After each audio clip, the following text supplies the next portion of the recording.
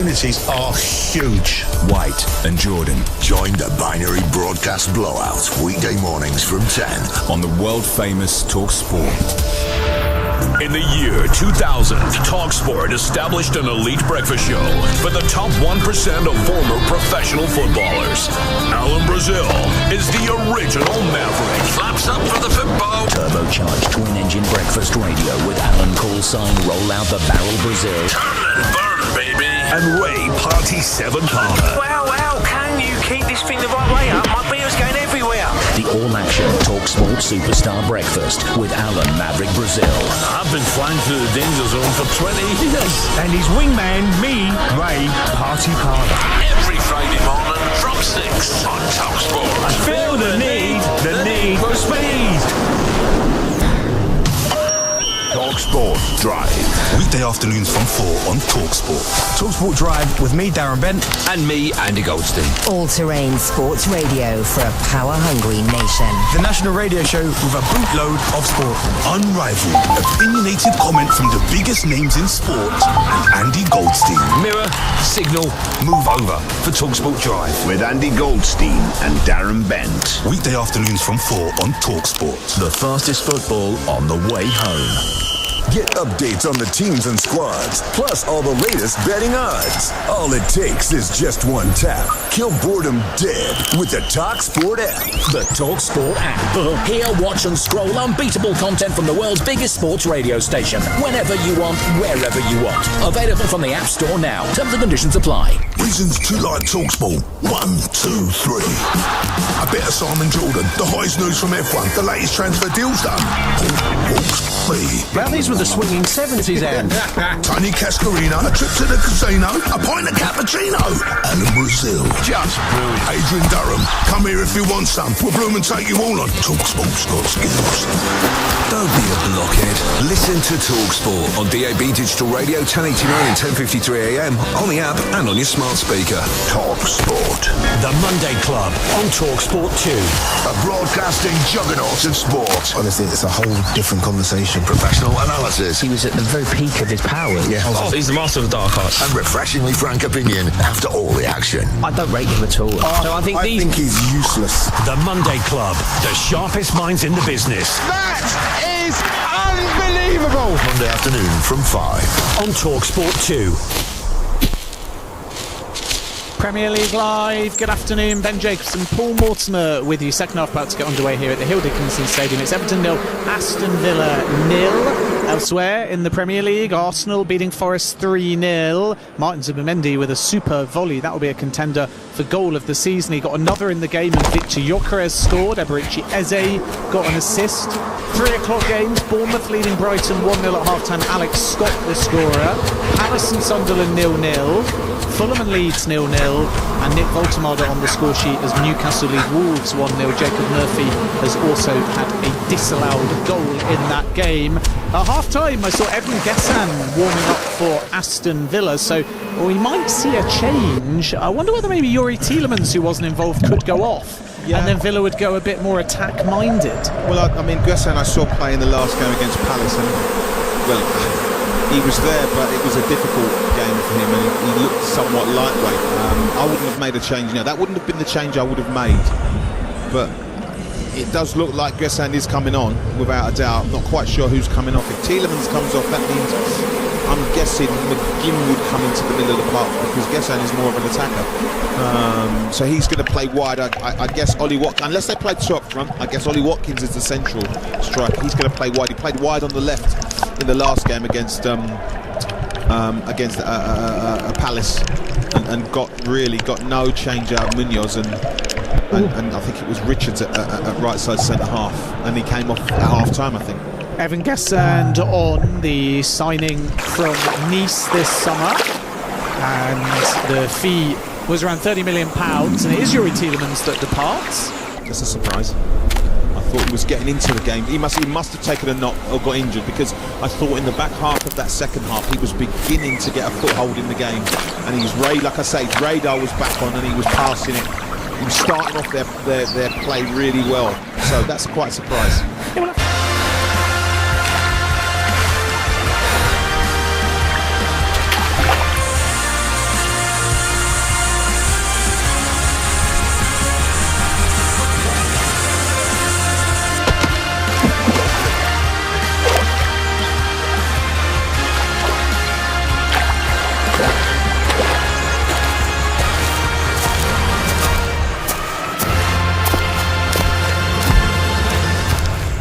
welcome back to our coverage of Bournemouth versus Brighton live from the Vitality Stadium. I'm your commentator, John Howick, and you are listening to Premier League Live.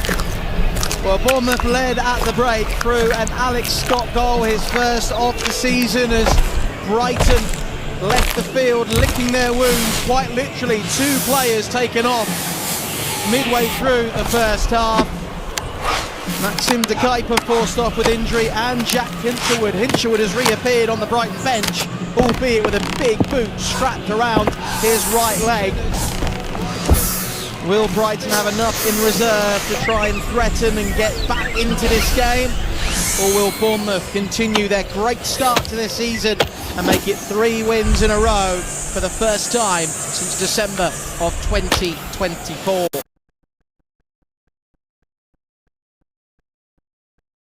Half the Bournemouth lineup: Petrovic in goal, back 4 of Hill, Milo Salvovic, Senesi and Truffert. Adams, Tavernier and Scott make up the midfield, and then Semenyo on the right, Brooks on the left, and Evan Nilsson through the centre.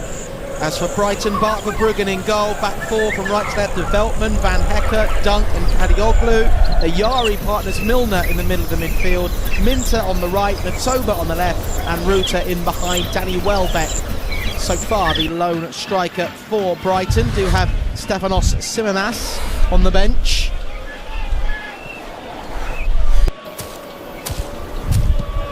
Whether or not they would throw on their Greek striker remains to be seen.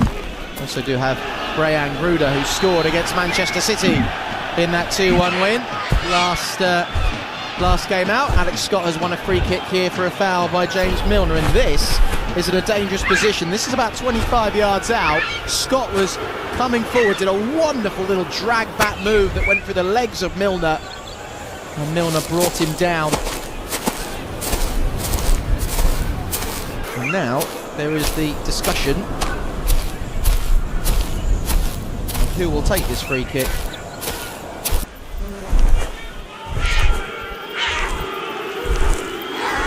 Confirmation, by the way, that just before half-time it was Tyler Adams who picked up a yellow card for discussions with the referee, shall we say.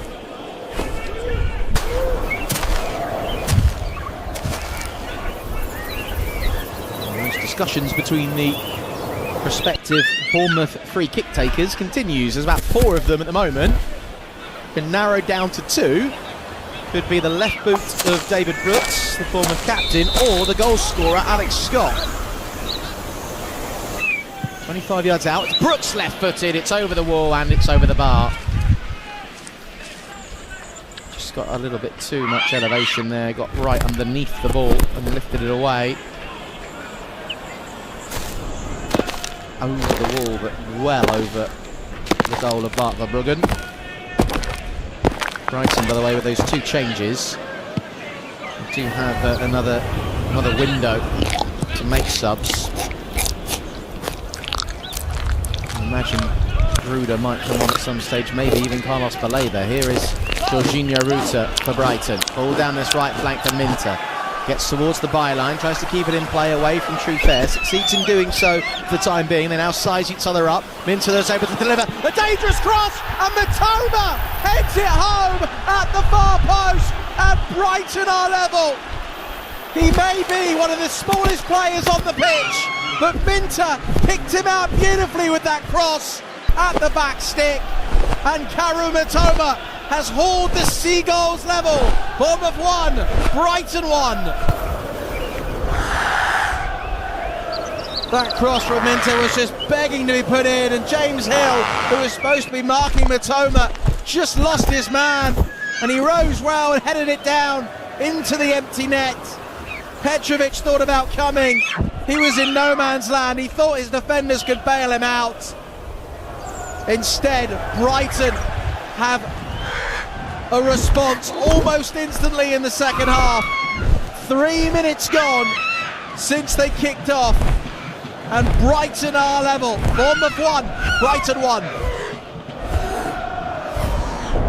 Karu Matoma, first goal of the season for him.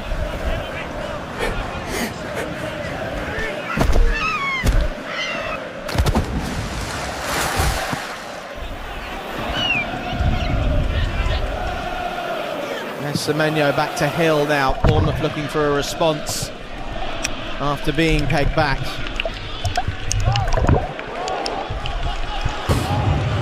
Really was a well-timed header from Matoma.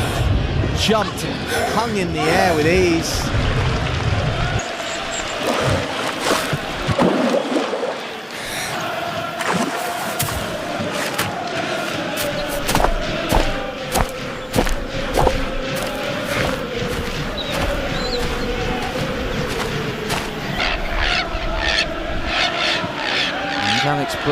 Alex Scott, linking up with David Brooks, trying to link another Bournemouth attack. Tyler Adams.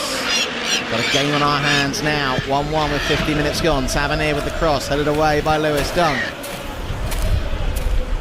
And back by Scott. Now finding Adams. His through ball was intercepted. That's going to be cleared away by Ayari. Towards Senesi. Back towards this goalkeeper, Petrovic. The Bournemouth defence has been breached.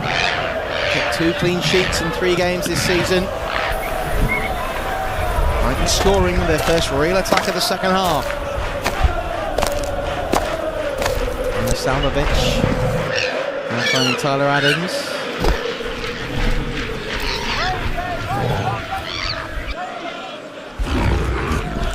Toma trying to chase this down from Salmovic. So they played their way around the Brighton attack to James Hill in the right back position.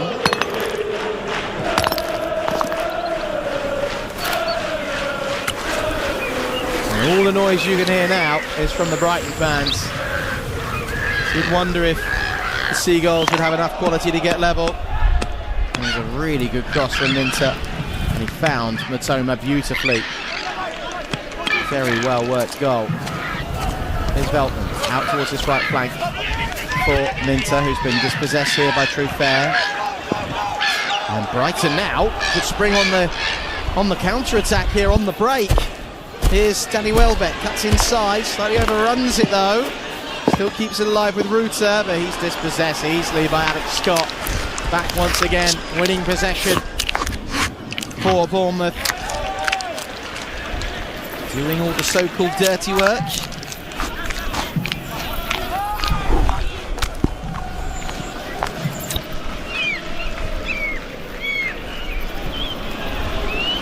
Have got possession again, about 15 yards inside the Bournemouth half. Welbeck dropping deep, linking up with the goal scorer, the equaliser for Brighton through Matoma. Now out wide to Kadioglu, switches it through to Matoma on the byline, but with his back to goal. Forced wide by Semenyo. Matoma delivers the cross, that's headed away from danger. Semenyo gets it down to Evan Nilsson, chests that ball down in front of the Brighton fans who are appealing for a handball. Hill will clear it long, and there's no one there in the Bournemouth shirt to latch on to that clearance. This is much better from Brighton. It's almost as if they've totally woken up for this second half. They've come out and the blocks firing.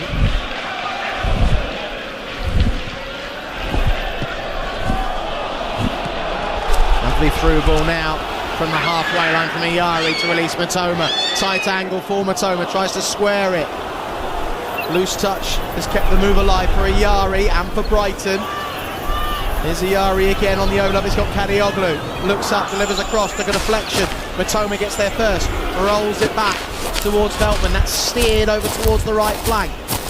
It's Minter, good close control, trying to go up against Trufair. Gets past his man easily. Minter goes for goal, but he hits the side netting.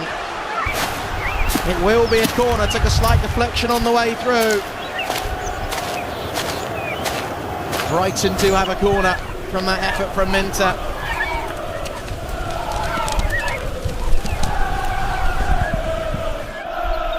And the Seagulls certainly have their tails up at the moment. Feeling like momentum has somewhat shifted. Brighton did have a very good record here in recent games. Here is Minter with the cross in. That's headed away by Semenyo. Ball has gone out the left side now of the penalty area and almost out for throw. In fact, it's rolled clear for Milner to take that throw in quickly. Now down towards Ruta. Back to goal on the turn. Delivers the cross. Blocked away by Milo Salvovic. And behind for another Brighton corner. But just as Bournemouth were dominant in the first half, Brighton have found their response, and they've started to go for it now, and they feel like the momentum is with them.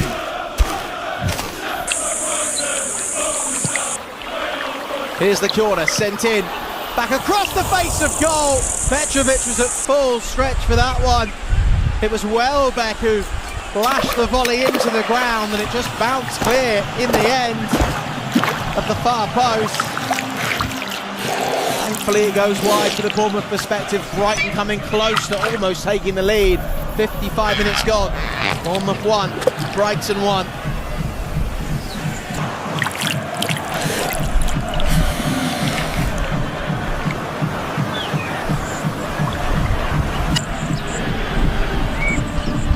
Bournemouth down the other end with Trufair, right across the face of goal with the ball in. It almost found Evan Nilsson. I think Gunn got a final touch on it to stop the Brazilian scoring. Trufair with a dangerous ball across the face of the 6-yard box. Evan Nilsson couldn't quite believe it, taken off his toe.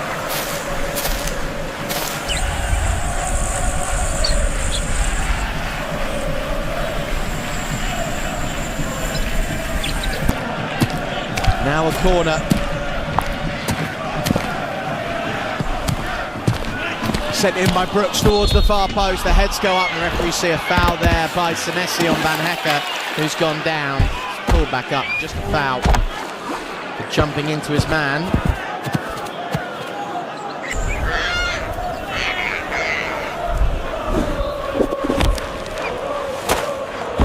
Kuba Minter, the man who set up that goal for Karu Matoma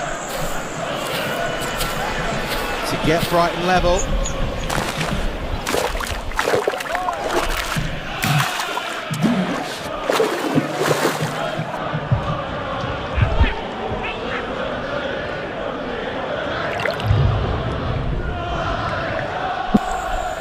Here comes Ayari across the halfway line.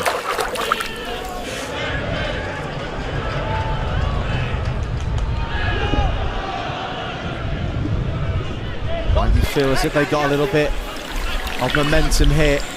Bit of field tilt, as they say. Minter getting towards the byline up against Trufair, but although his cross came into the box, didn't find anyone in a blue and white shirt. And now Bournemouth try to break with Brooks. Burst of pace down the left flank. Stride for stride, though winning was Jorginho Ruta, who brought him down. And Ruta right in front of the Bournemouth bench. He's going to pick up a yellow card for that challenge.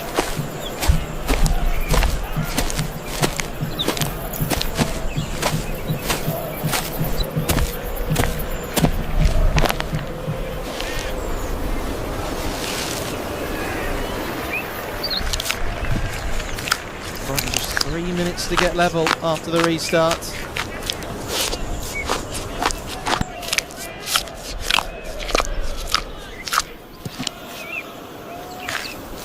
Long ball forward for Bournemouth.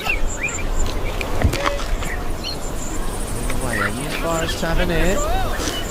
Bournemouth still winning the second balls, but nowhere near dominating the game as much as they did in the first half. And in fact, Rutter's won the ball back. Now found Minter. Now Ayari on the halfway line. Brighton are certainly in this at 1-1. Just sense that things have turned. Here's Ayari. Oh, loose pass there by Ayari, and dumps out of position. And Tavernier, all on his own, running up against 4 Brighton defender. He's got Evan Nilsson here. Evan Nilsson, tight angle, gets inside the box and goes down under the challenge of Jan-Paul Van Hecker. And the referee points to the spot, and Bournemouth have a penalty. Well, the Brighton players protest. Evan Nilsson just presented enough of the ball to lure Van Hecker in to make the challenge. And in the end, the challenge was mistimed. The tackle brought Evan Nilsson down. He couldn't pull out his leg in time. And it will be a Bournemouth penalty. Just as Brighton had got themselves level, they could be behind again. 10 minutes after Matoma scored the equaliser, and Brighton concede a penalty.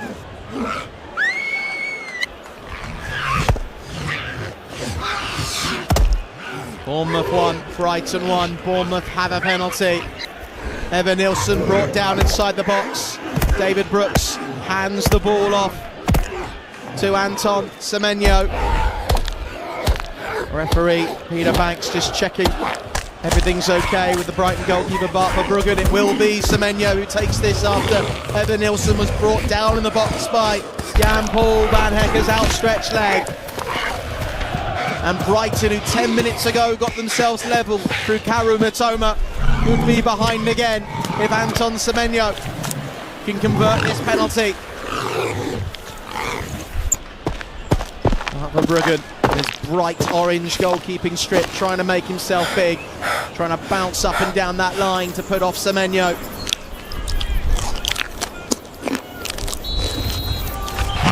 Deep breath by the Ghanaian.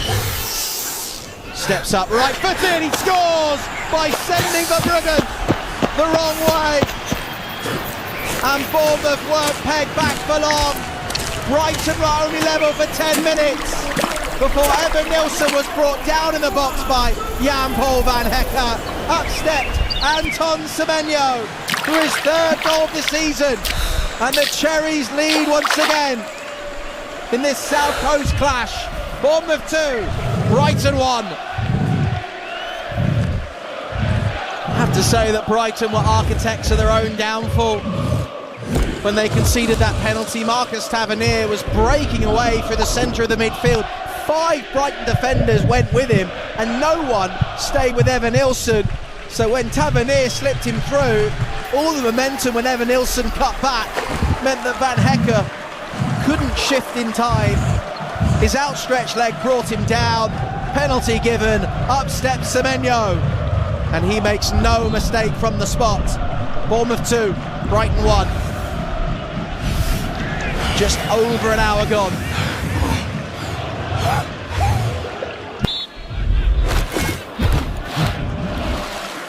That will frustrate Fabian Herzler, because Brighton, for those 10 minutes when they were level, looked much improved, and if anything, you thought it might be them who were going to go on and get the second goal. Instead, it's a little bit of sloppiness, a lapse in concentration, which has cost Brighton dearly. Now here's Ayari.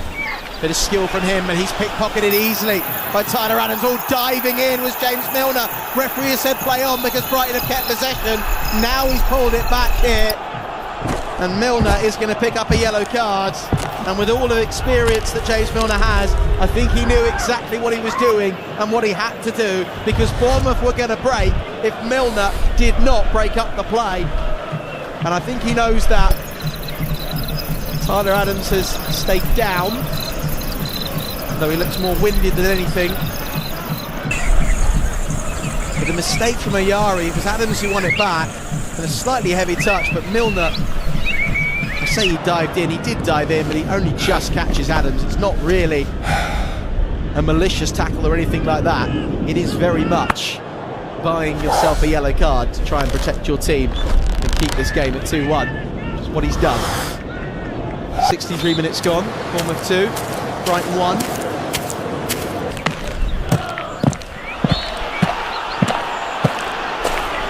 Foul now by Semenyo up against Kadioglu. Given against the Ghanaian for the way he backed into his man. Elsewhere in the Premier League, it's still goalless between Crystal Palace and Sunderland, Everton and Aston Villa, and Fulham and Leeds. Newcastle, though, are still leading by a goal to nil against Wolves through their new number 9, Nick Voldemade. Offside flag has gone up against Evan Nilsson here.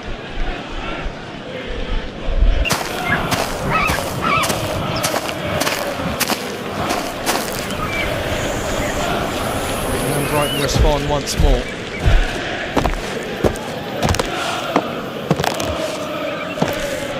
The pressure now was Joel Veltman. It was caught by David Brooks. Brighton were trying to take the free kick short, play out from the back, trying to break through the Bournemouth press and invite them in.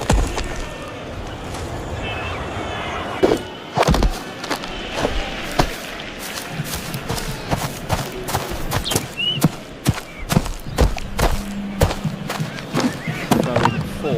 Brighton over on the far side. It looks as if a double change is being readied here.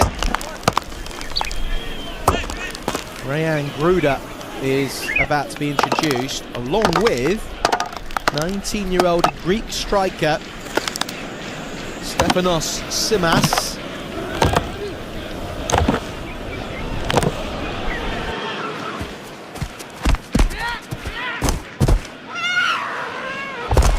Bournemouth 2, Brighton 1, 65 minutes gone. Here's Semenyo down this left flank looking for Tavernier, who's able to win a corner.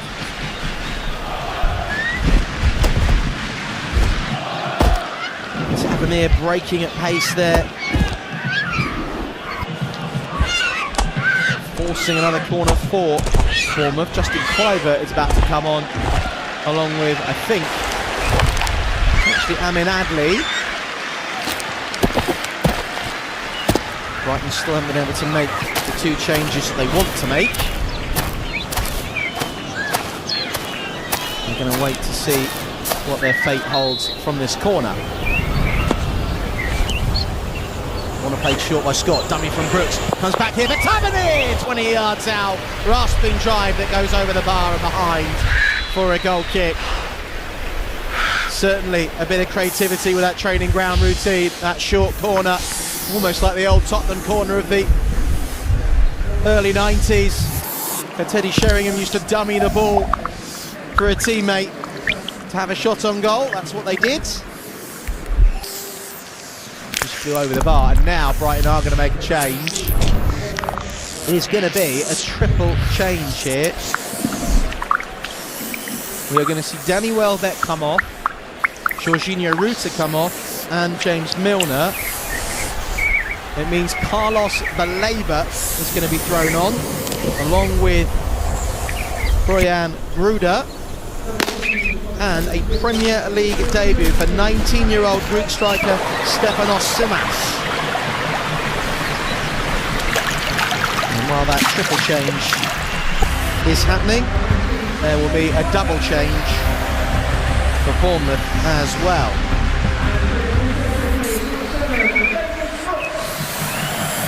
The captain of Bournemouth, David Brooks, is going off to healthy applause. And Alex Scott, the goal scorer, is also going to come off.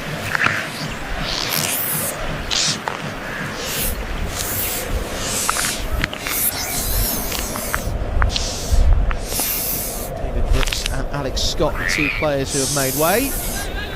And it is Justin Kluivert and Amin Adli who are thrown on.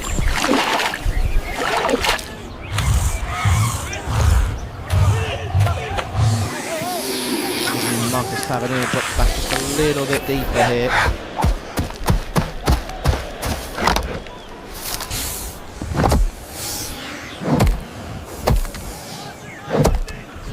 Adli signed from Bayer Leverkusen in the summer. Moroccan will just slot in.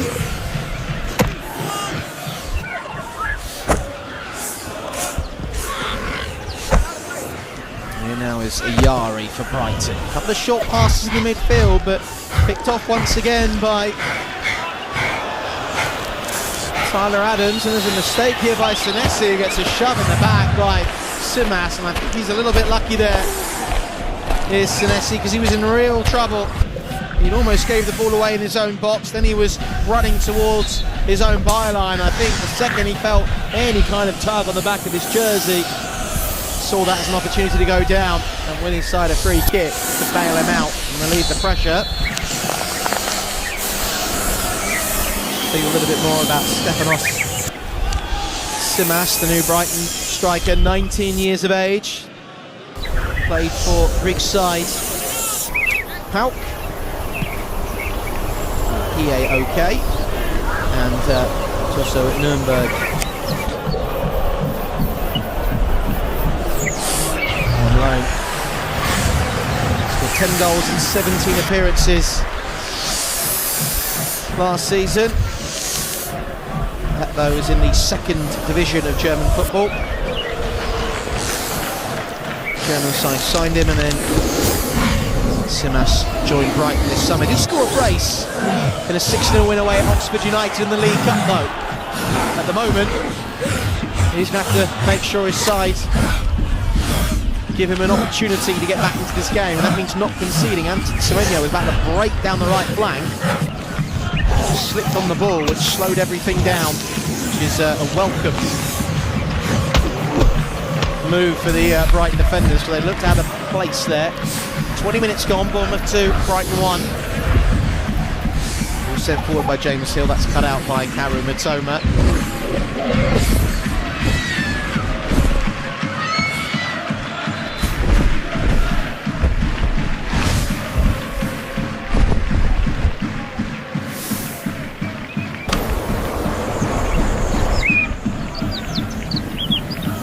So just look at the movement here off the ball.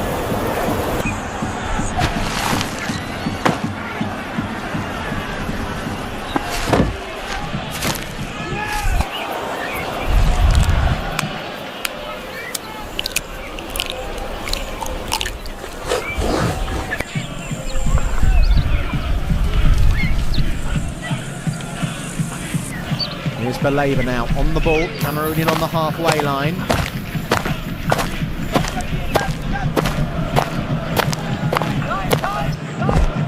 Fizzed forward, looking for Veltman. It runs all the way through to Petrovic.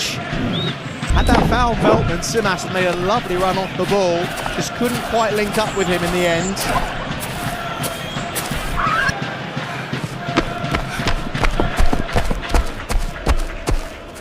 And this lead was restored from the spot by Anton Semenyo. Brighton are trying to get back into it now with Gruder, just eased Adams off the ball. Certainly has been a feisty game between these two sides. Probably didn't expect anything less, really.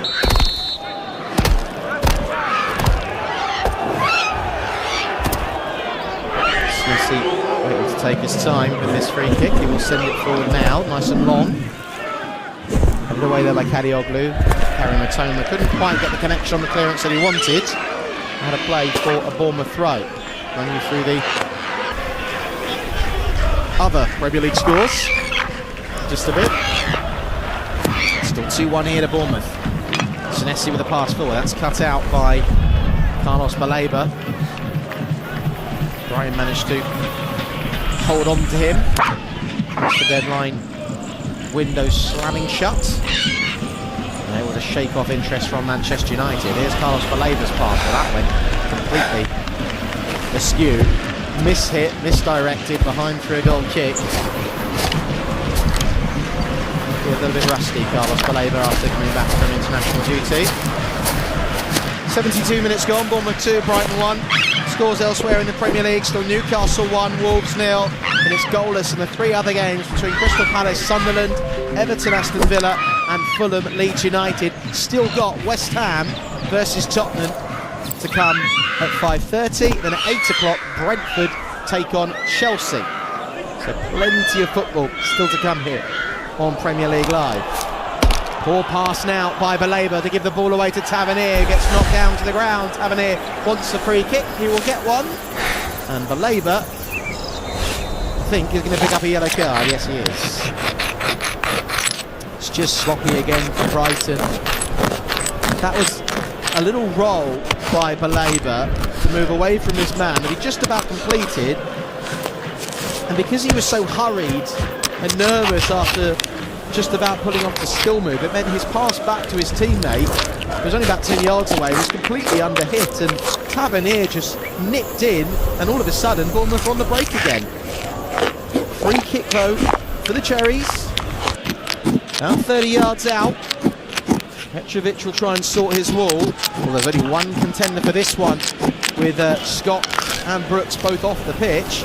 It's Amin Adli, the Moroccan, I should say, signed from the Bundesliga side by Leverkusen.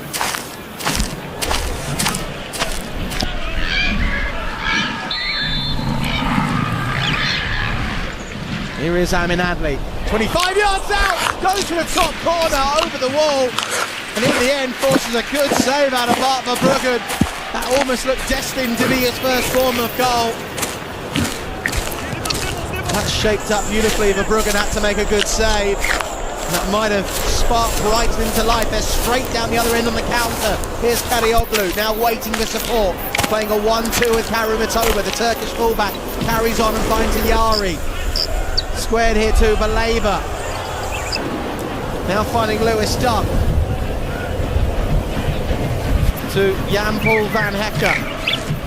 Pass down this right side looking for Gruder. Shielded away from the ball from Senesi. And Senesi does just enough to knock that behind for a goal kick safely in the end.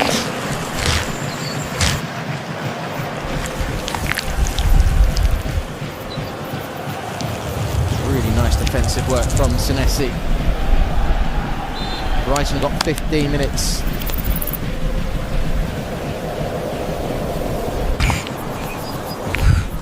To try and get themselves level.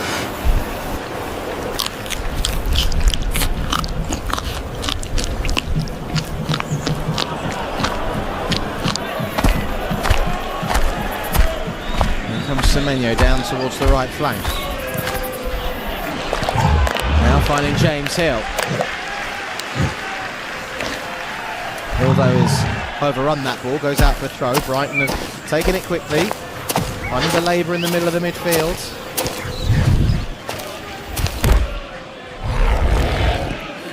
Shifting it towards the right side with Van Hecker.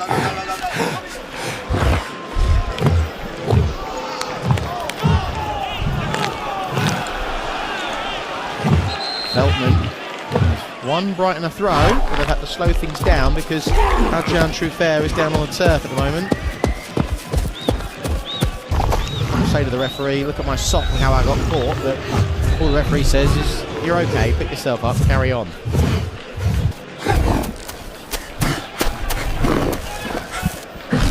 Bournemouth 2, Brighton 1.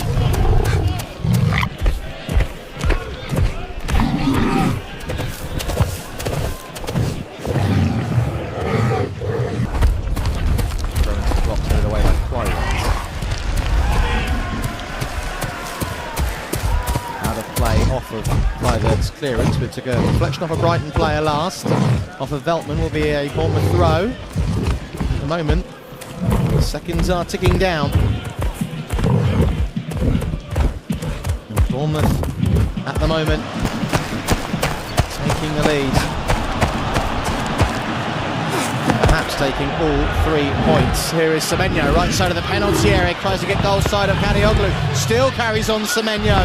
Spins on the ball, rolls it back, shot from Kluivert, which I think might have hit a Brighton player. There's a few half-hearted appeals for handball inside the box. Referee will talk with his VAR and see if there's any problems.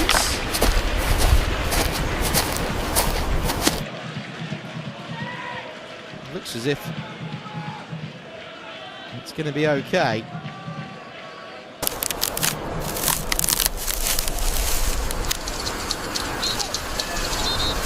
We've now seen a foul between Truffert and Minter, and we are able to play on. 12 minutes to go, Bournemouth 2, Brighton 1. It would be first time since December 2024 that Bournemouth had picked up 3 wins in a row in the Premier League. And for Brighton, they've won 2 of their last 3 away visits here to the Vitality Stadium. It would be a defeat thrown into the mix. What otherwise had been a fairly solid record. They have won a free kick here though for a foul by Adley on Ayari. About 35 yards out, midway inside that Bournemouth half. So it's a chance for Brighton to send some players forward and to see if they can cause any chaos inside the Cherries box.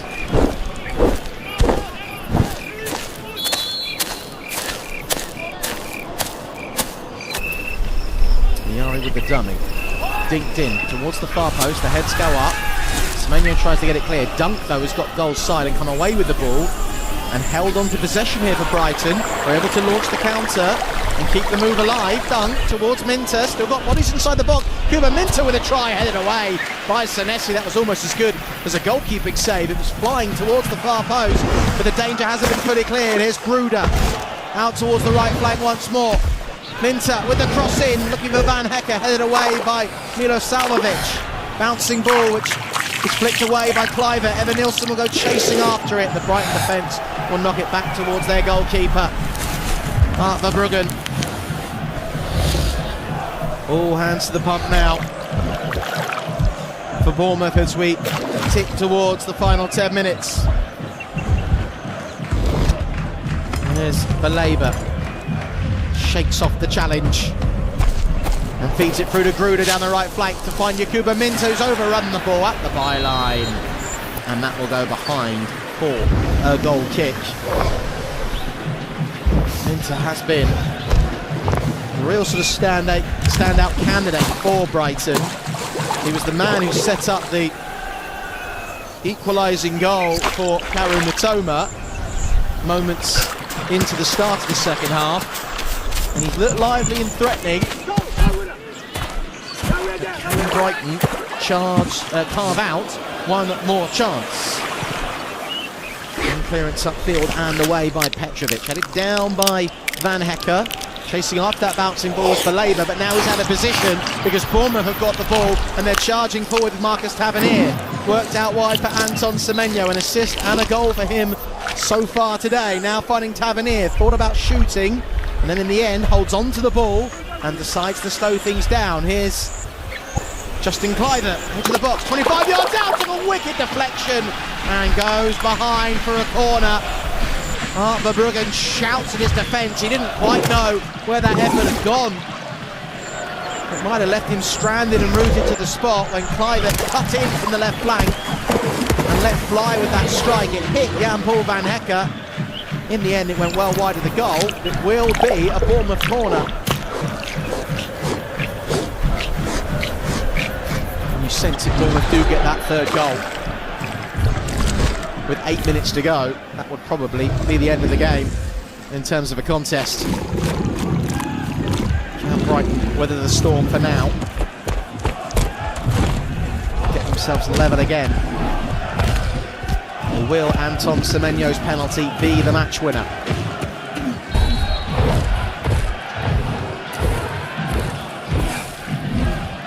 Here's Marcus Tavernier.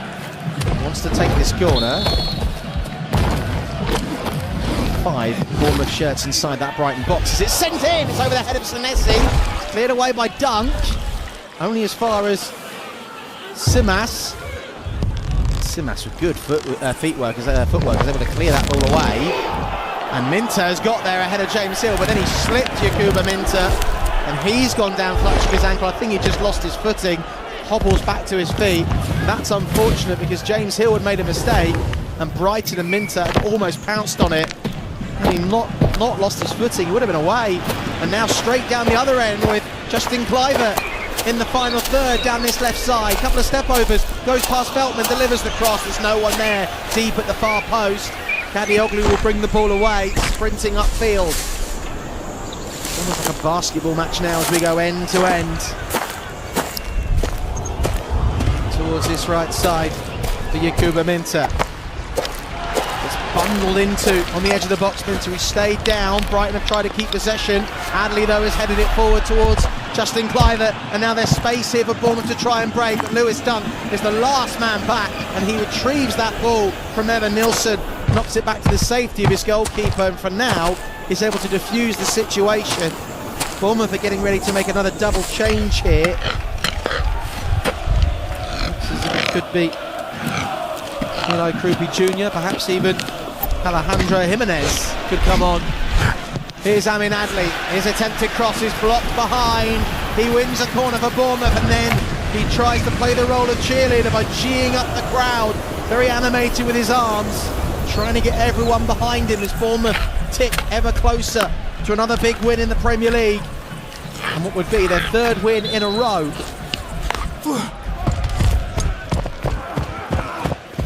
Just before this corner.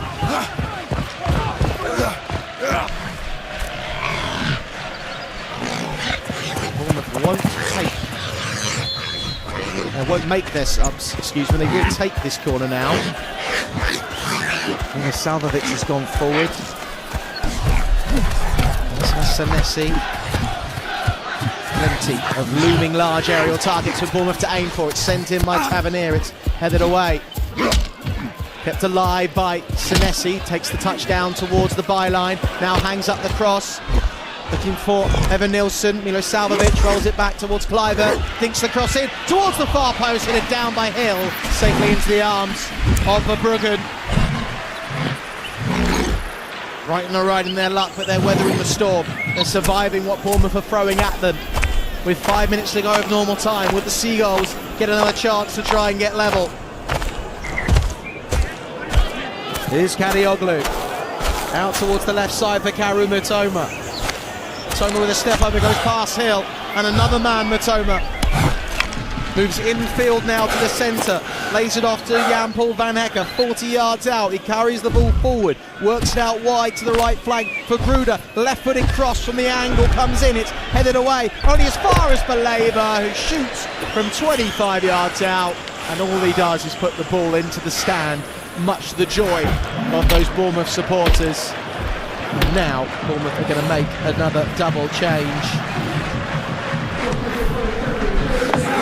Lewis Cook, the vice-captain, is going to come on to add a little more steel in the midfield.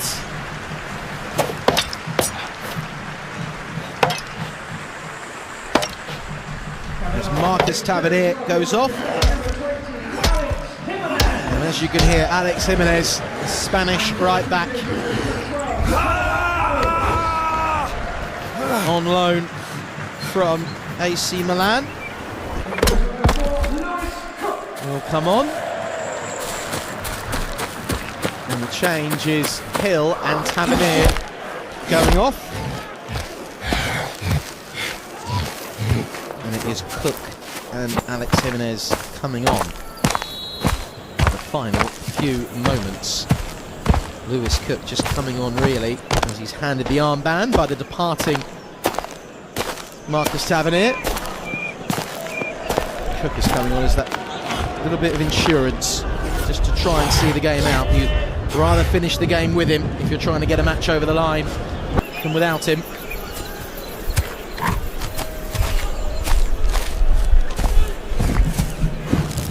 Paul Van Hecker, his pass was intercepted. Now finding a Yari towards Baleva, shoving Kluivert off the ball. Baleva's given away a free kick. Got to be careful here, Baleva already on a yellow card.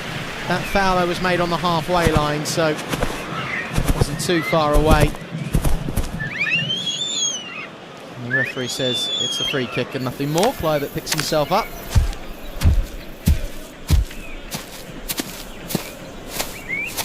Bournemouth will be pleased with this if it does finish 2-1.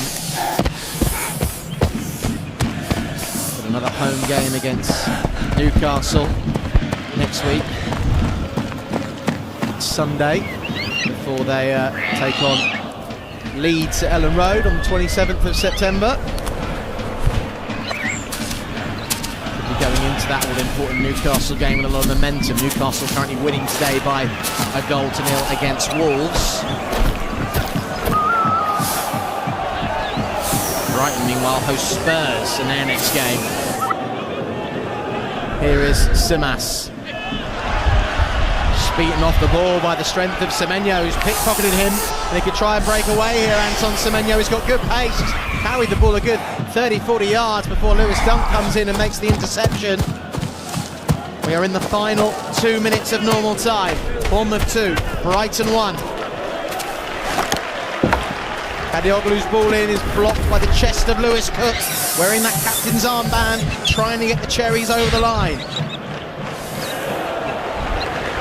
Brighton have gone down this left flank with Gruder, and his endeavour has won Brighton a corner as we tick towards the 89th minute. And have Brighton got something special up their sleeves to try and get level? Veltman's gone forward, Van Hecker's gone forward, Dunk's gone forward. 3 Brighton players are crowding the Bournemouth goalkeeper Petrovic to try and put him off. Here comes the delivery, right-footed, right underneath the crossbar and cleared away by Semenyo on the line. Straight back towards Baleba, and the groans are because Baleba's played that ball all the way back to Bart Verbruggen, midway inside the Brighton half, and Brighton had loads of players just waiting for that ball to be sent back into the box. Here's a chance now for Simas, thinks the ball into the penalty area, cleared away by Alex Jimenez. Jimenez can try and break now. Down this right flank, sliding across was Kadioglu, but he's overrun the ball. Past the touchline, will be a Bournemouth throw. And now all Bournemouth players and supporters will just wait for that board to go up and see how long they've got to hold on. Brighton fans and players will hope it's a big number. Hope they've got enough chance to carve out one more last opportunity. 5 minutes of added on time. Could it be enough for Brighton to get level? Nervous moments here at the Vitality Stadium for Bournemouth. Brighton have got possession with Bart Verbruggen. Are Brighton going to suffer defeat after what was one of their most joyous victories against Manchester City 2 weeks ago? Crashing back down to reality with a bump. It's not over yet though. Here's a Yari. Works the ball back to Baleba. 5 minutes of added on time, remember. Jan-Paul van Hecke, diagonal long ball out towards the left flank. Finds Karu Matoma with his beautiful touch and control. Excellent footwork by Matoma, and the winger is able to win Brighton a throw-in. And he has to wait, does Matoma, to take his throw. And Bournemouth going to make one more sub. And Evan Nilsson is going to make way. And he'll slowly take his time. He'll soak up the applause. He won the penalty that Anton Semenyo dispatched and put Bournemouth ahead, which may well win the game. And the other change to him is introducing Julio Soler. So a defensive move here by Adoni Iraola.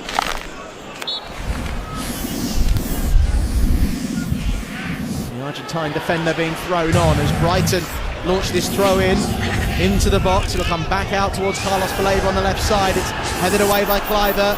Brighton are forced back towards the halfway line again. 2 minutes have gone of the 5 that have been added on at the end of this first half. Bart Verbruggen, the little skill move, gets away from Anton Semenyo. Had to be careful with that dribble and turn, but it worked out all right. Here is Yakuba Minter, who's still plugging away for Brighton. Chips it deep and towards the box. It won't find Matoma. Petrovic can let that ball go, and that will roll behind for a goal kick, and he will take his time spotting this ball down. And what might have been on a different day for Brighton really weren't at the races in the first half, but in the second, for a 10-15 minute spell, they got themselves level. They were matching Bournemouth. They were looking like momentum could be turning in their favour.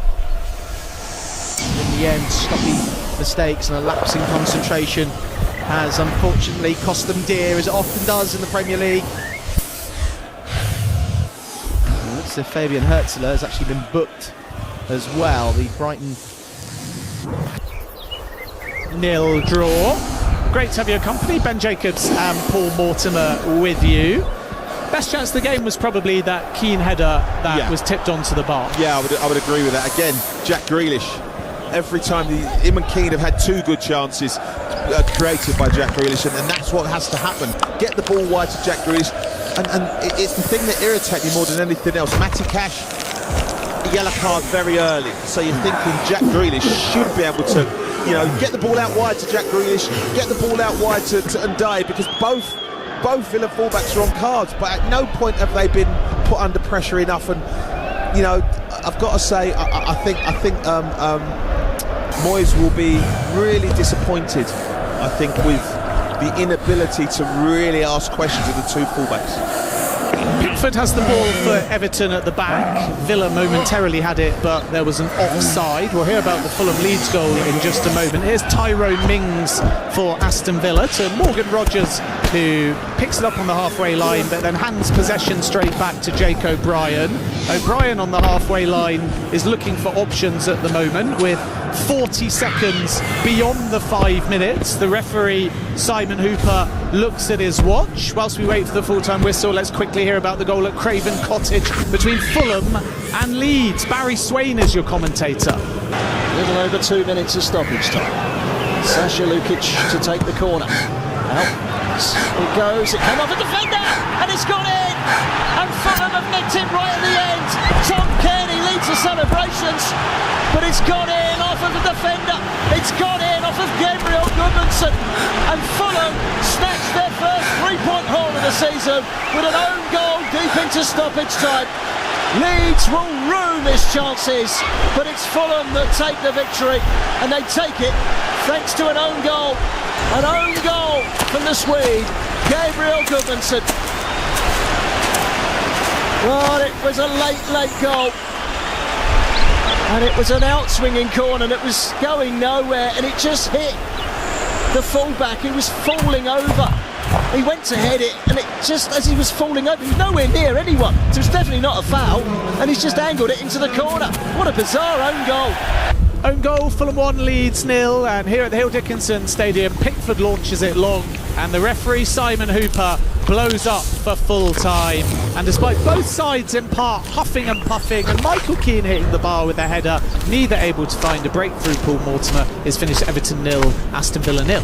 Yeah, I mean, there was a spell in the first half and maybe early in the second half where it looked like one team might go on and do a bit and create something, but it felt like fatigue set in as well for both sides, where there was just a genuine lack of quality in the end, and it petered out. I suppose both managers will be happy with a draw because neither really did enough to win it.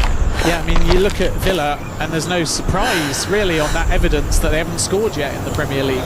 That for me is going to be a real worry for them. The lack of and the thing about it is the lack of creating opportunities for Ollie Watkins. They're attacking players. Morgan Rogers had the ball a couple of times, and his passing is looking for Watkins. His passing wasn't good enough. Wendrea had a couple of opportunities, but that apart, I don't remember you name-checking Ollie Watkins as much. He just didn't get enough of the ball, and that's a big problem for Villa looking forward.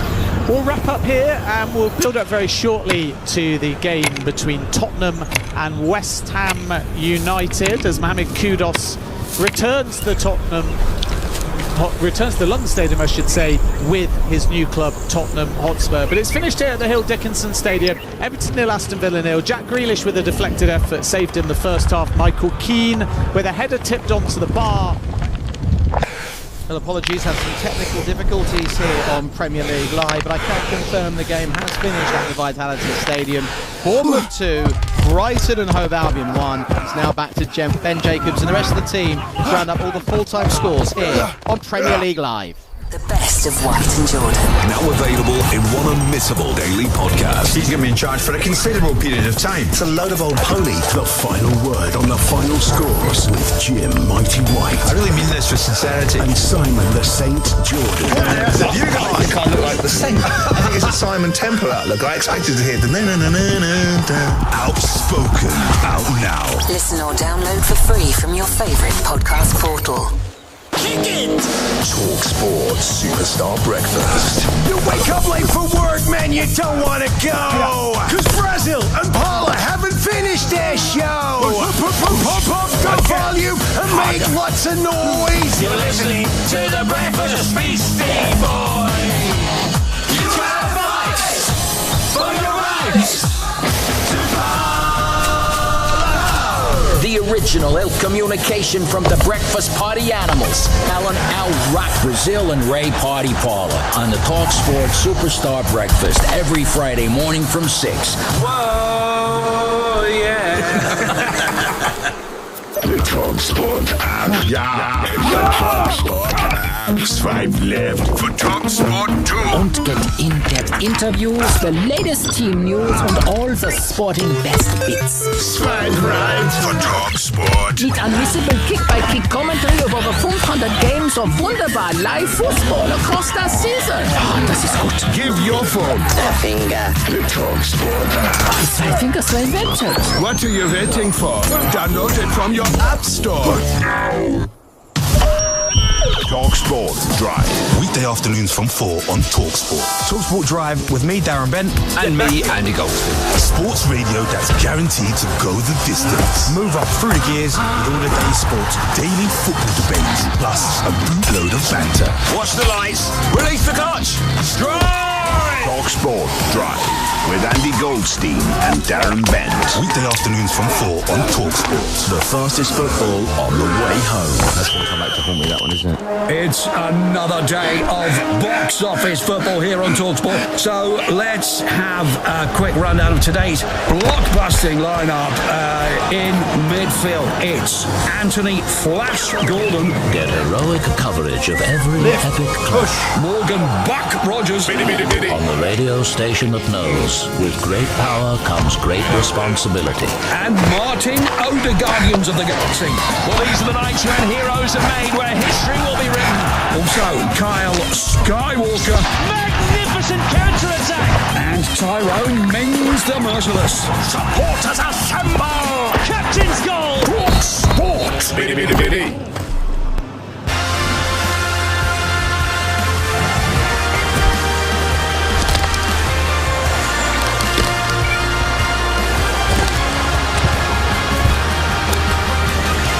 Premier League Live, 3 o'clock's over. It's finished 0-0 here at the Hill Dickinson Stadium between Everton and Aston Villa. Michael Keane coming closest with a header that was tipped onto the bar by Emi Martinez. Bournemouth 2, Brighton Hove Albion 1, Palace 0, Sunderland 0. Fulham winning it late with an own goal in injury time to beat Leeds 1-0. And Newcastle United, no Alexander Isak, no problem. Nick Voltemade with the winner, a header on his debut.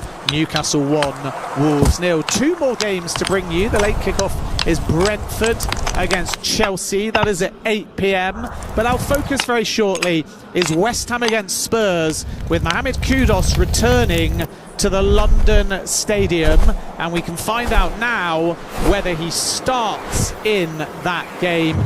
Team news coming to you from David Windsor. It's a London derby with plenty of subplots as West Ham host Tottenham in the capital this evening. The hosts entered this contest off the back of a much-needed 3-0 win on the road against Nottingham Forest before the international break.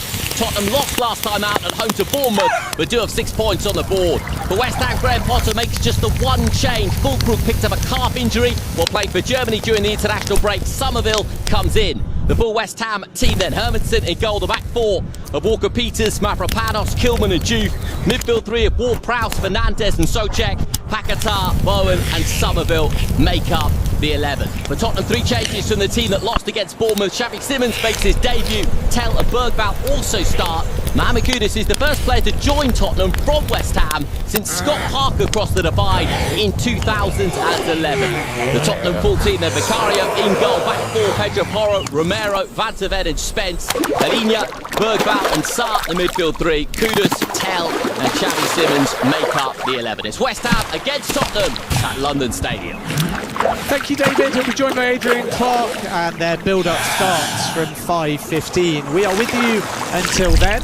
So let's just recap the best of the action. I mentioned the scores a moment ago. A win for Bournemouth against Brighton, and a late victory for Fulham against Leeds. Newcastle beating Wolves 1-0. And then 0-0 in the game here between Everton and Aston Villa and Crystal Palace and Sunderland, with a fair amount of drama and new signings shining for Arsenal as they beat Nottingham Forest in the early kickoff by 3-0. Let's look back at all of the best of the action from Saturday so far. Arsenal do get the free kick, right edge of the area. When there, he lays it back to Rice, and we know he can hit them from range, edge of the D, sets up Trossard, lovely reverse ball, and the header is in! Zubimendi, one of the smallest players on the pitch, has nodded it over Matt Sales. It's game over, it's Arsenal 3, Nottingham Forest 0. Semenyo linking up with Scott. Scott turns the shoot and scores! 20 yards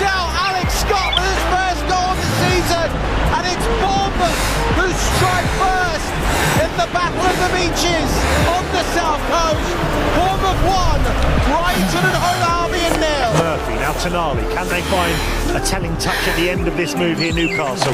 Murphy towards the back post, they can! It's a debut goal for Nick Voltemada.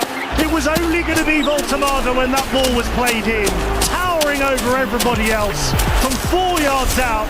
It's a lovely headed finish into the left corner. Jorginho Ruta for Brighton. Ball down this right flank for Minter. Gets towards the byline, tries to keep it in play away from True Fair. Succeeds in doing so for the time being. They now size each other up. Minter is able to deliver a dangerous cross, and Matoma heads it home at the far post, and Brighton are level. Edge of the box, Kamara gets it down, drills it goalwards. What a good save! Long throw in, headed to the edge of the box. Kamara got onto it very, very quickly. Rifle right foot shot in from 19 yards. Roofs down to his right. Reaches out. Evan Nilsson, tight angle, gets inside the box and goes down. And Bournemouth have a penalty. Verbruggen and his bright orange goalkeeping strip trying to make himself big. Brett by the Ghanaian steps up right footed. He scores by sending Verbruggen the wrong way. Grealish stays up on his feet, whips one in the near post, and it comes in from Keane and is tipped onto the top of the bar by Emi Martinez, and it stays at Everton 0, Villa 0. Little over 2 minutes of stoppage time. Sasha Lukic to take the corner. Out. It goes, it came off a defender, and it's gone in! And Fulham have nicked it right at the end. Tom Kearney leads the celebrations, but it's gone in off of the defender. It's gone in off of Gabriel Goodmanson. So that the best of the action here at the Hildeken Stadium. 0-0 Everton, Aston Villa, 0-0 Crystal Palace, Sunderland, Bournemouth 2, Brighton 1, Fulham winning it late with an own goal, 1-0 against Leeds, Newcastle through Nick Voltemada's excellent header, beating Wolves 1-0. And in the early kick-off, Martin Zubimendi of all people getting a brace and a contender for one of the goals of the season, and Victor Gyökeres also scoring as Arsenal beat Nottingham Forest 3-0. So defeat for Ange Postecoglou as he returned to the red part of North London. And this game was watched by Tom Rowe. It finished Arsenal 3, Nottingham Forest 0. Defeat for Ange Postecoglou in his first game in charge of Forest. The visitors started bright, pressing high and impressing their new boss, but it was the Gunners who opened the scoring. You guessed it, through a set piece. Noni Madueke's corner on the half-hour mark was cleared, only as far as Martin Zubimendi on the edge of the area, who volleyed home for 1-0. The second goal came in the second minute of the second half, and it was a second of Arsenal's summer signings who got it, a third who set it up. A long ball was played over the top to Abera Eze to cross to Victor Gyökeres, and the Swedish striker did the rest from a few yards out. With 10 minutes to go, Zubimendi then added his second and Arsenal's third with a header from substitute Leandro Trossard's cross, and that wrapped up victory for Mikel Arteta's men. And Postecoglou hadn't beaten Arteta in his previous 4 attempts. Make that 5. Arsenal 3, Nottingham Forest 0.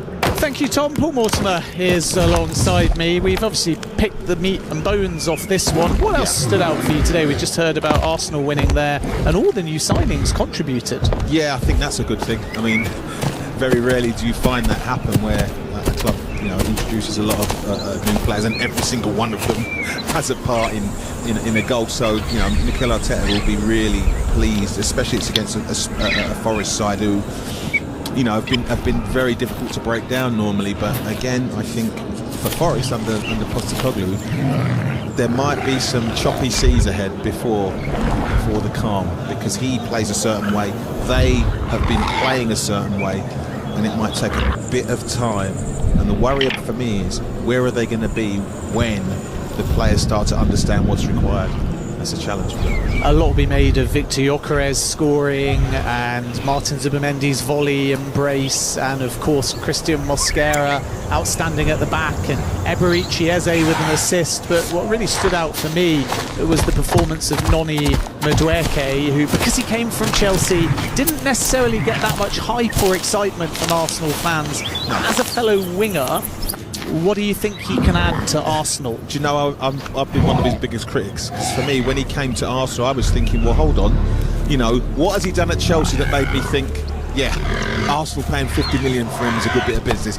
But it appears he hasn't. You see him, he was brilliant for England in the week, and he looks like he's, grabbed this chance by the scruff of the neck and dominated, and he's been very good for Arsenal. He really has. Let's look a bit more detail at Bournemouth's 2-1 win over Brighton. This was watched by John Howick. Bournemouth 2, Brighton Hove Albion 1. The Cherries make it 3 in a row as the Seagulls suffer defeat in their South Coast clash. Both sides had big results before the international break, but it was Bournemouth who kept the momentum going, starting brightly and getting their reward after just 18 minutes. Midfielder Alex Scott turned and shot from the edge of the box and crashed home a tremendous first goal of the season to get the Cherries an early lead. In contrast, Brighton was sloppy in the first half, but found their feet almost instantly in the second. It took the Seagulls just 3 minutes to get level after the restart, as Yankuba Minta's floated cross was headed in by Karu Mitoma at the far post to make it 1-1 on the south coast. But Brighton were the architects of their own downfall when they gifted the ball away and got caught on the break just 10 minutes later. And when Evan Nilsson was brought down in the box, Anton Semenyo stepped up and converted the penalty to restore Bournemouth's lead. The Seagulls couldn't muster an equaliser, and the Cherries make it 3 wins in a row for the first time in the Premier League since last December. Final score, Bournemouth 2, Brighton Hove Albion 1. Paul Mortimer alongside me. So Bournemouth lost a fair few players over the summer. Yeah, they did. The one they kept was Anton Semenyo, and he was again influential in this game. Do you know, it's really funny, and I listened to you talking about this because a good friend of mine, Steve Freeman, is a good friend of mine, and his boy Henry. We were talking about, and they're listening actually. They're in Boston listening. So I hope your game's gone well, Henry and Steve. Good luck, and all the best to the family. We were talking about fantasy football, and I kept saying, why is Semenyo not in anyone's team? You know, they go for the big names. He is absolutely brilliant. I was at Spurs last week, watched him play. My surprise is that no one's taken him. And I think the biggest problem they're going to have is keeping him in the window in January. But they're a well-coached side. For me, Iriola is good enough to manage one of the top teams in this country. Don't know about anyone else. They are really fit, they're strong, they're focused. And the way they're performing at the moment, what he's done is he's taken decent players and improved them in a short space of time. And that's what a good coach and manager does. You know, he's taken someone else's players, he's added 1 or 2 of his own, and improved them. And they're a good side. They're better than people think. And today's performance does not surprise me at all. And just a final word here on this 0-0 draw between Everton and Aston Villa. We sort of touched on it in commentary as well, but just to repeat ourselves, who's going to be happier walking away with this point? I think Unai Emery will be, because for Villa they were poor today, but they've come away with a point. And that's what good teams do. When they don't play well, they don't get beat, especially away from home. And that's what he will take from this. He knows they're not quite in sync at the moment, and it's a question he's got to find answers to. He's got to find a solution to it. They're not great at the moment, but they've come away, you know, Everton huffed and puffed, they've come away with a point. Top stuff, Paul Mortimer. Thank you for your company. Pleasure as always. See you next time. Thank you. Paul Mortimer there, and that's it from myself, Ben Jacobs, as well. We've got 2 more games, so stay with us. West Ham and Tottenham, and then Brentford at Chelsea, 5:30 and 8 o'clock respectively. Arsenal 3, Forest 0, Bournemouth 2, Brighton 1, Palace and Sunderland 0-0, Everton and Villa 0-0 as well, Fulham 1, Leeds 0, Newcastle 1, Wolves 0. And now our build-up starts to Kudus' return to the London Stadium. It's West Ham against Tottenham Hotspur next on Premier League Live. TalkSport Podcast League. Outspoken, the best of White and Jordan. Now available in one unmissable daily podcast. He's going to be in charge for a considerable period of time. It's a load of old pony. The final word on the final scores with Jim Mighty White. I really mean this with sincerity. And Simon the Saint Jordan. You got I think I look like the Saint. I think it's a Simon Temple outlook. I expected to hear the Outspoken, out now. Listen or download for free from your favourite podcast portal. TalkSport Superstar Breakfast. You wake up late for work, man, you don't want to go. Cause Brazil and Paula haven't finished their show. Pump up the volume and make lots of noise. You're listening to the Breakfast Feasty Boy. You gotta fight for your rights. The original ill communication from the breakfast party animals, Alan Al Rock Brazil and Ray Party Parlor on the TalkSport Superstar Breakfast every Friday morning from 6. Whoa, yeah.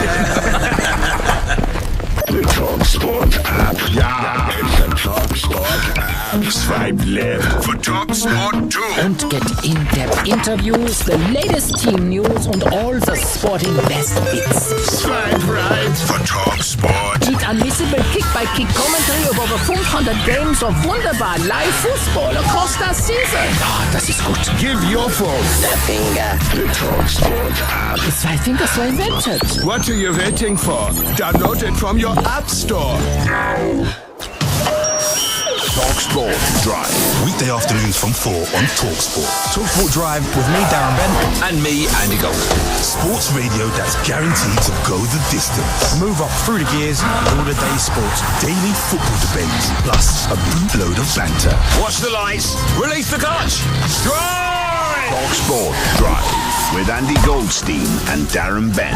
Weekday afternoons from 4 on TalkSport. The fastest football on the way home. That's going to come back to haunt me, that one, isn't it? It's another day of box office football here on TalkSport. So let's have a quick rundown of today's blockbusting lineup in midfield. It's Anthony Flash Gordon. Get heroic coverage of every epic clash. Morgan Buck Rogers. On the radio station that knows, with great power comes great responsibility. And Martin Odegaardians of the Galaxy. Well, these are the nights when heroes are made, where history will be written. Also, Kyle Skywalker. Magnificent counter-attack. And Tyrone Mings the Merciless. Supporters assemble. Captain's goal. Talk Sport. Biddy, biddy, biddy.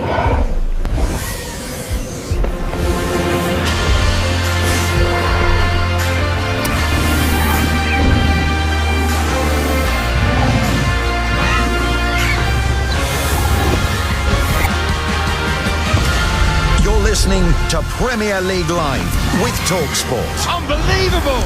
This is magical. There is his moment. It has come. Every goal, every moment across the entire season. Hey, man, kick. It's a wonder goal. He's twisting, he's turning, he's scoring. It's thrilling. The goals, the drama, the excitement, the despair. 2 crosses, 2 headers, 2 goals. Well, that's the way to get the adoration of your home crowd. The sackings, the thrashings, the winners, the losers, the heroes, the villains. The kind of story the Premier League writes. It's all here on Premier League Live. You're listening to TalkSport's coverage of West Ham United against Tottenham Hotspur from London Stadium. I'm your host, David Windsor. Alongside me is the former Arsenal winger, Adrian Clark. This is Premier League Live. It's a London derby with plenty of narratives as West Ham host Tottenham in the capital tonight. Those beat Nottingham Forest before the international break, but start today within the relegation places. Tottenham lost at home to Bournemouth, but do have 6 points on the board. A win would take them level at the top. So the teams then for West Ham, Graham Potter makes just the one change. Fulcrum picked up a calf injury while playing for Germany during the international break. Somerville comes in. The full West Ham team then. Hermanson in goal, back 4 of Walker-Peters, Mavropanos, Kilman and Juve, midfield 3 of Ward-Prowse, Soucek and Fernandez, Paquetá, Bowen and Somerville. That is the 11 for West Ham. As for Tottenham, 3 changes. Xavi Simons makes his debut. Taylor Bergvall also start. Mamakudis is the first player to join Tottenham from West Ham since Scott Parker crossed the divide in 2011. The full Tottenham team there, Vicario in goal, Pedro Porro, Romero, Van de Ven and Spence the back 4, Palinha, Bergvall and Sarr the midfield 3, Kudus, Simmons and Tell the front 3. Adrian Clark alongside me. Adrian, let's start with West Ham. Huge win for Graham Potter before the international break, but so important to kick off from here. Yeah, it's really, really big game, isn't it? Because, yeah, like no one needed a win more than Graham Potter last time out, and it was more than a win, wasn't it? Because, yes, they won 3-0, but it was the performance. They absolutely deserved it. It was a performance that gave the supporters hope. Now they've got to maintain that momentum now, haven't they? And also give the fans here at London Stadium something to feel good about, because last time they came here, they got absolutely annihilated by Chelsea. So there's a bit of pressure still on them, but if they play like they did at Forest, got a chance tonight, definitely. And what about Tottenham and what about Mohamed Kudus? I mean, not too many go straight from West Ham to Tottenham. He's done it. I think some of the things he said possibly didn't endear himself too heavily to the West Ham faithful. What do you think about that move, and what do you think about him tonight? I like him as a player. I think he's good. I think he's powerful, he's quick, he's going to get loads of stick. It's all part of the pantomime, isn't it? But look, he wanted to better himself. You know, he's going to get to play in the Champions League, isn't he? So you can't argue with him wanting to make that move. But Spurs and West Ham are big rivals, and he will not be forgiven by the Hammers fans, I'm afraid. And yeah, it's going to be interesting to see how he handles the atmosphere tonight, because you know, some players might crumble under that kind of stress, but I sense that he'll be able to shrug it off. Xavi Simons thrown straight in by Thomas Frank into the Tottenham starting 11. Surprised, or you bought him for 51 million, he's going to play? I'd get him in there. Yeah, he's a good creative player. Spurs, if you look at it, they maybe lack a bit of creativity. But I'm really impressed with Pep Sarr's start to the season. You wouldn't say he's a creator, he's more athletic and he makes things happen. The rest of that midfield's quite functional, isn't it? So, and Richarlison on the bench as well. I mean, obviously had the international break with Brazil, but that must be it, mustn't it? It must be the travel that has put Thomas Frank off of Richarlison today. I mean, he could have gone with Randall Kolo Muani. I am surprised that Matthijs Telstar hasn't been massively impressed, if I'm honest, with what he's done, and I was really surprised Spurs signed him, if truth be told, in the summer. But he's been given a vote of confidence, hasn't he, from Thomas Frank tonight. Let's see if Tel can come up with a big performance. I'm just a little bit sceptical. That's the one position I think Spurs look weak tonight. So we are 10 minutes shy of kick-off here in the capital.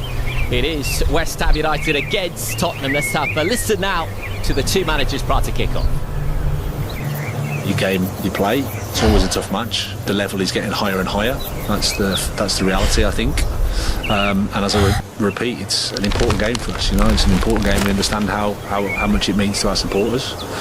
So we want to finish off, or carry on the feeling of positivity that we had against Forest. Carry that into the game. Do our best. Try to win. Daniel deserves massive praise. He's been here 24 years. It must be one of the longest chairmen who's been in the Premier League ever.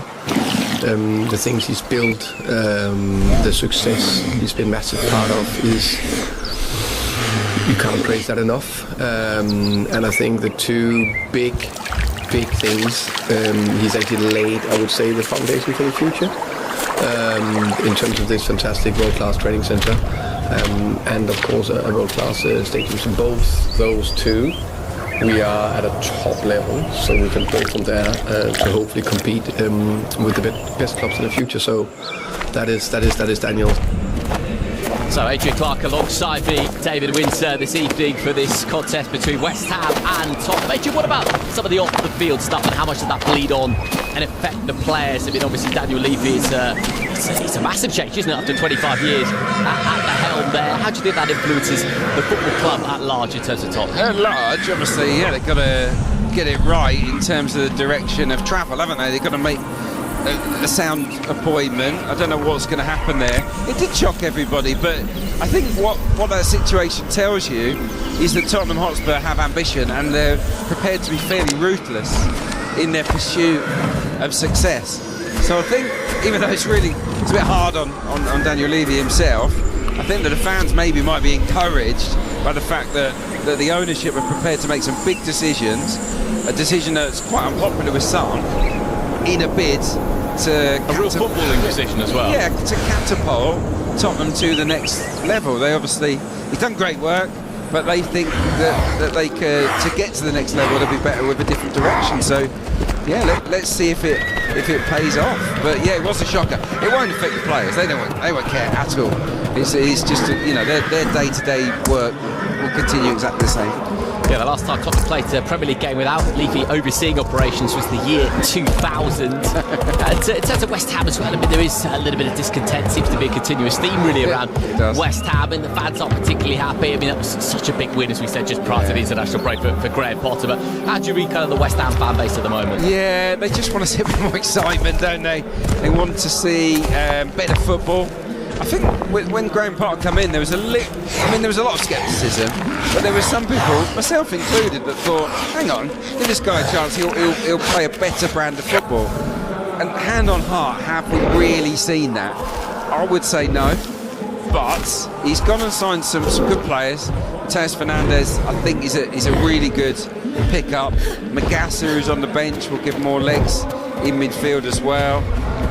So look, we'll see. But I think the fans really want to see a bit more ambition from the team. They don't want to see safety first, defensive football, especially on nights like tonight. They want to see their team take it to a London rival and go and outscore them.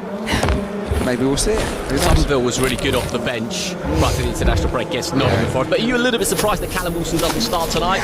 It's a bit of a kick in the teeth for him, isn't it? I know he hasn't had that much football, but the full crew, I mean, he's available as well, but on the bench. With him not deemed maybe right to start, Wilson must have thought, got my chance here. Scored a goal, didn't he, at the City ground. So, yeah, he'll be disappointed, especially if it is Lucas Paquetá that leads the line as a false nine. But, you know, he's got his tactics for the game. He's got a game plan, Graham Potter. He can always rip it up if it's not working and bring the likes of Wilson and Fulkrug on. So, yeah, look, I like the lineup personally for West Ham. I think it's got a nice little balance to it.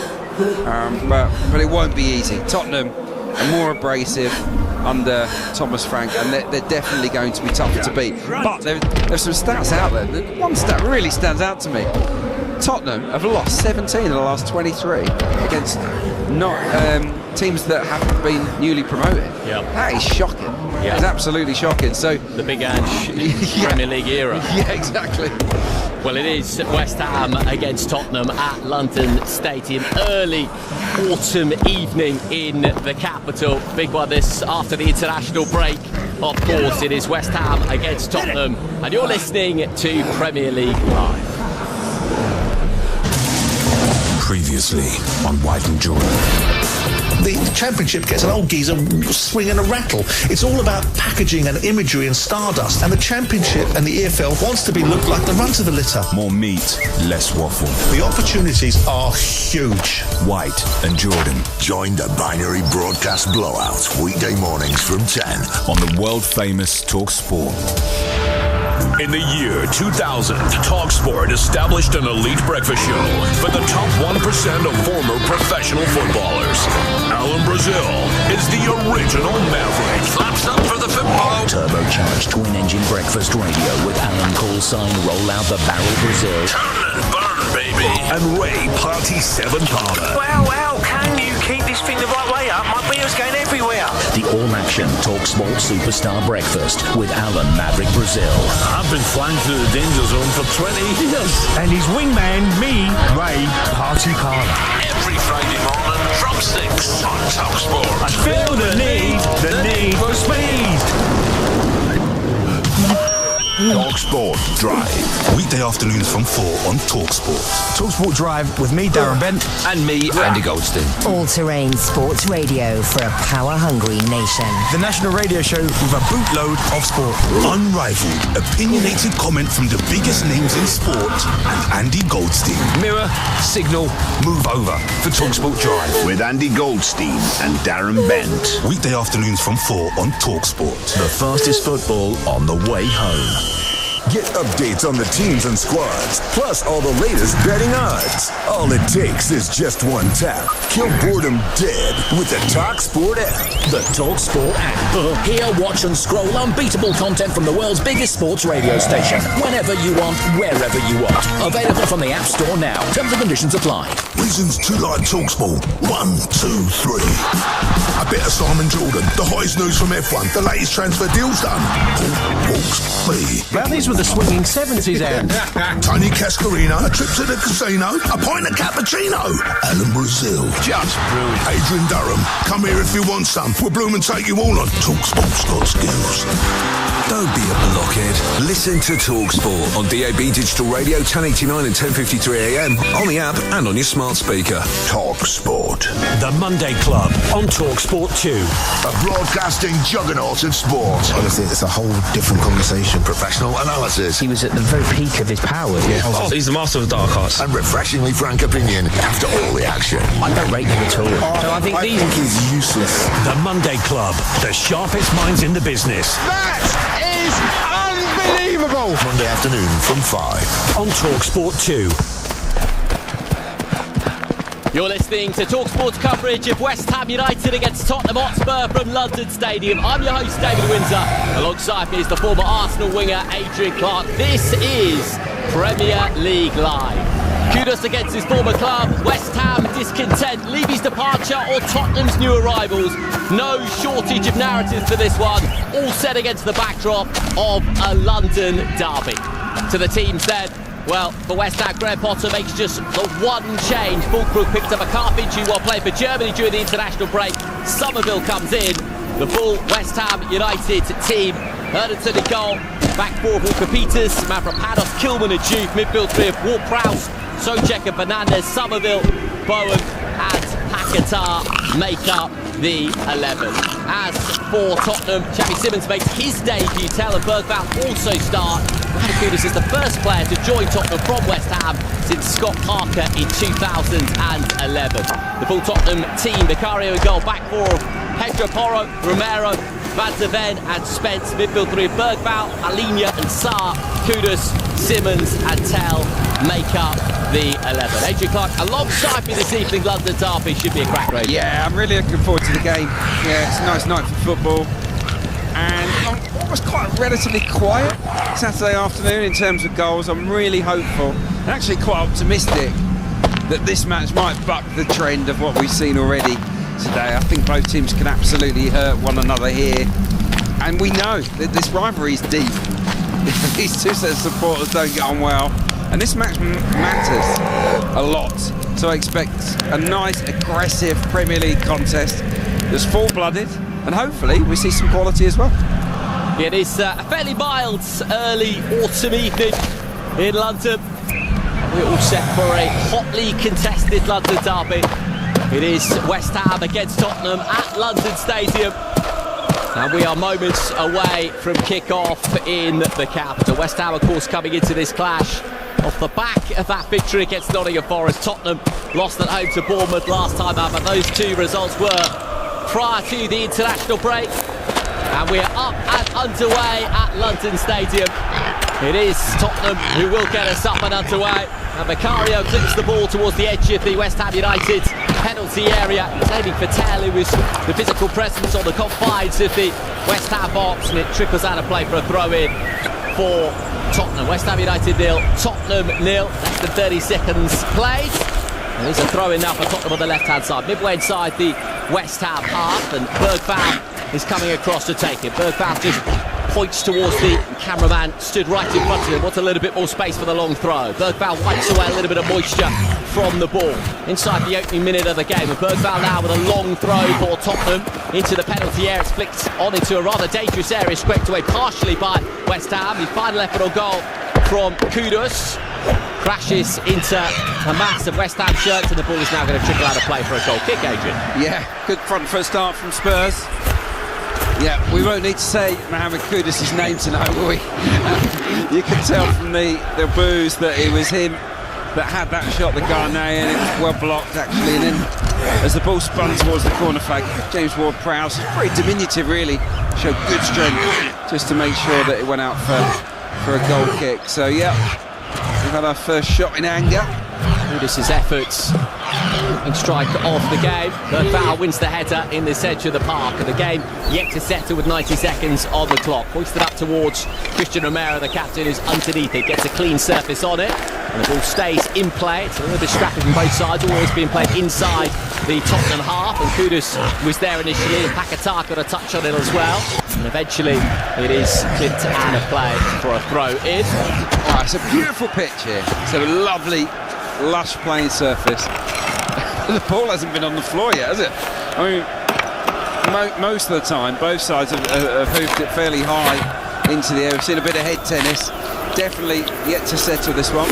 Opportunity now for Kudus on the right-hand side. It's poked out of play. Will be a throw for Tottenham just over the halfway line. The boos echoing around London Stadium every time Mohamed Kudus does get on the ball. I think not so much for the departure, Adrian, but I think for maybe some of the comments and the manner of going to a fellow London club. Yeah, you've got to expect it. If you go from West Ham to Spurs, you're not getting welcome back. I mean, this is the club, remember, that booed Declan Rice. quite nastily at times. I mean, they sort of backtracked on that and they ended up giving him a clap. But I was here when that happened. So if they can boo Declan Rice, they can absolutely boo Kudus. He knows it as well. Less than 3 minutes played. It is West Ham 0, Tottenham 0. He's just taking a moment to pause the game as Walker Peters, the Tottenham man, of course, will take the throw just a couple of yards in front of Thomas Frank on the edge of his technical area. It's going to be a free kick though for Tottenham deep inside their own half. Souček with the foul. So 3 minutes played, no goals in the game as yet. Vicario does gather just outside his own penalty area. Mickey Van de Ven has plenty of time and space to kick the ball back to his goalkeeper. Tottenham patience in terms of their build-up. A level of point at the top of the Premier League table tonight if Tottenham do win. 6 points from their opening 3 games. West Ham have the ball at the back and Mavropanos goes back to his goalkeeper Hermansen, who slices the ball forward towards halfway, and it is out of play and the game really hasn't settled yet, Adrian. No, not at all, but from a tactical point of view, for those wondering, Lucas Paquetá leads the line.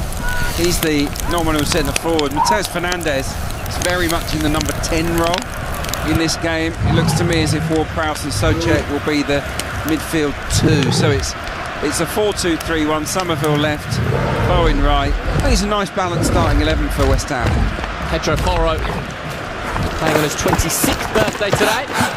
It's the ball down the line, but it is West Ham. The opportunity to come forwards, but the final pass was a slice too thick, and Vicario does gather for Tottenham. Mickey Van de Ven collects the ball and goes back to his goalkeeper. Van de Ven once more, just to the left of centre. Mickey Van de Ven goes back to Vicario in the Tottenham goal. This being played very deep inside the Tottenham half, and Vicario just opens up his palms to say he wants a player or two to come a little bit shorter. The raking pass looking for Xavi Simons, who's barely had a touch on his debut so far, but it goes out of play for a goal kick for West Ham. I don't think he has had a touch actually, but I'm looking forward to seeing Xavi Simons in the Premier League. He's someone I've seen a fair bit of on the continent, in the Champions League, and he's impressed me. And then Chelsea were interested. He was even linked with Arsenal, wasn't he, for a short time. But I think it's a good signing for Tottenham. He might have not been their first choice. Obviously, we all know that they were in for Eberechi Chiesa, but I haven't landed on a bad player in Simons. 22-year-old Dutchman, signed from RB Leipzig.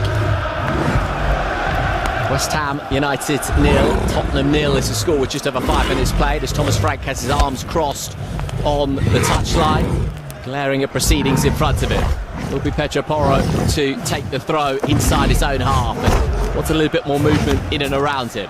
Pedro Porro will take the throw now for Tottenham. He's got Bergvall in close proximity, Palhinha as well. Kudos though it is with the touch on it. Pedro Porro goes long, to be dealt with by Mavropanos at the back for West Ham. No one near him, Mavropanos, as he creeps towards the halfway line.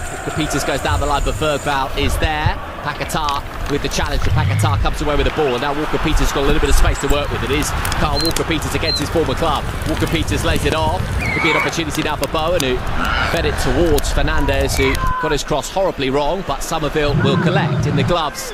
Somerville finds Lucas Paquetá. Paquetá with the layout just to the left of centre. All this being played for West Ham. Paquetá just outside the area. Really clever ball left hand side for Juve. Juve flings the ball into the penalty area. Good delivery as well. It's going to drop as far as Walker Peters on the right hand side, and suddenly West Ham has started to tick.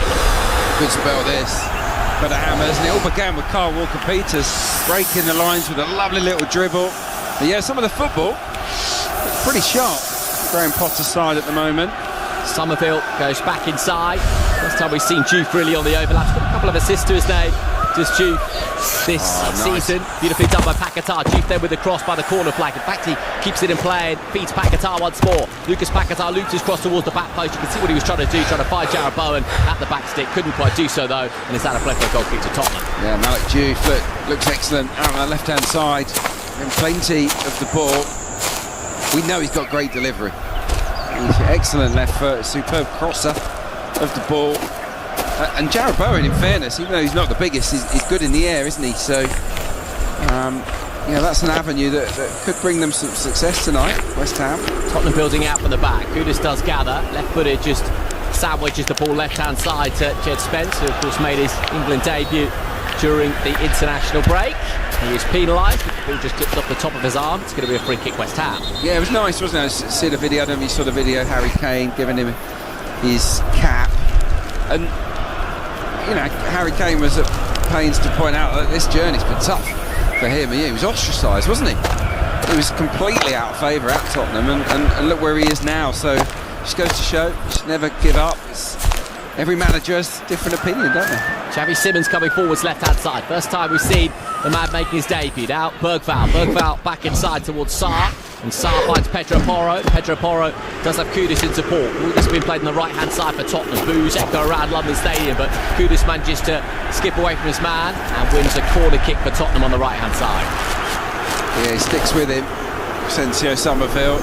He's a quality player. Kudus is very, very dangerous. I've seen him have some fantastic matches for West Ham. But yeah, he got past Summerville there, but credit the winger. It's not really what he wants to do, track back, but he stuck with him and slid in to block that cross.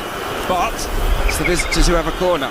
Corner kick for Tottenham. It's going to be taken by Kudus on the right-hand side. And Kudus just gives the signal, raises the right arm.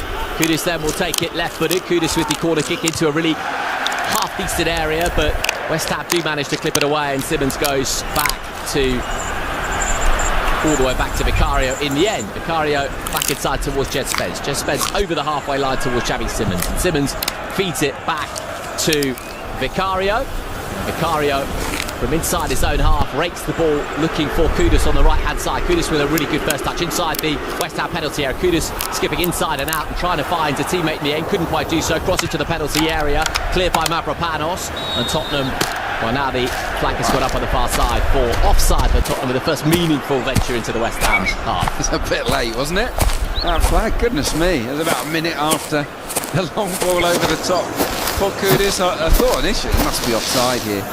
Great touch, but yeah, well, I mean, I think Tottenham have sort of maybe threatened more, but two moments West Ham have looked neat and tidy, haven't they? Particularly down that left-hand side, trying to pass the ball on the floor. It's actually Tottenham that are going aerial a little bit more often. They seem more direct here in the early stages. West Ham looking to get the ball down and play.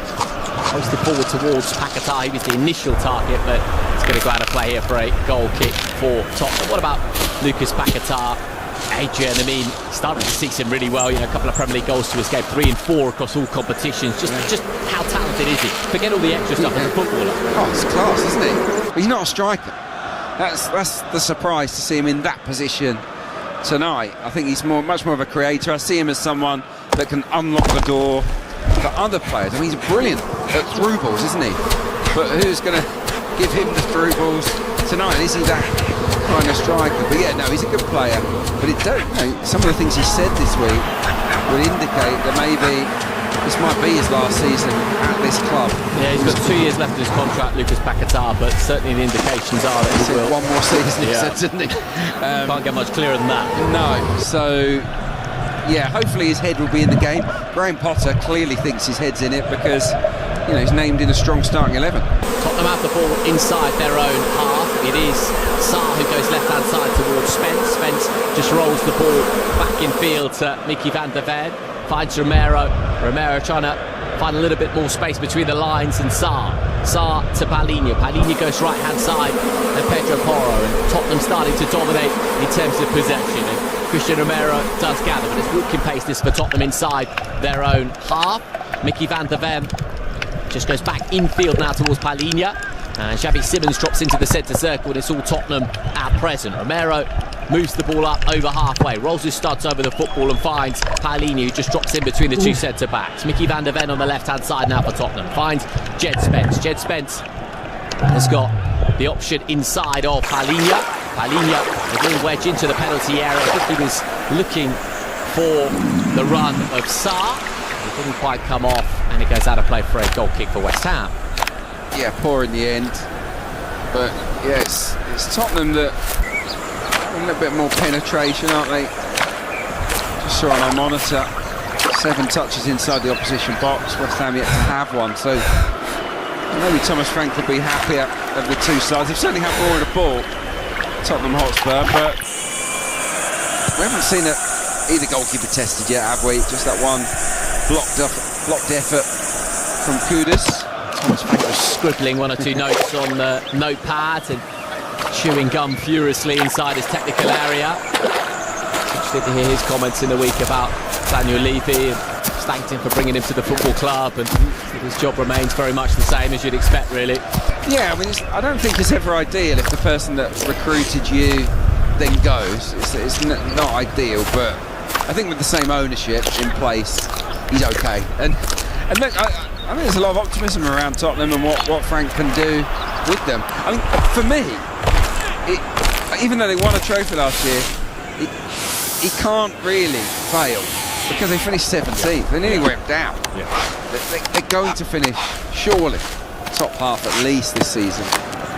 It is Xavi Simons who has the ball for Tottenham. Goes to Palhinha. Palhinha lofts the ball into the early evening sky to Kudus. Kudus tries to turn it round the corner and finds the run of Sarr. Couldn't quite do so, and here comes Fernandes. Fernandes with the touch now to Walker-Peters on the right-hand side for West Ham. It is gathered now by Fernandes, who flicks it infield towards Walker-Peters. Walker-Peters has got Jarrod Bowen on the right-hand side. Bowen on his left foot, beats it infield towards Fernandes. Fernandes to Paquetá. It's Lucas Paquetá! And he just scratches it wide of the upright for a moment as Lucas Paquetá swiveled inside the confines of the Tottenham penalty area.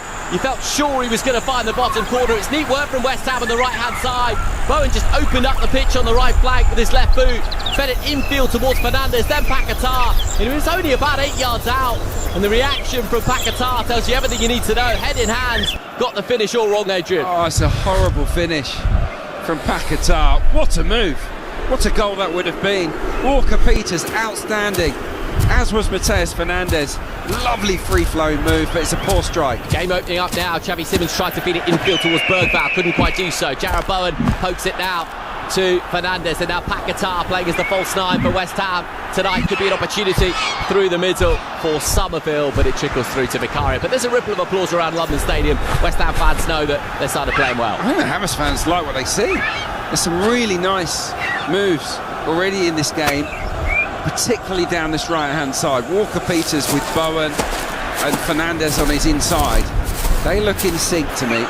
Jarrod Bowen has the ball once again on the halfway line, finds Lucas Paquetá. Brazilian goes to Jarrod Bowen on the right-hand side once more. Just glides inside one, but it's met by the considerable figure of Mickey van der Ven. It's out of play for a throw-in for West Ham.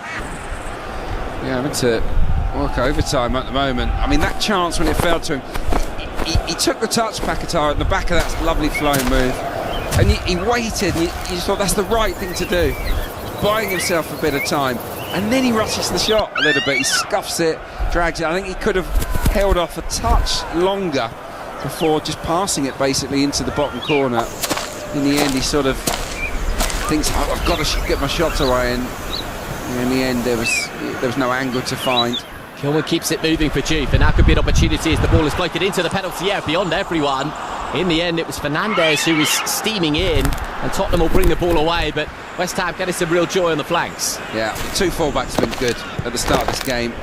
Juve on the left has put in two terrific balls already. Walker-Peters has been involved in everything positive that West Ham have delivered as well. I know we're only 16 minutes in, but those two, for me, really standing out. It is now Jed Spence who has the ball for Tottenham in the left-back slot. Graham Potter and Thomas Frank both right on the edge of their technical areas. Graham Potter only won 2 of 10 home Premier League games as West Ham manager. 5 of 21 Premier League games. Absolutely vital win for him personally as much as the football club. Just before the international break, Spence now has the ball right on halfway, rolls it towards Xavi Simons. Xavi Simons feeds it infield towards Palhinha. Palhinha goes right-hand side and finds Pape Sarr. Pape Sarr with a sense of adventure to Kudus, and Kudus is met by the backdrop of boos once more. Pape Not getting bored, are they?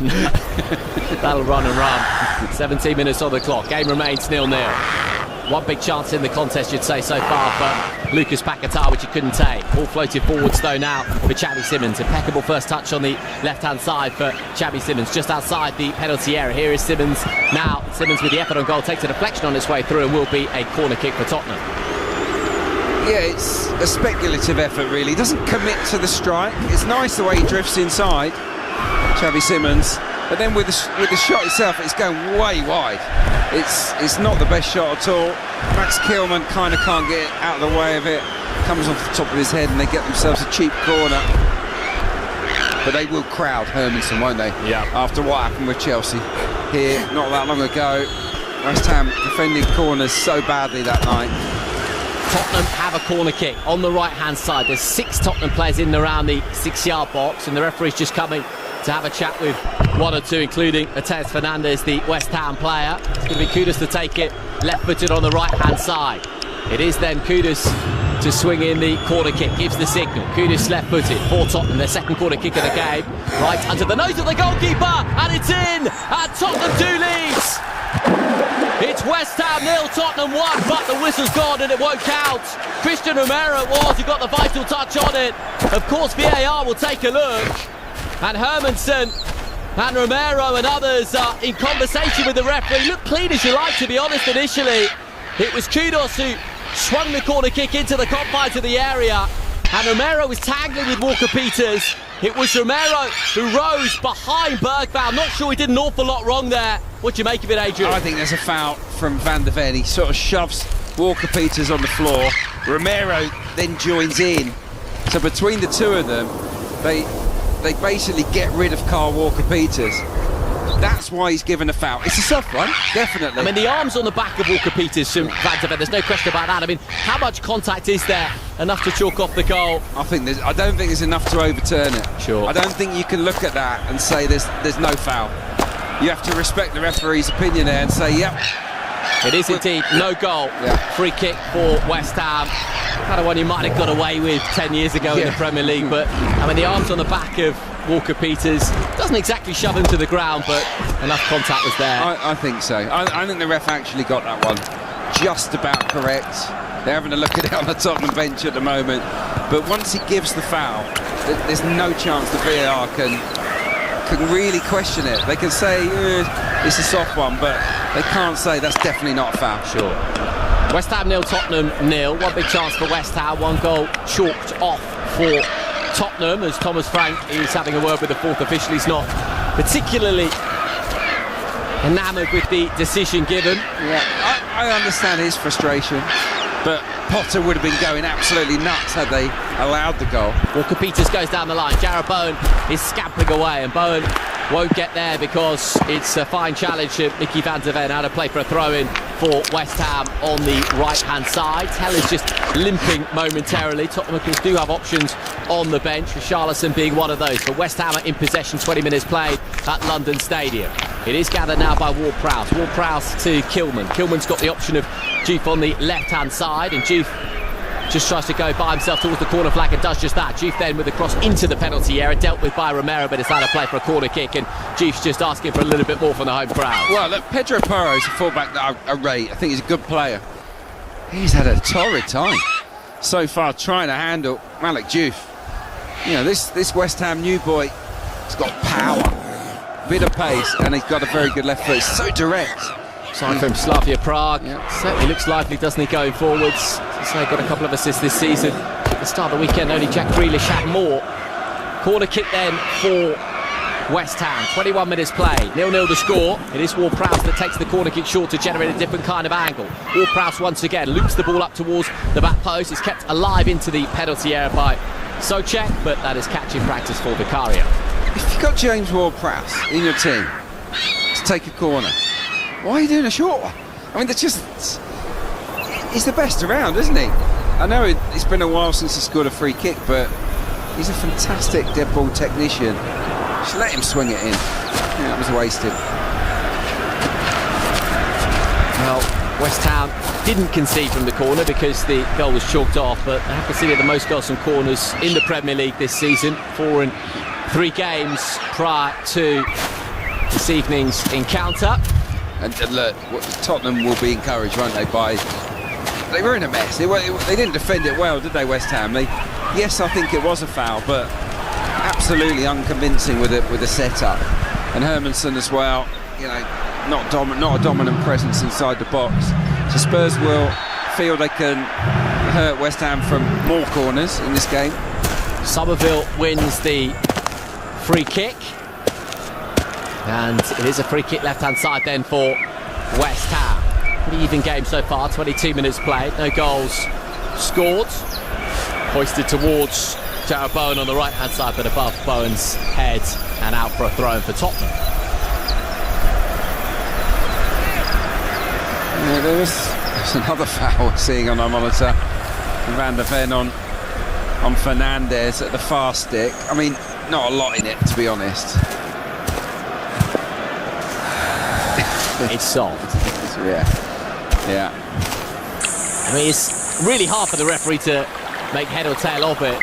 I just think Carl Walker-Peters goes down at the feet of Romero, and Romero heads it in. In his head, I think it's quite an easy decision to make. 23 minutes played.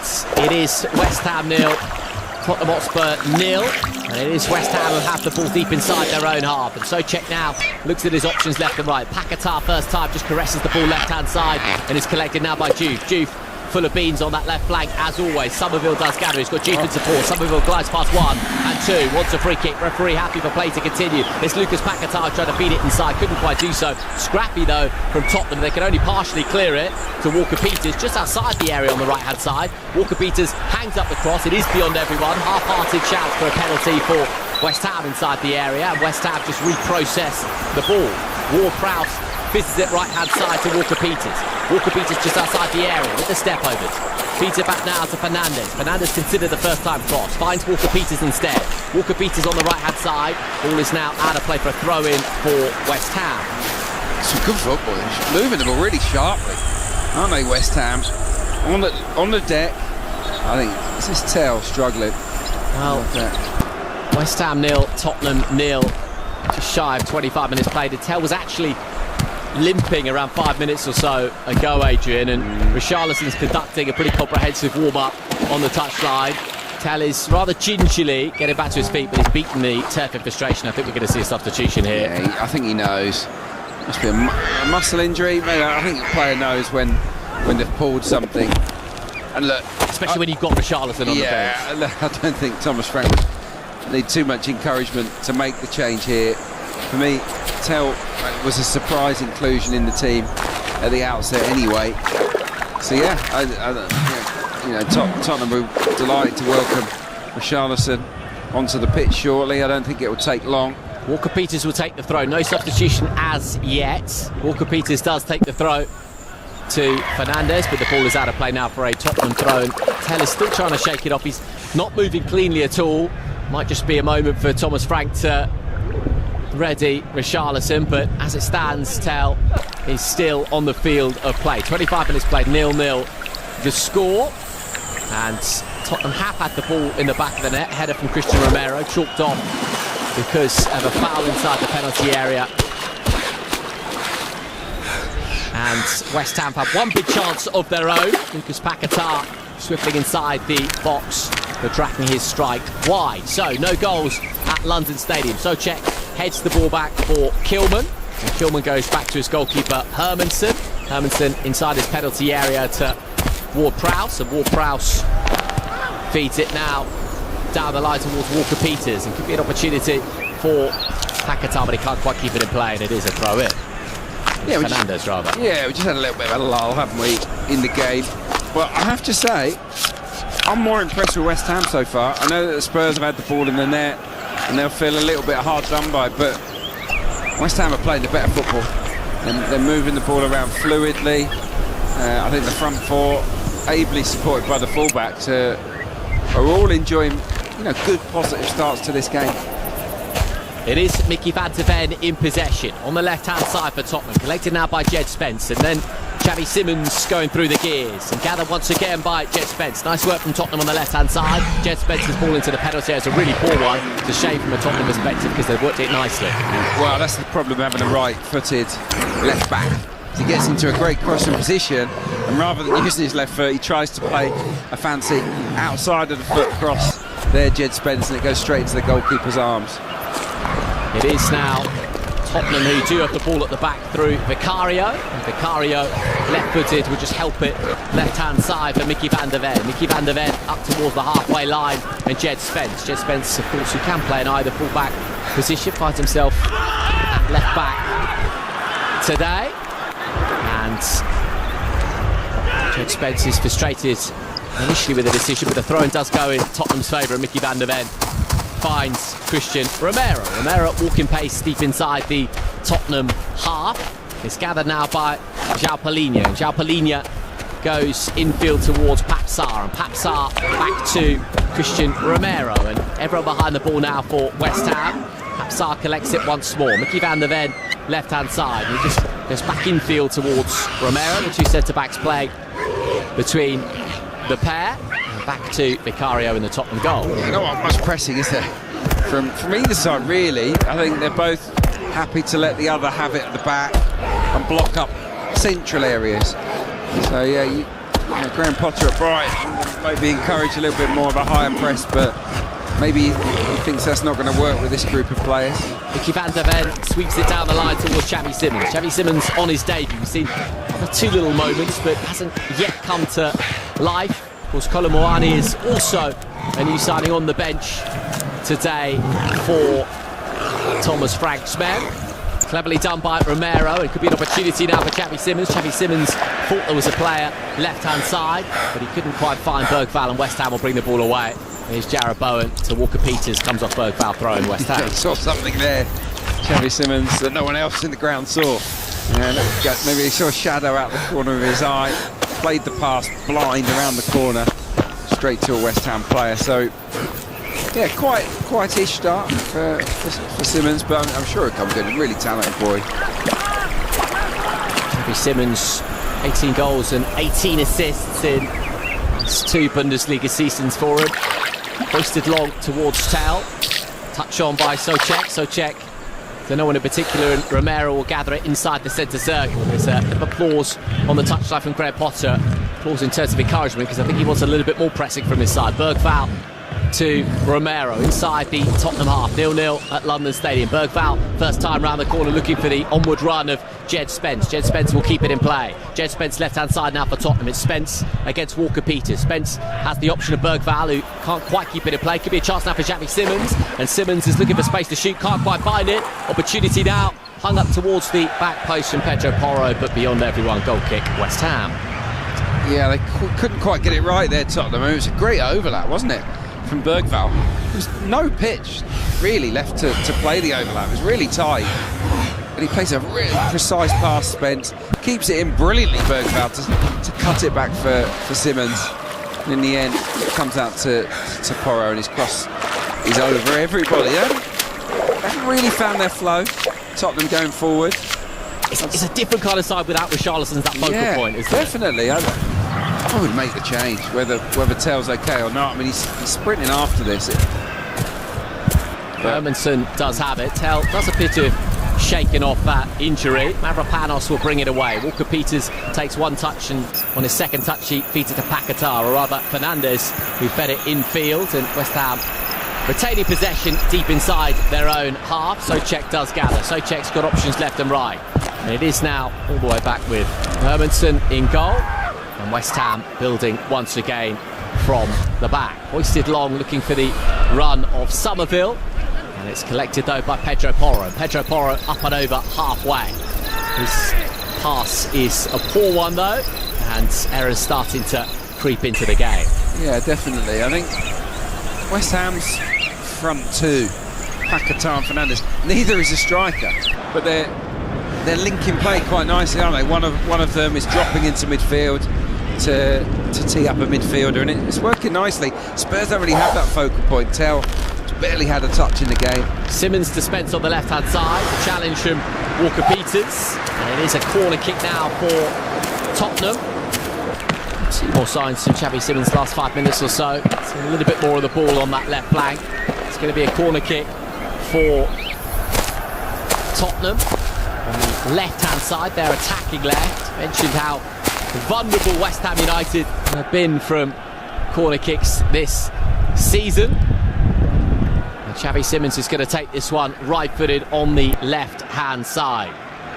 Nervy moments these for West Ham. You can feel it as well, can't you? It's a little hush around London Stadium. It is Xavi Simons, right-footed to take the corner kick in, clear to the edge of the penalty area. And Somerville got a touch on it as well, and West Ham actually defended that really well. But Tottenham will try and come again, can't quite do so. Paquetá does gather. Paquetá infield towards Somerville. He pokes it to the onward run of James Ward-Prowse. Did he keep it in play? No, he didn't. Throw in Tottenham. It's unlucky. If it's a different player to Ward-Prowse, I think that move might have continued. He just doesn't really have a lot of speed, does he? But it was a nice little counter, sloppy pass from... it was a sloppy pass from Jed Spence, wasn't it, that gave the opportunity for the counter. 33 minutes played at London Stadium. West Ham 0, Tottenham Hotspur 0. Two major talking points in the game so far if you're just joining us, one of which was the goal ruled out, Christian Romero from a Kudus corner, and the ball is now clipped forwards looking for Kudus once more. Juve is there right by the corner flag, and Kudus won't get there, and it will be a corner kick for Tottenham once again, and corner kicks are racking up now for Tottenham. Yeah, good battle that, isn't it, between Juve and Kudus. I can't say, the more often I look at that goal, the less of a foul it looks. Are you the same? Yeah, I think so. Yeah. Corner kick on the right-hand side for Tottenham. It is Kudus that will take it, and there's a cluster of bodies inside the 6-yard box. Romero is there as ever. Kudus loops the corner kick in towards the back post, and West Ham do look pretty nervy. The ball is behind for another corner. It was Souček who got a touch on it. It's going to be a corner kick from the opposing flank. Mateus Fernandes is dicing with death here. He's not looking at the ball, and he's rugby tackling Mickey van der Ven every single corner. And they said, didn't they, the PGMO, we're going to stamp down on that. If there's a player that's got no interest, is not looking at the ball, and that commits a block or a pull on someone, then we will penalise it. I mean, I tell you what, if you have a look at that, it doesn't look pretty at all for Fernandes, does it? I think that should be a penalty. I really do. Fernandes was tackling with Mickey van der Ven, and when I say tackling, he's got one arm around the waist of Mickey van der Ven, who's got his arms over the top of Fernandes' shoulder, and down went both players. I don't think a penalty's going to be given for this one, but as you say, it's a risky game. Very risky. It's right under the nose of Jared Gillett as well, the referee. He has to keep his eye on that. He really does. I think Spurs have a right to complain to him at the moment. 10 minutes to play before half-time. 35 minutes on the clock. West Ham 0, Tottenham 0. Corner kick then for Tottenham on the left-hand side. Cluster bodies inside the penalty area, and it's not properly cleared initially and eventually scraped away. Pedro Porro, though, will pick up the pieces. Pedro Porro helps it back into the penalty area. Comes to the back post from Sarr. Sarr's going to tee up Xavi Simons. Simons outside the area on the left-hand side. His cross into the penalty area is beyond everyone now for a goal kick. No, it wasn't the worst ball in the world there from Simons. Aiming for Kudus. What a cross it was on the volley from Pedro Porro that instigated that.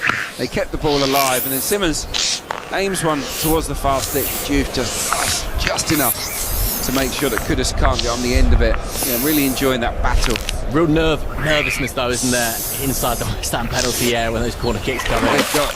They've got to work hard on that. And maybe some of it comes from the keeper. But I think the setup is a bit... They're crowding him, aren't they? They're getting a lot of bodies around the 6-yard box. Is that making it worse for the goalkeeper?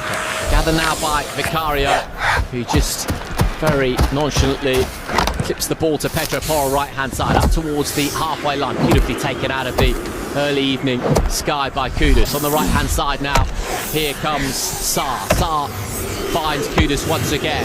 Kudus on the right-hand side, a yard in for the touchline. Mohamed Kudus with the cross into the penalty area, not a bad one at all, and Mavropanos got a surface on it. Another corner kick for Tottenham, and these are starting to rack up now. Yeah, as nicely as West Ham have moved the ball around, Tottenham are sort of turning the screw here, aren't they?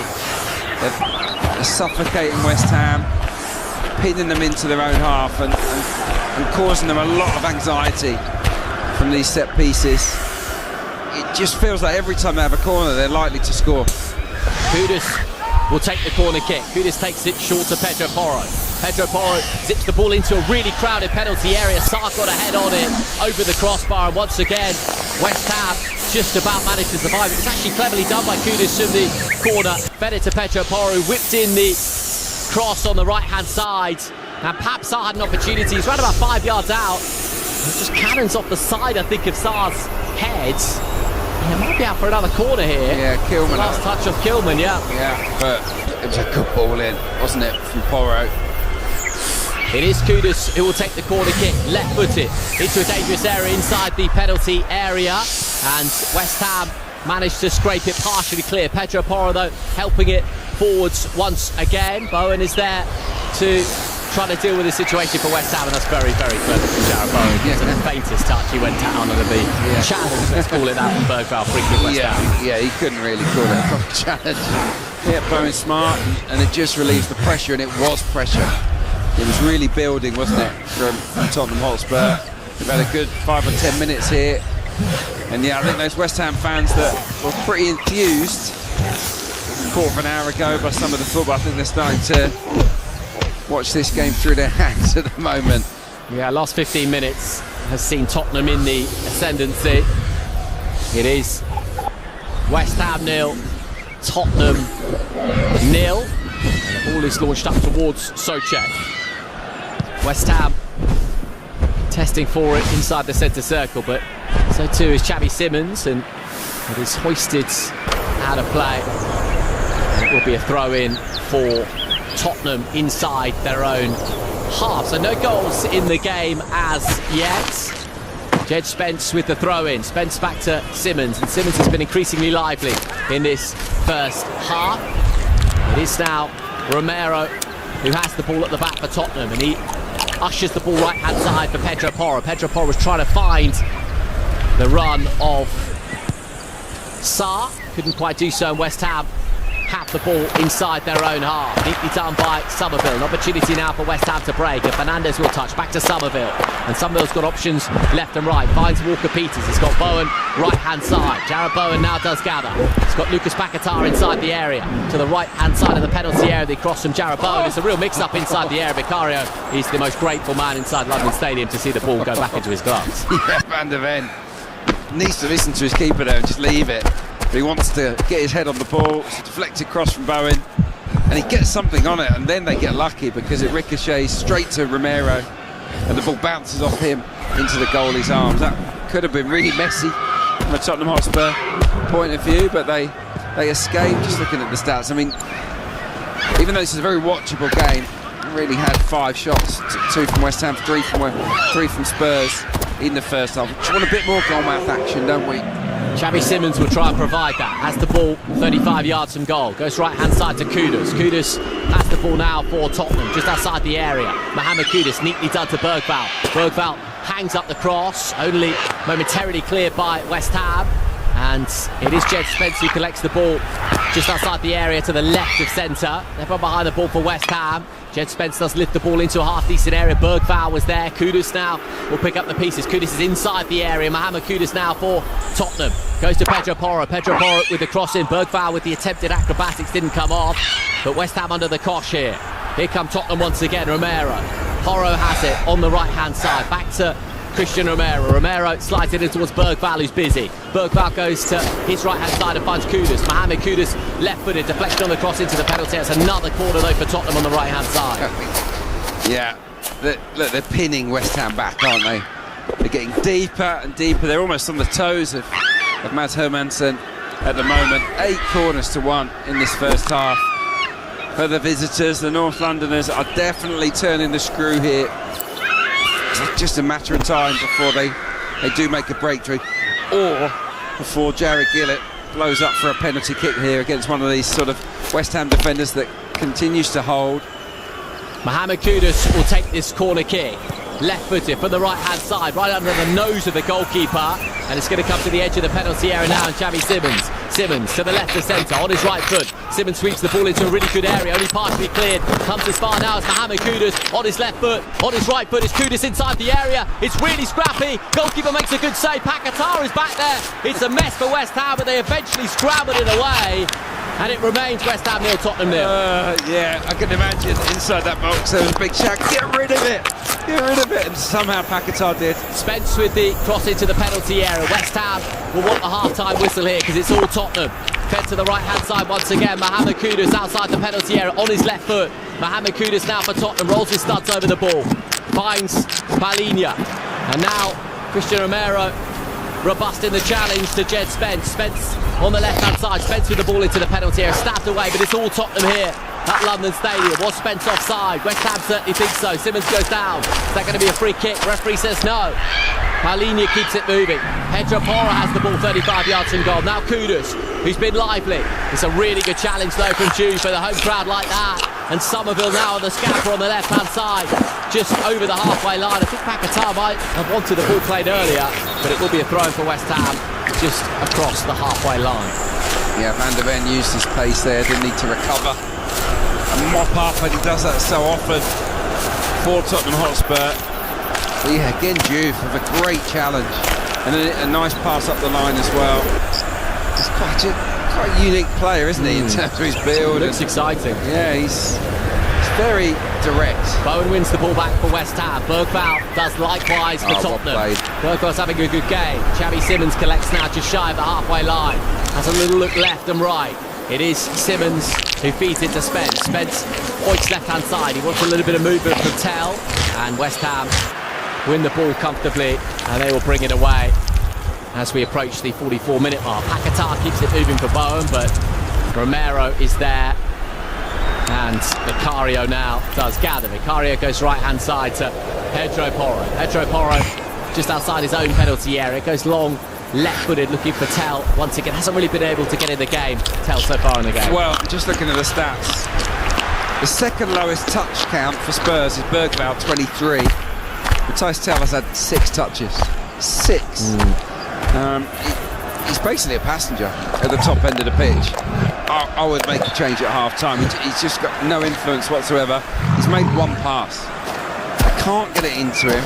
He's not knocking it off for anybody else. Even when Charlatans not having his best game, there's always a presence. Yeah, there, exactly. Yeah, I was really surprised at the selection. It must have been to do with travel over the international break, but for me, yeah, Tell just isn't offering what Thomas Frank needs. It is West Ham who are in possession on the right-hand side, and Walker-Peters. Lucas Paquetá visits it to Walker-Peters on the right-hand side once more. Walker-Peters with a couple of touches inside. Now Lucas Paquetá, left-footed, thought about feeding the ball into the area. Wants to back to Lucas Paquetá, but gives it away. And Tottenham will come away with the ball, and it is Xavi Simons who can't control it adequately, and it's out of play for throw for West Ham right on the halfway line. Frustrated with that. It's a bit sloppy. A couple of minutes more then. 2-minute stoppage time. Yeah, I think, to be honest, West Ham will be happy to go in level, given the amount of pressure they've had to absorb the last 20 minutes or so. Played some pretty football, but the balance has shifted, and they're definitely being pushed back further and further.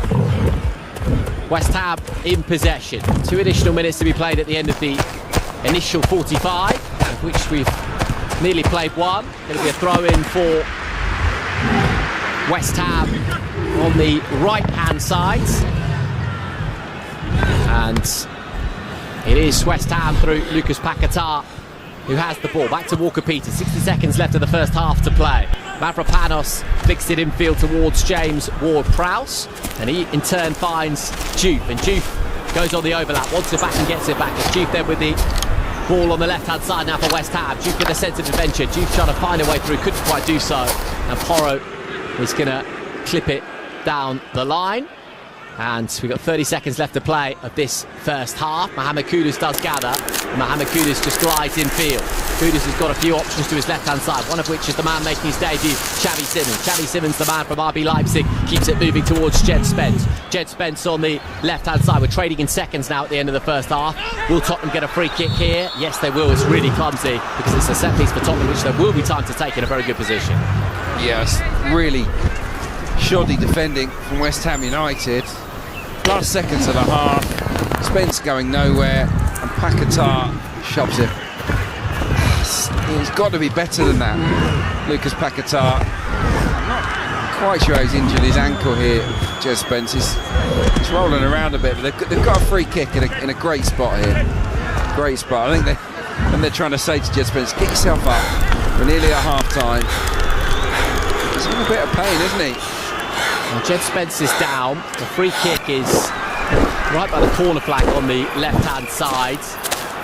And we played well over the allocated 2 minutes at the end of the opening 45 minutes at London Stadium. The home fans aren't particularly sympathetic, and now Jed Spence is back on his feet, wandering away from the situation. It's going to be time to take the set piece. It's halfway between the confines of the area and the corner flag on the left-hand side. It's going to be Xavi Simons to take it right-footed. Swing it under the crossbar here. Test the goalkeeper. Xavi Simons is going to take this one for Tottenham on the left-hand side. It's Xavi Simons right-footed. Xavi Simons with the ball into the penalty area. It's clear to the edge of the box. Pedro Porra had a bit of a swing. Now West Ham will try to come away with the ball, but the whistle goes for half-time, and at half-time it is West Ham 0, Tottenham 0. Two meaningful moments in the game, really. Tottenham did have the ball in the back of the net through Christian Romero, but the referee chalked it off after some pushing and shoving inside the penalty area from the corner. West Ham had a glorious chance through Lucas Paquetá when he was inside the penalty area and he just scratched it wide of the upright. At half-time it is West Ham 0, Tottenham 0, and you are listening to Premier League Live.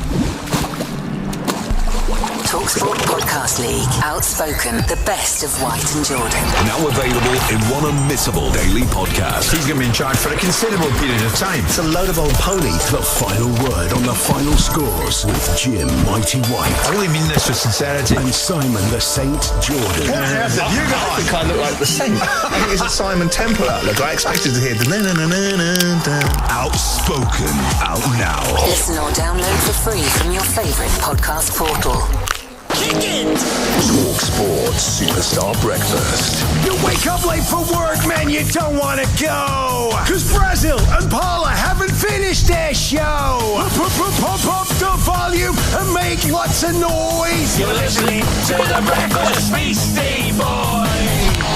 You gotta fight for your rights to power. The original ill communication from the breakfast party animals, Alan Al Rock Brazil and Ray Party Parlor on the TalkSport Superstar Breakfast every Friday morning from 6. Whoa, yeah.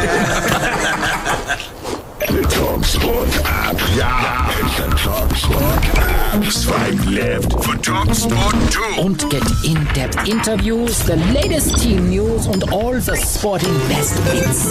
Swipe right for TalkSport. Mit unmissable kick-by-kick commentary of over 500 games of wunderbar live football across the season. Ah, das ist gut. Give your phone the finger. The TalkSport app. Zwei Finger, zwei invented. What are you waiting for? Download it from your App Store. TalkSport Drive. Weekday afternoons from 4 on TalkSport. TalkSport Drive with me, Darren Bent. And me, Andy Goldstein. Sports radio that's guaranteed to go the distance. Move up through the gears with all the day's sports. Daily football debates, plus a bootload of banter. Watch the lights. Release the clutch. Strike! TalkSport Drive with Andy Goldstein and Darren Bent. Weekday afternoons from 4 on TalkSport. The fastest football on the way home. That's going to come back to haunt me, that one, isn't it? It's another day of box office football here on TalkSport. So let's have a quick rundown of today's blockbusting lineup. In midfield, it's Anthony Flash Gordon. Get heroic coverage of every epic clash. Morgan Buck Rogers. On the radio station that knows, with great power comes great responsibility. And Martin Odegaardians of the Galaxy. Well, these are the nights when heroes are made, where history will be written.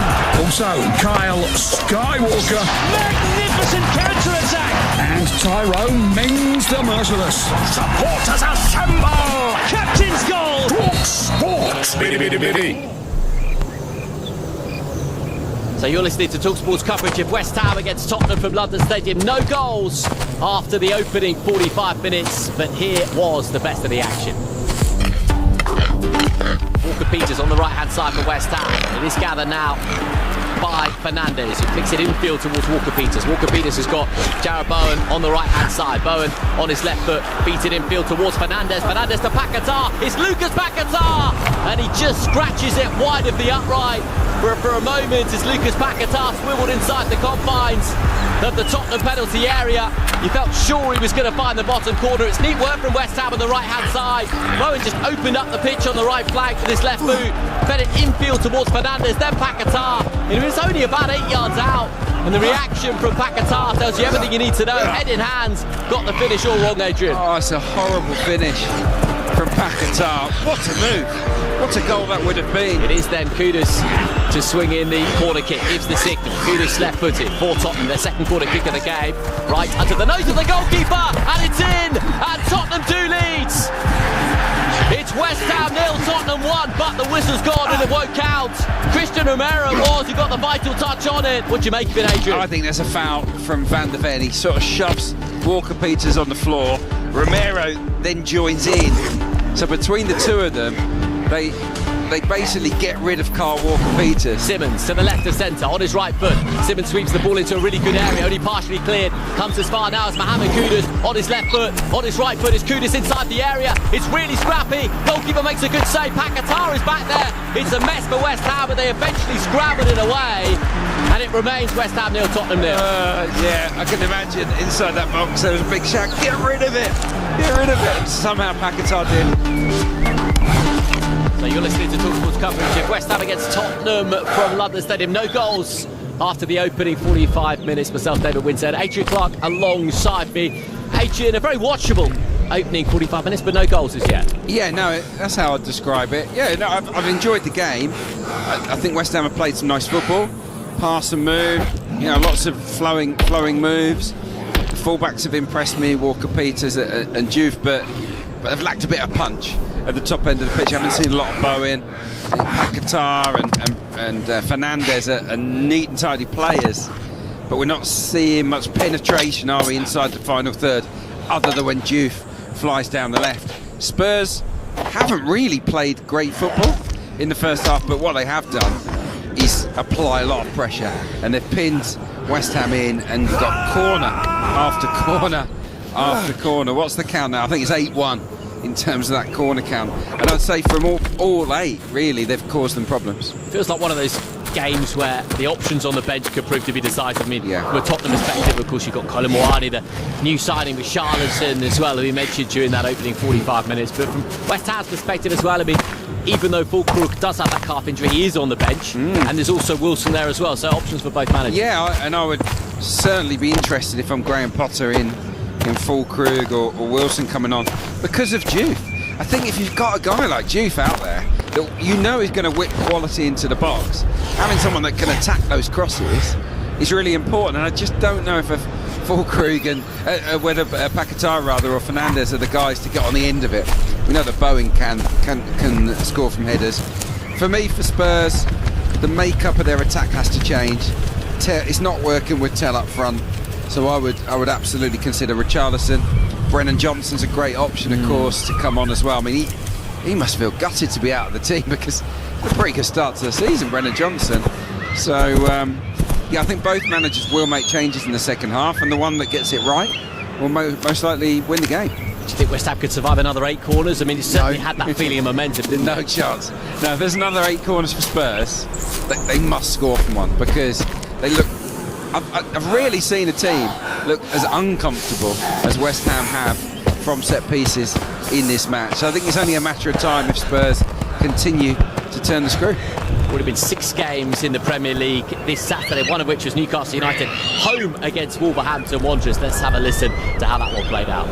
No Isak, no problem for Newcastle as Nick Voltemade stole the headlines at St James's Park with the only goal of the game on his Premier League debut. The goal came half an hour in, but before that it was Wolves who started much the brighter.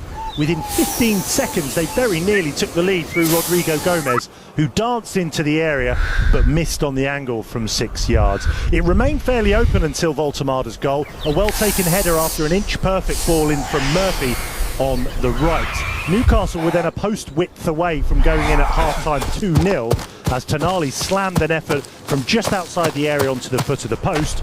Wolves just didn't do enough to find an equaliser in the second half, and they've now made their worst ever start to a league campaign with 4 defeats on the spin. For the Magpies, all eyes are now on the visiting Barcelona on Thursday night as they kick off their Champions League campaign.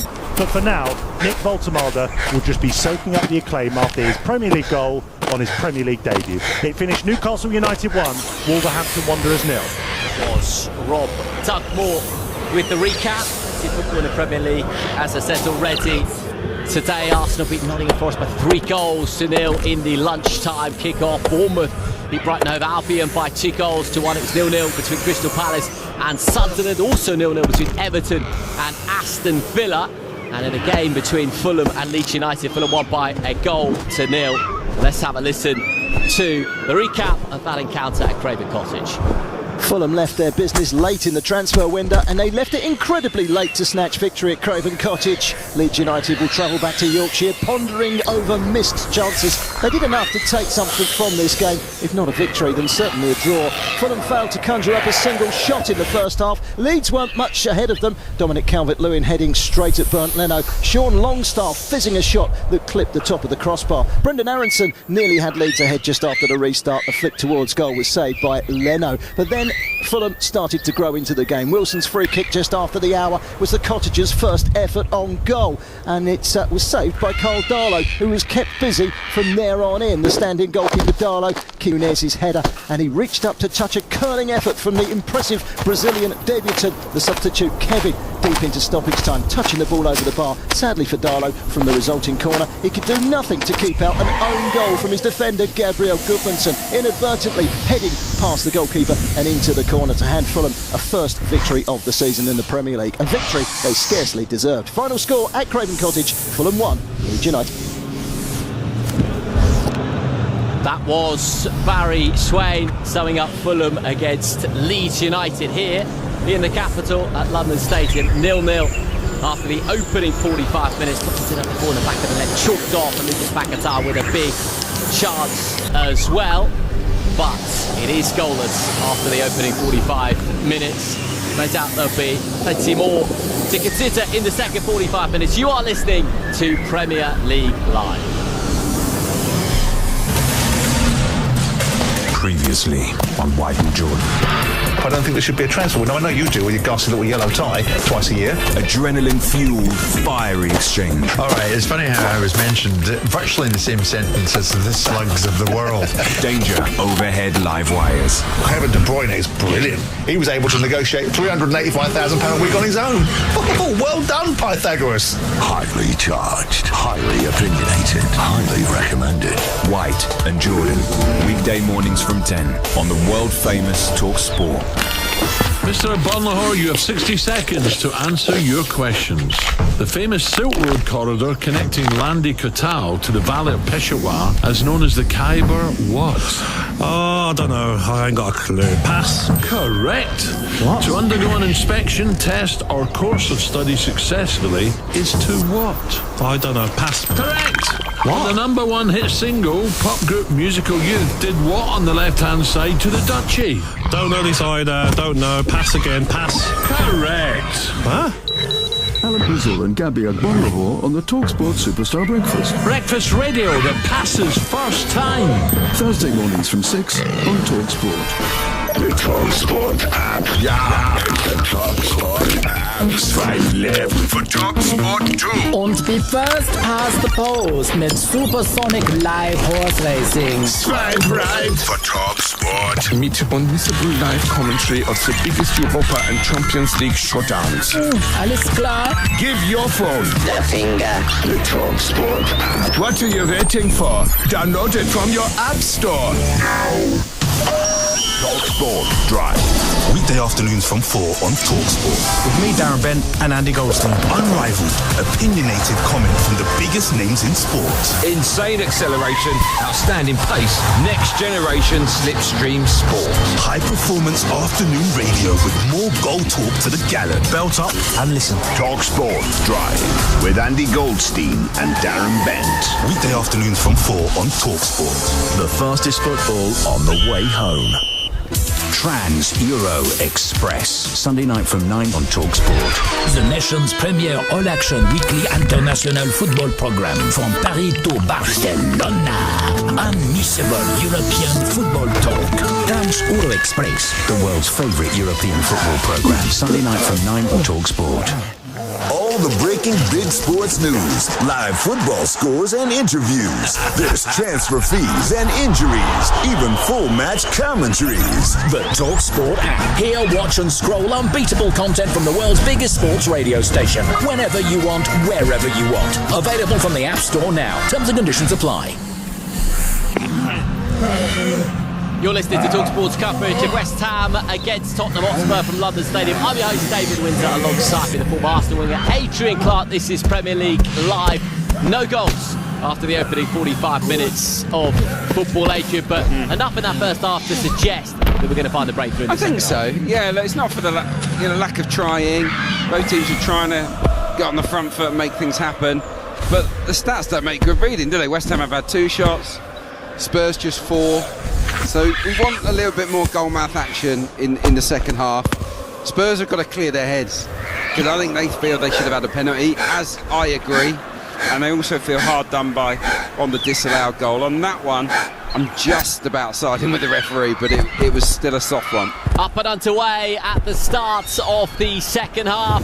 It is West Ham 0, Tottenham 0 in this London derby.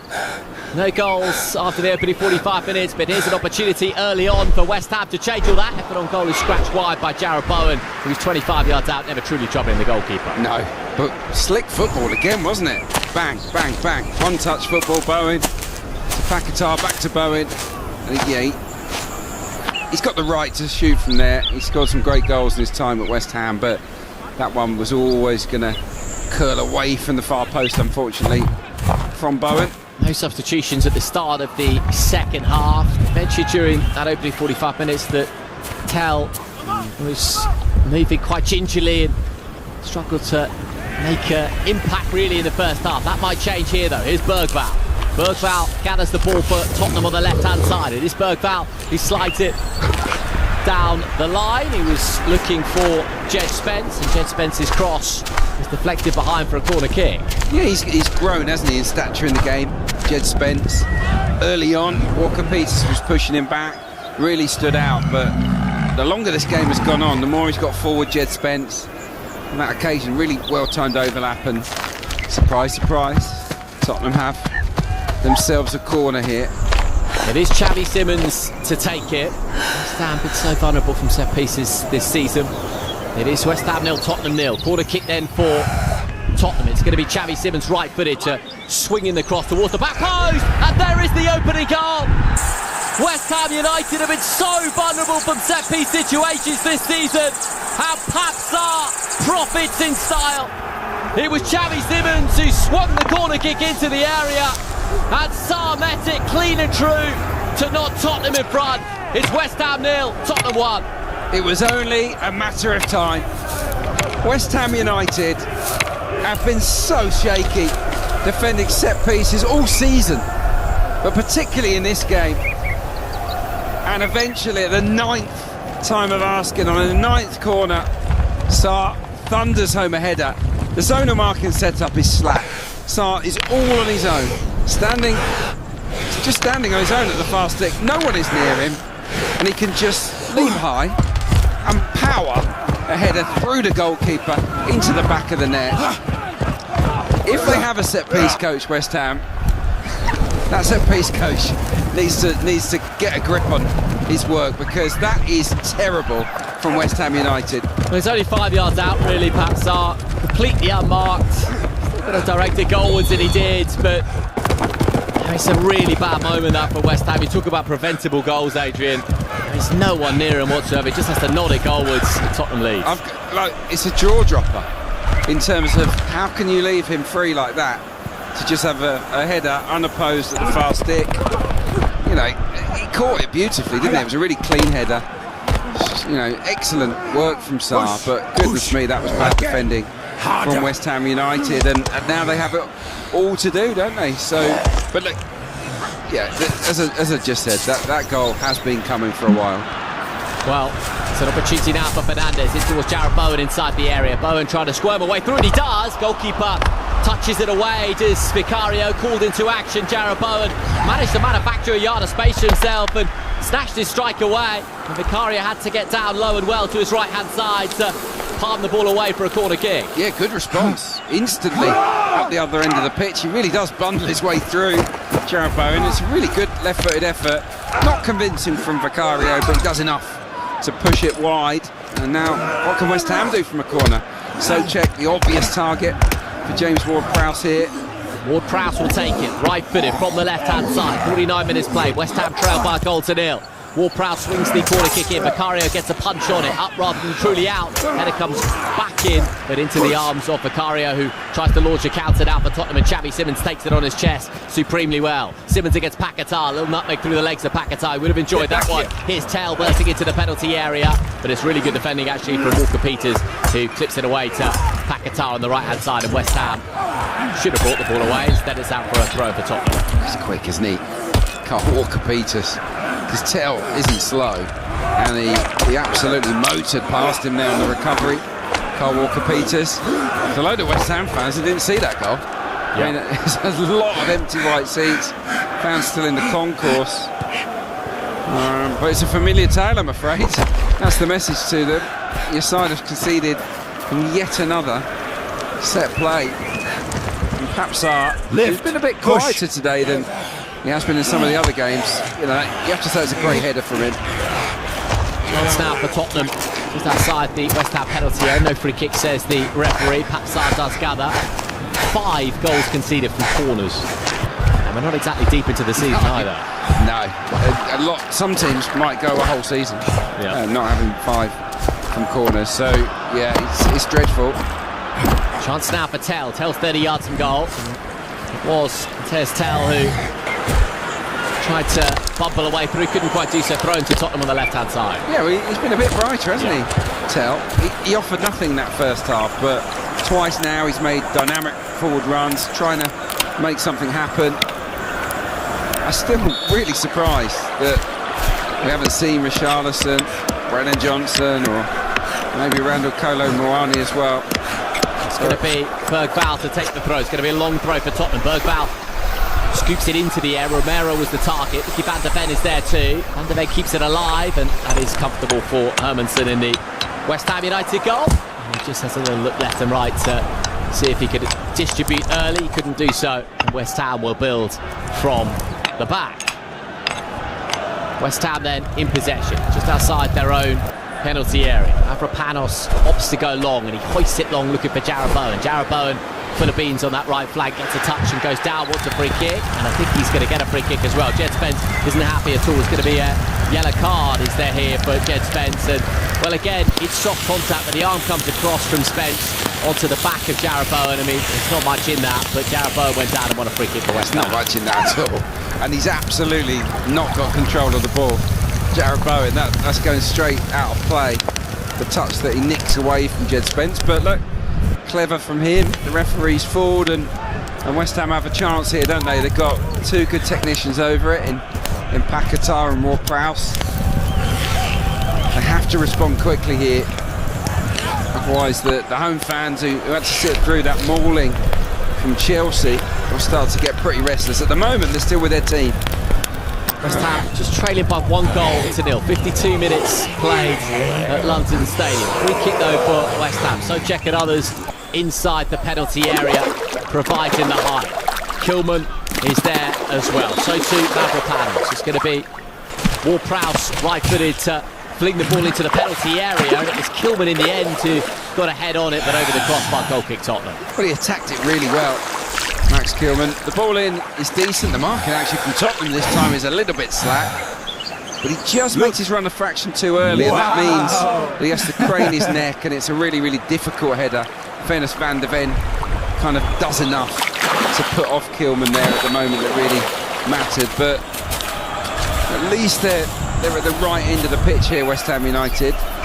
Vicario and Tottenham with a little game of 5-a-side just outside their penalty area.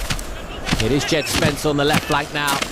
who tried to feed it in towards Xavi Simons, and Tell tried to get a touch on it, couldn't quite do so. West Ham are back in possession. Souček will mop up inside his own half, and he rolls the ball back to his goalkeeper Hermansen, and Hermansen has his studs over the ball, and West Ham will build once more.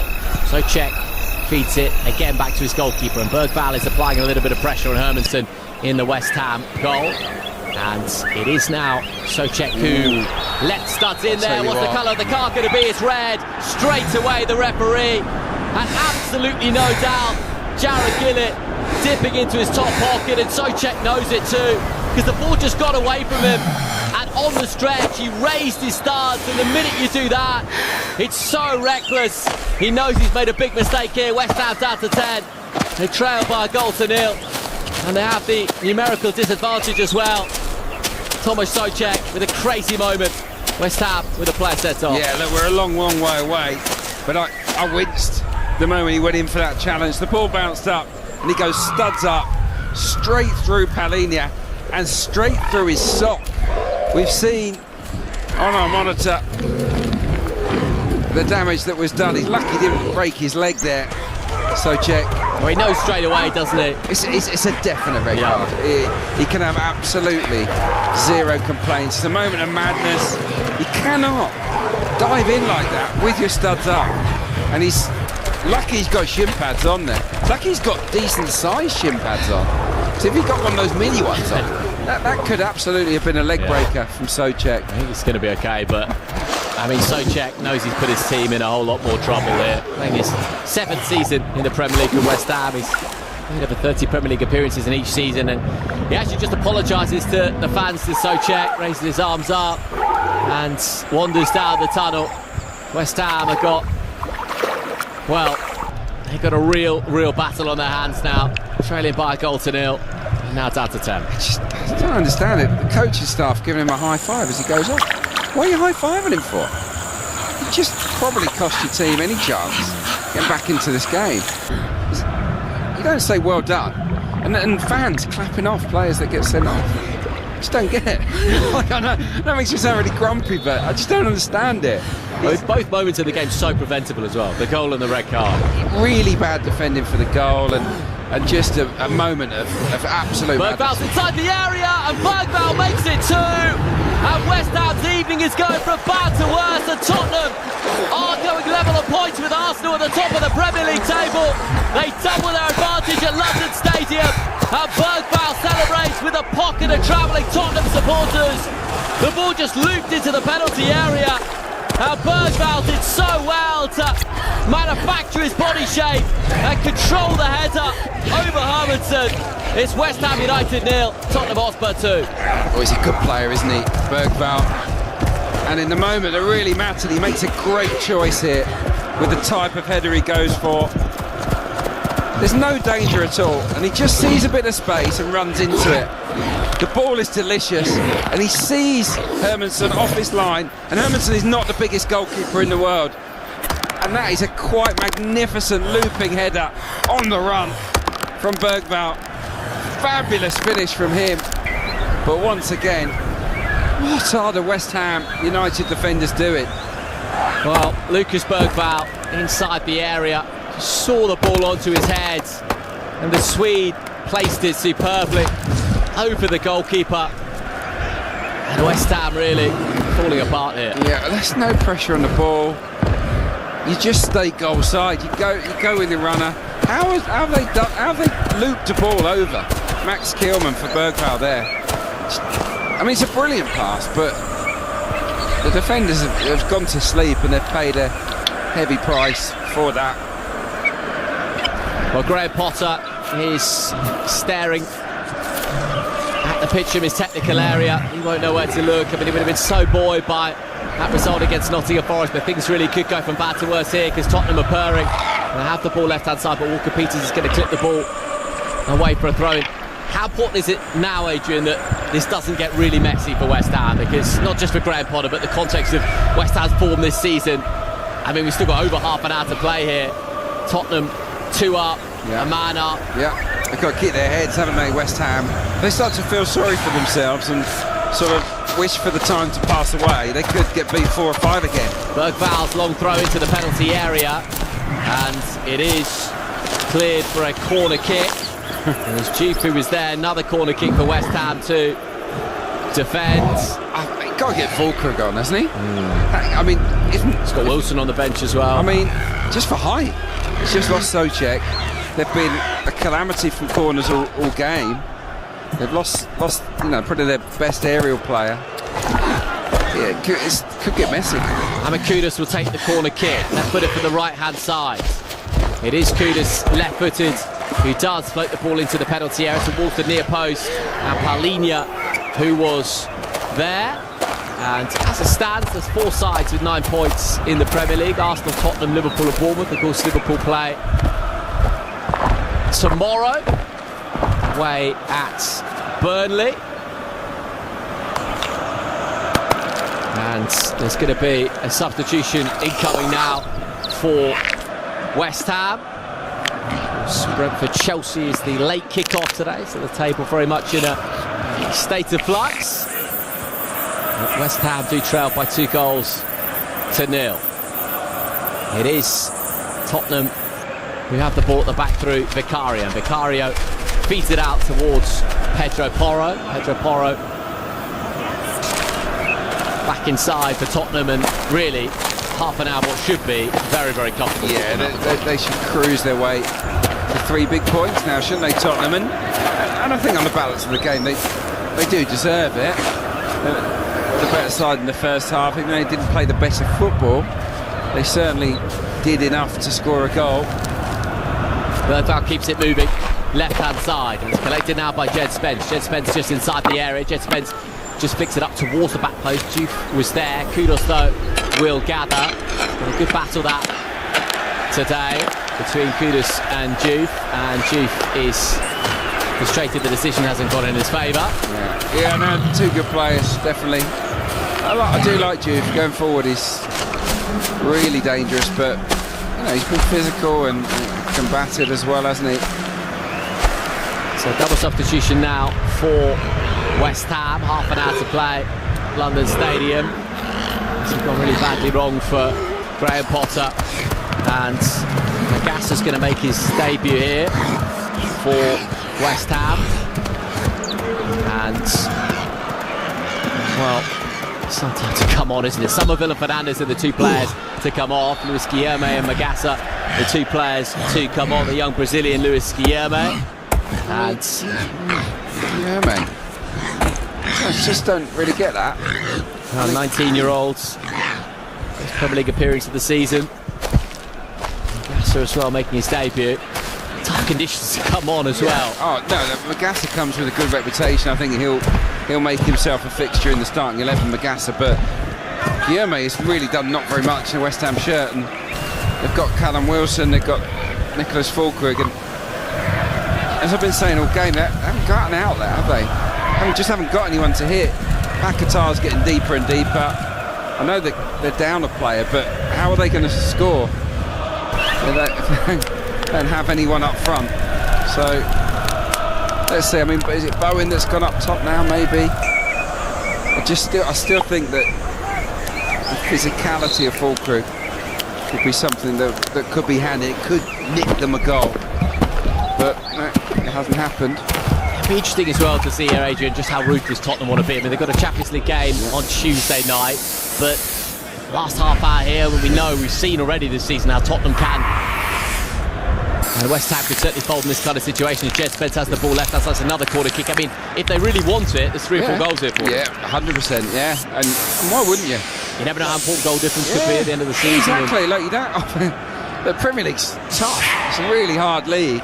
Not often you get in this position where you've got a man advantage, 2-goal lead. You really can enjoy yourself, and that's what Spurs should look to do now. And yeah, why not cut loose? It's not as if West Ham are offering a great deal of threat at the other end. It is Xavi Simons with the corner kick. Goalkeeper gets a punch on it. Pedro Porro will keep it alive and go right-hand side now for Tottenham once again. Tell is just shifting in from that right flank. He's on his left boot. And it is now Bergvall once again inside the penalty area. Bergvall twisting and turning, still Bergvall. And the eventual strike in is fizzed into the bottom corner. And Spurs are having fun now at London Stadium. And it is beautifully done in the end by Mickey van der Ven to just sweep it home. And Tottenham are really, really having fun. It is West Ham 0, Tottenham 3. West Ham crumbling. Spurs sensational. Yeah. I want to praise Spurs here because, you know, they have been relentless. They've scored a third, but wow, defending is so shoddy from West Ham United inside the box. They've just conceded, letting Bergvall make a run into the box untracked. He's done another one. He's run into the box. No one's with him. And nobody's trying to stop Van der Ven scoring a goal. Bergvall just wanders in between two players. They all stand off each other. They're all watching. And Mickey van der Ven says, yeah, all right, I'll stick this bottom corner. And it's a really emphatic finish. Well, Mickey van der Ven inside the area, right-footed, 10 yards out, just helping the ball into the bottom corner. Graham Potter with a deep exhalation on the touchline. How many could this be? Still 25 minutes left to play. Yeah, I mean, I feel for him a bit because it's not his fault. The defenders are just standing there waiting for one another to deal with the problem. It's not down to him really. But the set piece mess is something that they've had time to fix over the international period, and they really haven't. So yeah, look, it has got ugly, and look, what's now become quite a familiar sight here, unfortunately, it's basically another half-full stadium. Yeah, we saw them get battered at home against Chelsea. Almost literally say that result against Nottingham Forest is the anomaly really in their season so far. Yeah, there was a lot of optimism that they'd turned the corner with that really good win at the City ground, but this has not been pretty at all. And he's got to be under pressure, hasn't he, Graham Potter? Oh, yeah. He's got to be under big pressure.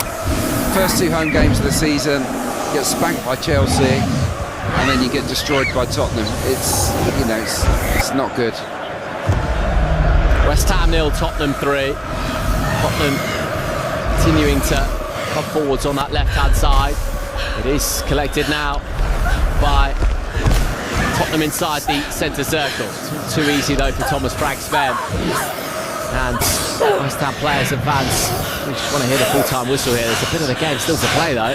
Jed Spence goes down the line looking for Jamie Simmons. And it is Jed Spence once again on the left-hand side. Finds Simmons once more, and Jed Spence with the overlapping run. He does gather. West Ham and Jarrod Bowen are there. Goes out of play for a throw-in. It's going to be another long throw from Bergvall. Yeah, there's no let-up, is there, at the moment? They can't get out. They've got no striker, so they're just pinned in. You know, probably having Bowen up there might work with the current players on the pitch, because at least they can go a little bit longer and maybe use him as an outball, although Wilson is stripped and ready, so maybe he'll perform that role now. Drops to the edge of the penalty area, and certainly Mohamed Kudus caught hold of it, but slices it eventually over the crossbar. That really would rub salt in the wound if Kudus can find himself a goal tonight. 67 minutes played. West Ham 0, Tottenham 3 is the score. And Paquetá, a little shake of the head, is coming off here for West Ham, and Wilson, who scored off the bench against Nottingham Forest, is on. Yeah, you can only assume that Paul Cook's definitely not fit.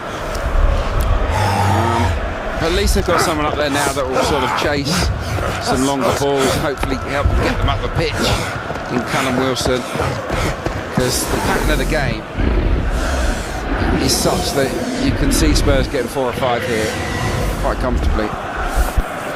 It's collected now on the left-hand side. Looks as though Charlison and Udogie are going to come on for Tottenham. As Walker Peters collects the ball on the right-hand side. It's West Ham 0, Tottenham 3.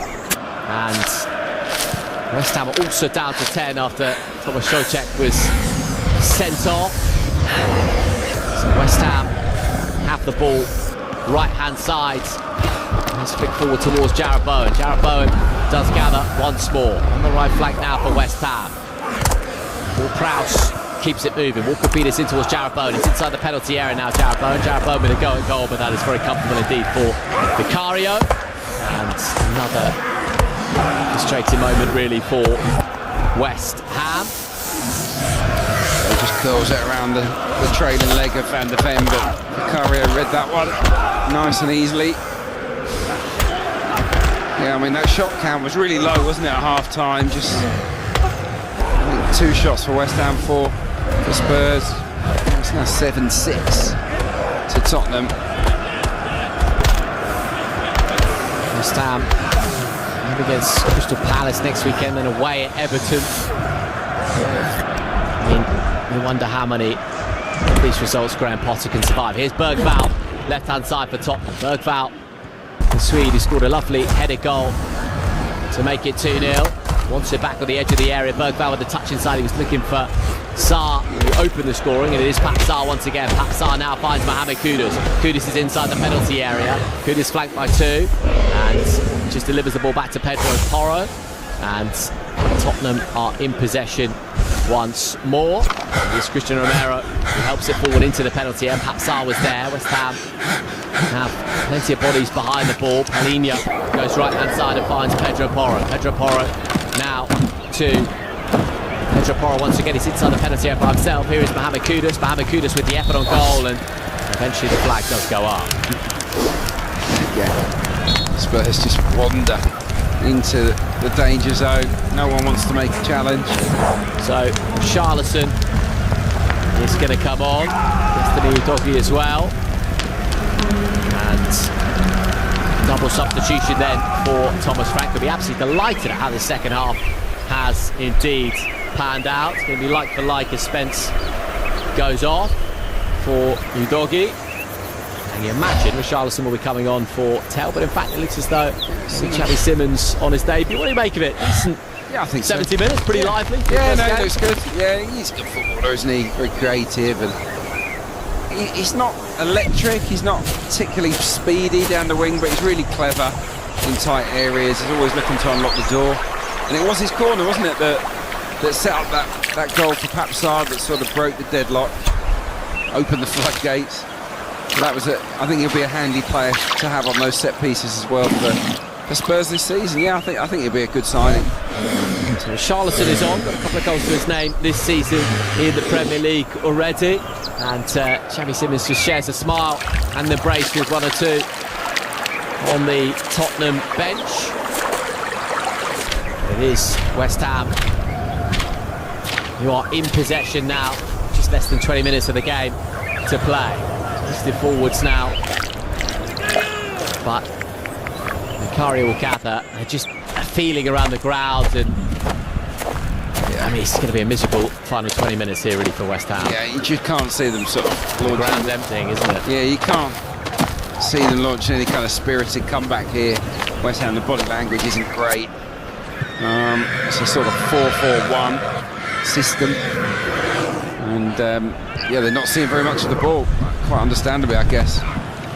Callum Wilson with his first touch of the ball finds Guilherme just inside, but it is Tottenham who have the ball back on the right hand side now as they seek a fall, and Tottenham comfortable in possession. The game has just dropped in terms of the intensity and the tempo, understandably perhaps. West Ham down to 10, trailing by 3-0. Tottenham with goals from Pape Sarr a couple of minutes into the second half, then Bergvall with a lovely header, and Van de Ven's Mohamed Kudus is certainly antagonising a couple of the locals. Kudus once again, his touch is heavy on this occasion. Juve can clip it away. Tottenham just in third gear here. There's no real need for them to be more than that. The European commitments, of course, with the Champions League group stages this side. Christmas game on Tuesday night. Bergvall has the ball left-hand side. Bergvall to Palinha. And the Ole's coming out from the Chaplin supporters. And what could Tottenham realistically expect this season? I mean, obviously today doesn't define their season, but as I mentioned, I mean, no one's got more points as it stands in the Premier League than them this season so far. What's a realistic expectation? Being top six.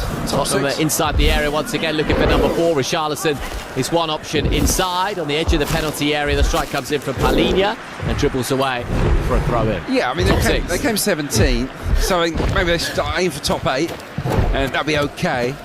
But you know, they could get Champions League, couldn't they? They could get into the top 5. It's been a good start. Thomas Frank's a good, solid manager.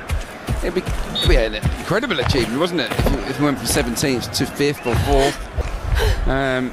But I suppose that's got to be the target. Bergvall with a throw-in. Walker Peters does clear, free kick for West Ham. I guess the only catch is that 17th will be seen as a bit of a false economy in terms of a position, and they'd expect, obviously. Yeah, but they're not going to finish above. Well, Liverpool and Arsenal will be the top 2, won't they? City, I can't see them finishing above City. So, you know, or Chelsea.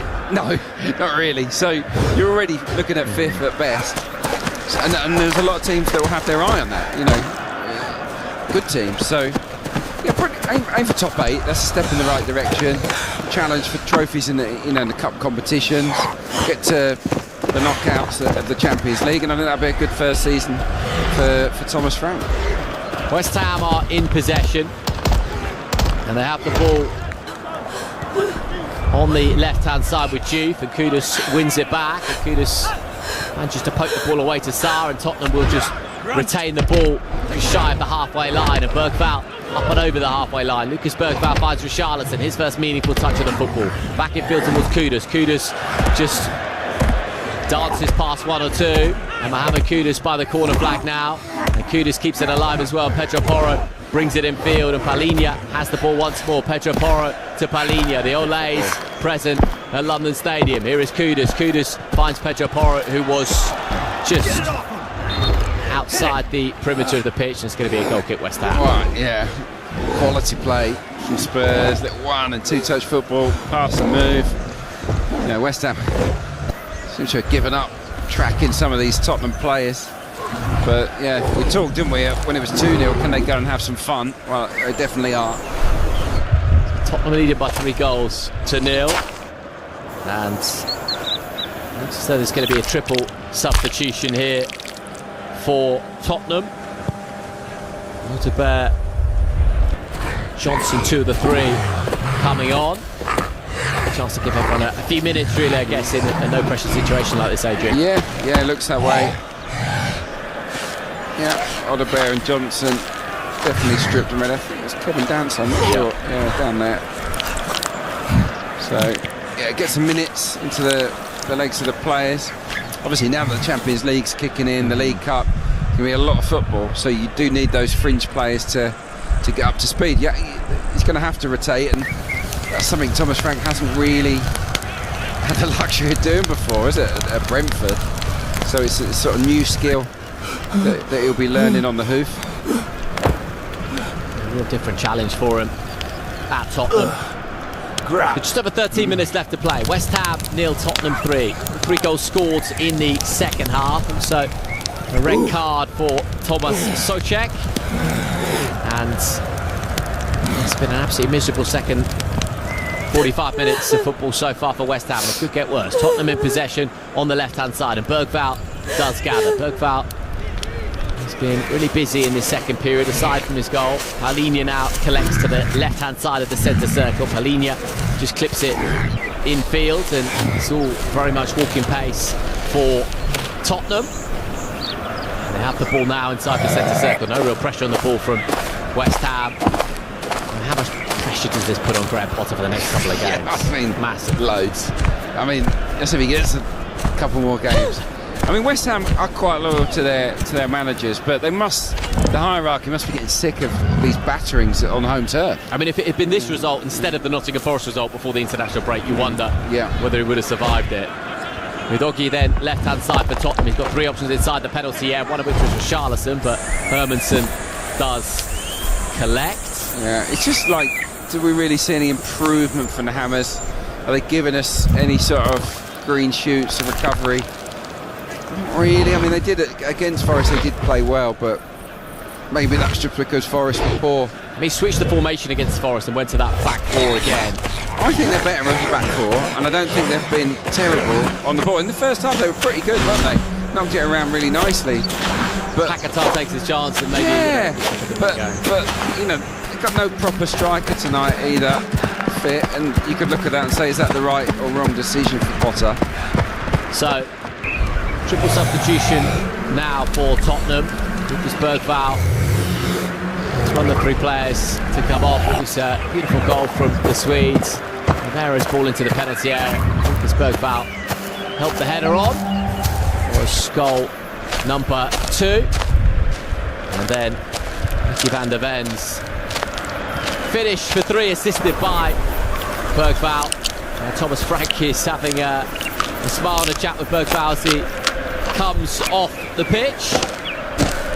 So, triple substitution with Kevin Danso, Hodopere, and Brennan Johnson, the 3 players who are now on. And Thomas Frank is taking time to chat with Mickey van der Ven as well. He's one of the 3 players who replaced Tel, Bergvall and van der Ven.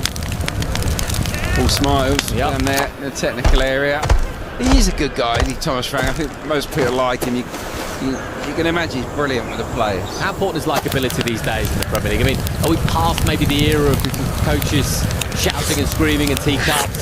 Is it a different kind of era and how you've got to manage these? Yeah, I think the manager needs to have a bit of an aura and they need to be strong in their decision making. But yeah, there's no teacups anymore. I don't think that really Was there ever? Yeah. Edge in the penalty area now. Mohamed Kudus goes down, wants a free kick. He's not going to get it. West Ham will bring the ball away. Yeah, modern players, they wouldn't respond well to it, I don't think. And that's why likeability is so important. I think so. It's a different form of motivation. Yeah, well, you want to like really like your manager in a way. You want to play for him. You want to run through brick walls for him. You want to get success for a person that you like, don't you? Look, you got to remember, you got to spend most of your week with this coaching staff.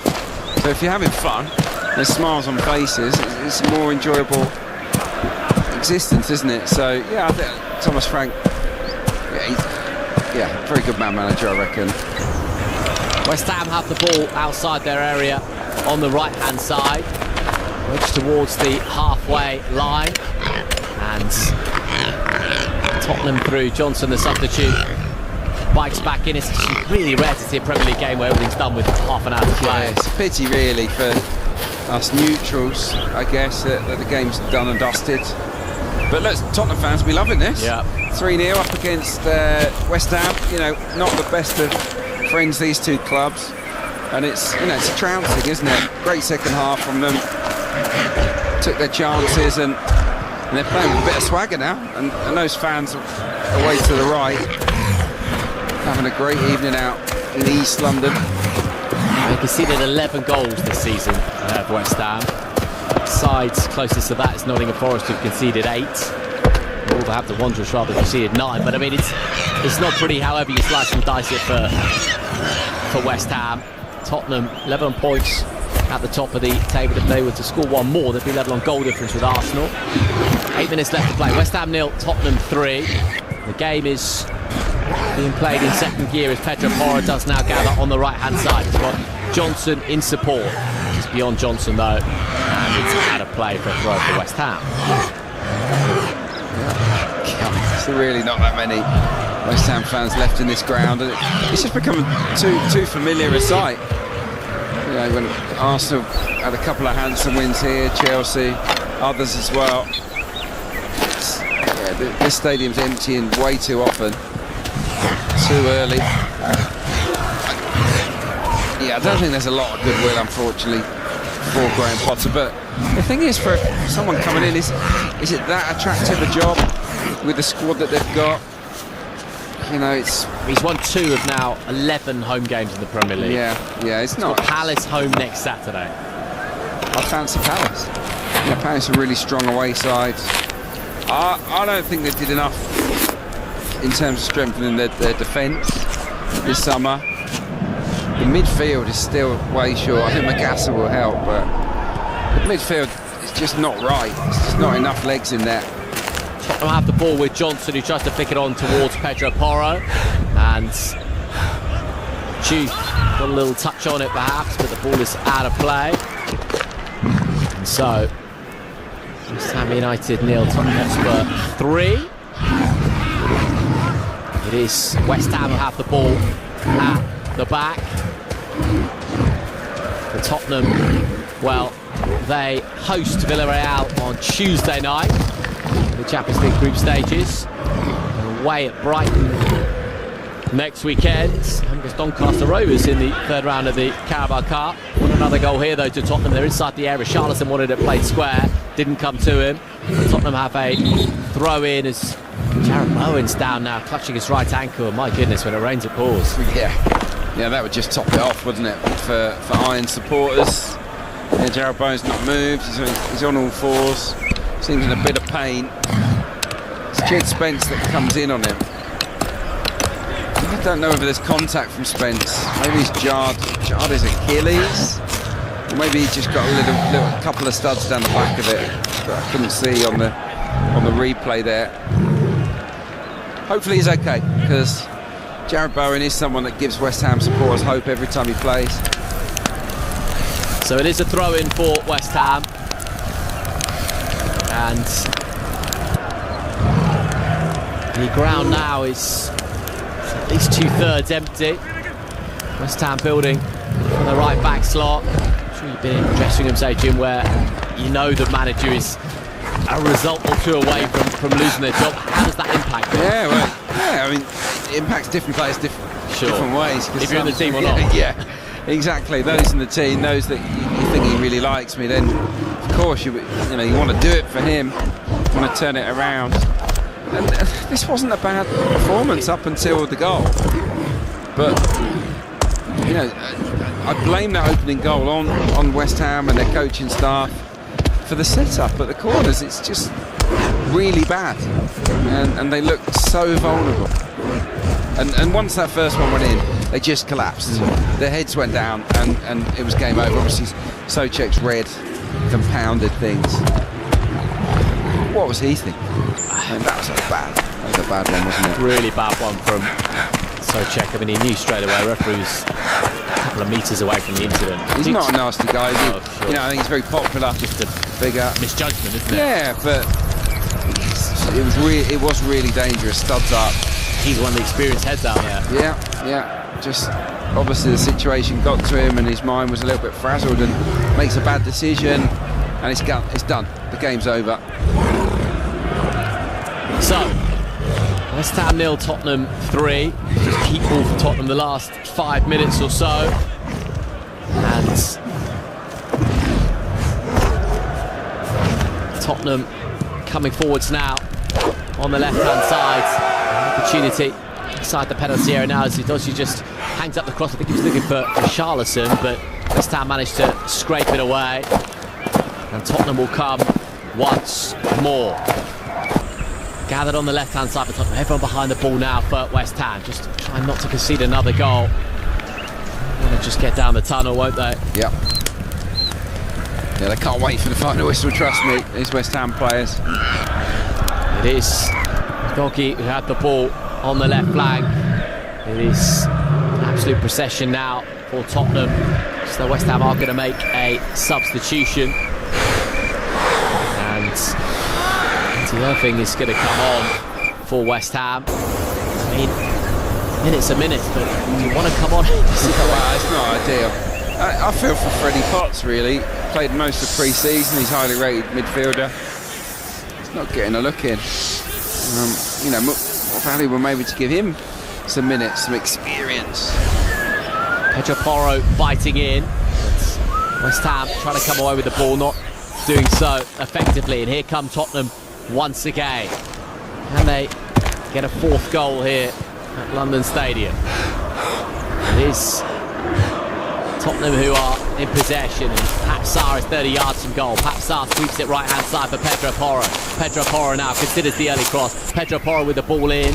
Can't beat the first man though. And Pedro Porro trying to pick up the pieces once again. West Ham will manage to scrap it away, but Tottenham plunge it back into the challenges. In 4 games played, 11 goals conceded, a couple of thrashings at home as well. Home against Chelsea now, home against Tottenham. Those are London derbies. Yeah. Terrible for Potter. Really terrible. And it would maybe be fortunate to sort of ride it out. I think he's a good coach, but it's just not working. Jarrett Bowen inside the penalty area looking for a consolation. He's not going to get it because Vicario does gather. I loved his work at Brighton. I thought he was great. And yeah, it's just he's struggled since, hasn't he, Potter? But did the Chelsea job just rattle him a bit? I think so. Yeah, it's a tough gig. And maybe it was too big a jump at the time for him. You know, he did quite a modest playing career. You know, it's a different mindset at the biggest clubs. And you just don't get along. When it turns like this, I mean, there's so few examples of it turning around when you're in this kind of situation. You know, when things start to go against you in this way, when your form is like this. I mean, throughout the Premier League, it so rarely does turn around. Yeah, occasionally it will, but more often than not. You know, for West Ham to have a great season from here would feel like a really bold bet. You wouldn't fancy it. But you know, would another coach come in and get more out of the group? You know, it's not the strongest of squads. Can't go down there, can they? No, I don't think they'll go down. No, I think they'll be okay.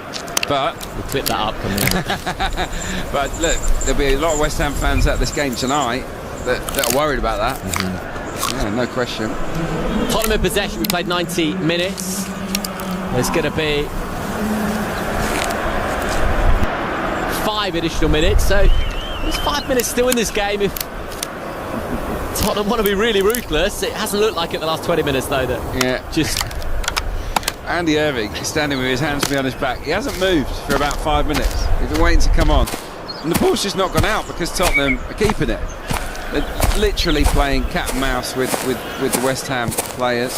Johnson with the ball in towards Richarlison. Has had a moment in the game since coming on as Richarlison. Sar's 25 yards from goal. He's got Pedro Porro in support. Pedro Porro's on the right-hand side of the penalty area. Now Pat Sarr. Pat Sarr has plenty of options inside the box. Pedro Porro with the cross. Pedro Porro zips the ball into the penalty area. It's a great save on the rebound. Incredible double save from Hermansen. Flag might have been up anyway, but in a turgid early evening for West Ham, at least that's something for the goalkeeper to take home. Oh, it's a great save, isn't it? The first one. Porro whips in a beauty of a ball, and it's Kudus. Is it Kudus? Yeah, it's Kudus with the volley. It was Johnson who was offside on the follower, so Kudus' effort would have counted. Yeah, but the rebound would have been disallowed. Yeah. But excellent double save from Hermansen. The West Ham fans delighted that Kudus didn't get his goal on his return to this stadium. Irving on, Ward-Prowse off. 11 of his 12 appearances prior to this have been as a substitute. Well, Thomas Franks would be delighted. He's inside his technical area. Knows it's a long season to come. Ange Postecoglou had a great start as well, but it feels different, doesn't it? It feels like he's a safe pair of hands. They're not going to be easy to beat, Tottenham. They might not always be pretty, but they'll be tougher. Definitely more abrasive. And I guess it's a good win, and has to go down as a really strong start to the season. You know, clean sheet wins at the Etihad and London Stadium. Very nice. Tottenham in possession. We played 2 of the allocated 5 minutes at the end of the 90. And Pedro Porro is the option right-hand side. Pedro Porro now does have it for Tottenham. Do they want a 4th goal here? Pedro Porro just cutting back inside. And Romero is looking for a little bit of support and finds it now. Chance now for Brennan Johnson inside the area. Brennan Johnson with a cutback. Richarlison was there. It's Mohamed Kudus! And somehow West Ham managed to survive by throwing bodies in front of the ball. It's been an absolutely torrid contest for West Ham this evening. And that is a very, very small win for them in the context of the 90 minutes. Mohamed Kudus inside the area on his left foot, 8 yards out. Sorted his feet out well enough, but eventually, when he got the strike in, cannoned off the substitute, Irving and behind for a corner kick. Yeah, he defended it well, didn't he? He really wanted to make that block, Andy Irving. But what a pass from Romero. Absolutely magnificent forward pass to Brennan Johnson. Yeah, fantastic there. Deserved a goal. Corner kick then for Tottenham on the left-hand side. They've got 5 players inside the penalty area, and they very nearly got goal number 4. It was once again floated in, came off a West Ham head and behind for another corner kick. And why does it look so nervy in there for West Ham? It can't just be a height thing. I mean, it's the position, it's the fact they know they've conceded so many from corners. Yeah, I don't know the marking set up, whether the players aren't comfortable with it, I'm not quite sure, but it's a very, very crowded 6-yard box, and it's so hard for the keeper. I think it stems from the keeper and maybe a lack of trust in him to come out and deal with these balls into the box. But they look edgy every time. Corner kick then for Mohamed Kudus into the penalty area, and it very nearly was 4-0 there because Palhinha's touch on went over the crossbar, and that might just be that in terms of the contest. And, well, fabulous evening for Thomas Frank, Adrian. Yeah, really good. Some excellent individual performances. I think, yeah, Bergvall was terrific when he was on. You know, Kudus, I think, has shone. Good debut from Simmons. Yeah, Romero, Van der Ven, excellent. So yeah, it's been a good evening's work from Tottenham Hotspur, and it's turned out to be a pretty easy win, hasn't it? Didn't really feel like it in the first half. I mean, Tottenham were probably the better side, but it was pretty tight. But there does go the full-time whistle. It is West Ham 0, Tottenham 3. Goals from Papsar from a corner, Bergvall and Van der Ven. Souček sent off for West Ham. West Ham 0, Tottenham 3. You're listening to Premier League Live. Bowen on his left foot, beat it infield towards Fernandes. Fernandes to Paquetá. It's Lucas Paquetá, and he just scratches it wide of the upright. And the reaction from Paquetá tells you everything you need to know. Head in hands, got the finish all wrong, Adrian. Oh, it's a horrible finish. It is West Ham 0, Tottenham 0. Corner kick then for Tottenham. It's going to be Xavi Simons right-footed to swinging the cross towards the back post, and there is the opening goal. West Ham United have been so vulnerable from set-piece situations this season, and Papsar profits in style. It's West Ham 0, Tottenham 1. It was only a matter of time. West Ham United have been so shaky defending set pieces all season. And it is now Souček who left studs in there. What's the colour of the car going to be? It's red. Straight away the referee had absolutely no doubt. Jarrod Gillett dipping into his top pocket, and Souček knows it too. Bergvall's inside the area, and Bergvall makes it too. And West Ham's evening is going from bad to worse, and Tottenham are going level on points with Arsenal at the top of the Premier League table.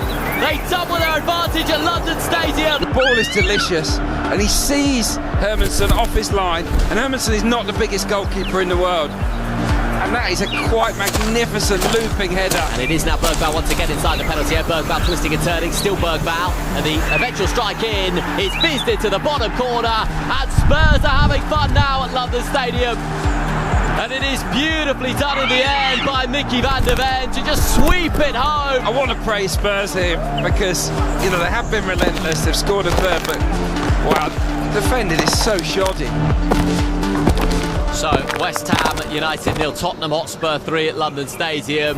Tottenham in the second half really did take their chances well and put their foot down, but West Ham, they made so many mistakes, Adrian. Of course, the red cards and the way they conceded the goals. It's just a contrasting second half. They fell apart. Yeah, they fell apart completely, and they gave up the ghost, and there was some really sort of feeble defending in the end from West Ham United. But let's praise Tottenham. Scored some good goals, carried a threat, pinned West Ham in.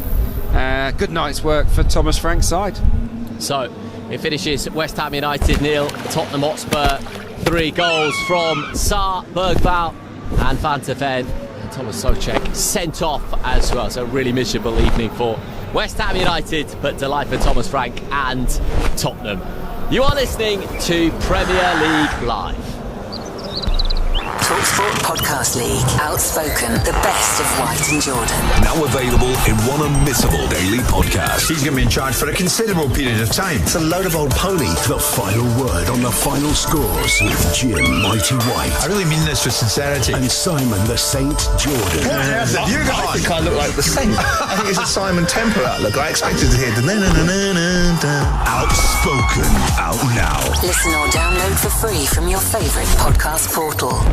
Kick it! TalkSport Superstar Breakfast. You wake up late for work, man, you don't want to go. Cause Brazil and Paula haven't finished their show. Pump up the volume and make lots of noise. You're listening to the Breakfast Beastie Boy. You gotta fight for your rights to follow. The original ill communication from the breakfast party animals. Alan Al Rock Brazil and Ray Party Paula on the TalkSport Superstar Breakfast every Friday morning from 6. Whoa, yeah.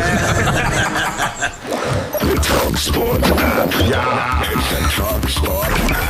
Swipe left for TalkSport 2. Und get in-depth interviews, the latest team news und all the sporting best bits. Swipe right for TalkSport. Und unmissable Kick-by-Kick commentary of over 500 games of wunderbar live football across the season. Das ist gut. Give your phone the finger. The TalkSport app. 2 Finger, 2 Wettet. What are you waiting for? Download it from your App Store. TalkSport Drive.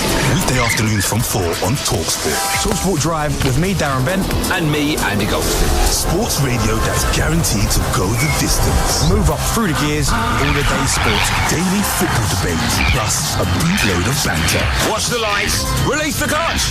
Drive!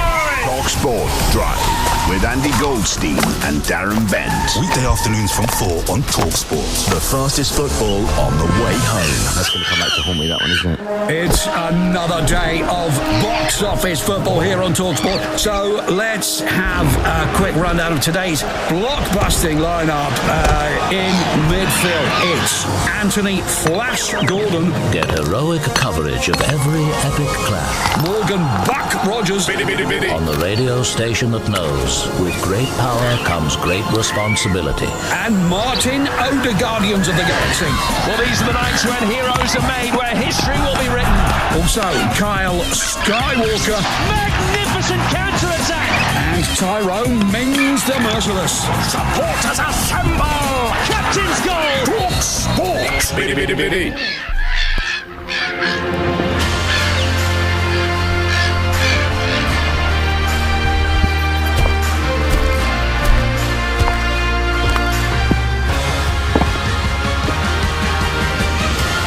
You're listening to Premier League Live with TalkSport. Undeniable, inevitable, and it's a fabulous goal. Every goal, every moment across the entire season. Smashes it through the middle, and that's the widest smile in North London. He's back. He's celebrating it, so I'm giving it to him. The goals, the drama, the excitement, the despair. It is a world-class free kick. Oh, and he's found the finish as well. The sackings, the thrashings, the winners, the losers, the heroes, the villains. The silver of a Premier League trophy that is theirs once again. It's all here on Premier League Live. You are listening to TalkSport's coverage of Brentford against Chelsea from the G-Tech Community Stadium. I'm your host, Toby Gillis, and alongside me this evening is the former Tottenham midfielder, Kevin Watson. This is Premier League Live. Well, welcome to West London, where there are countless narratives for this particular derby. Make no mistake, these two may have been apart a lot historically league-wise, but they do not like each other, and they want to beat each other badly. Questions have been asked of both clubs in recent weeks, and it's probably fair to say we're none the wiser in terms of answering either. For Brentford, they might thank Chelsea for the recruitment of their current manager. The story goes that at the end of the 23-24 season, the Blues took the Bees' set-piece coach, easy for me to say, Bernardo Cueva, went to Stamford Bridge. A year later, the man who succeeded him in that position, Keith Andrews, is the top man at the G-Tech. An extraordinary rise, though some are questioning if it has come too soon. Results have been mixed. 3 weeks ago in his first home game, he got the better of Aston Villa, and there's been a good League Cup win at Bournemouth too, but a capitulation at Forest on the opening day and a late defeat from the jaws of victory at Sunderland before the international break has raised more issues. Can home comforts help him ease the nerves again tonight? Chelsea have all sorts of issues. The 2-week pre-season after becoming world champions may be coming back to haunt them.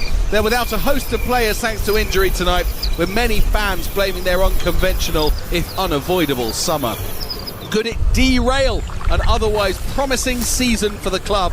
There's also a sense of fortune about the start to their campaign too. VAR's going their way, controversially, in the draw with Palace on the opening day, and last time out's win over Fulham when sat still at 0-0. Let's take a look at the team news for this evening, because there is plenty to get through. Brentford make 2 changes from the loss against Sunderland, and they are big ones. Dango Ouattara, the man brought in at huge expense to replace, well, Brian Bumo, but also now with Johan Wissa having gone too, he as well is only on the bench tonight. We have not been given a reason for that, but he could come on. It might just be for a long international break for him. But also the man who all of their attacking play goes through, Mikkel Damsgaard, is out entirely. We are told he is ill, so misses out. In their places, Matthias Jensen and Ethan Pinnock, and the fact that Pinnock has come in for one of those 2 attacking players will tell you as well that there has been a change to the system, and we are convinced that it will be 3 centre-halves today. So Quimby Kelleher continues in goal. The back 3 will be Nathan Collins, Ethan Pinnock and Sepp van den Berg. Then Michael Coyote and Keane Lewis Potter will provide the width from the wing-back positions. The midfield 3 is Jordan Henderson, Matthias Janssen and Yeo Yarmolyuk. And then it'll be Igor Thiago, top scorer so far this season with 3 in all competitions, alongside Kevin Schade up top. For Chelsea, there's even more to tell you about. 4 changes from the win over Fulham, and again, some of these are surprising. Mark Cucurella benched, Marlo Gusto benched. There is no Liam Delap, we knew about that. He is injured out for 10 or 12 weeks after that nasty injury picked up in that game. And Esteval, we thought that he'd probably play tonight, and there are contrasting reports about why he is not. He's either ill or it was down to his late return from international duty, during which he scored his first ever goal for the Seleção for Brazil. So the 4 that come in: Wesley Fofana, we think he'll be at right back. There is a full debut for Jarell Hato, the man that came in from Ajax. Jamie Gittins returns to the starting lineup on the left-hand side, and Cole Palmer is not fully fit yet after his injury, so he's only on the bench, and that means there is a debut for the man brought in on loan, to a bit of a surprise for many of us on the final day of the transfer window. Facundo Buonanotte will play in the 10. Alejandro Garnacho, by the way, is also on the substitutes bench. So Chelsea's team in full: Robert Sanchez, 4-2-3-1.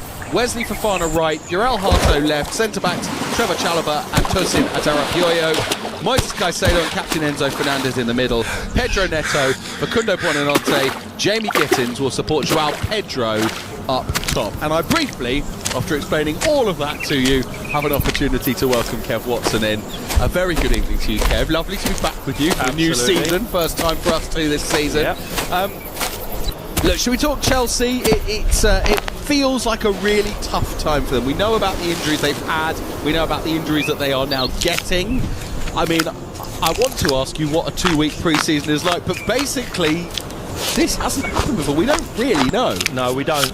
All we do know is that they went from a very tough season last season straight into the Club World Cup, and obviously going the full distance, which they did, means they've only had a couple of weeks break. Yeah.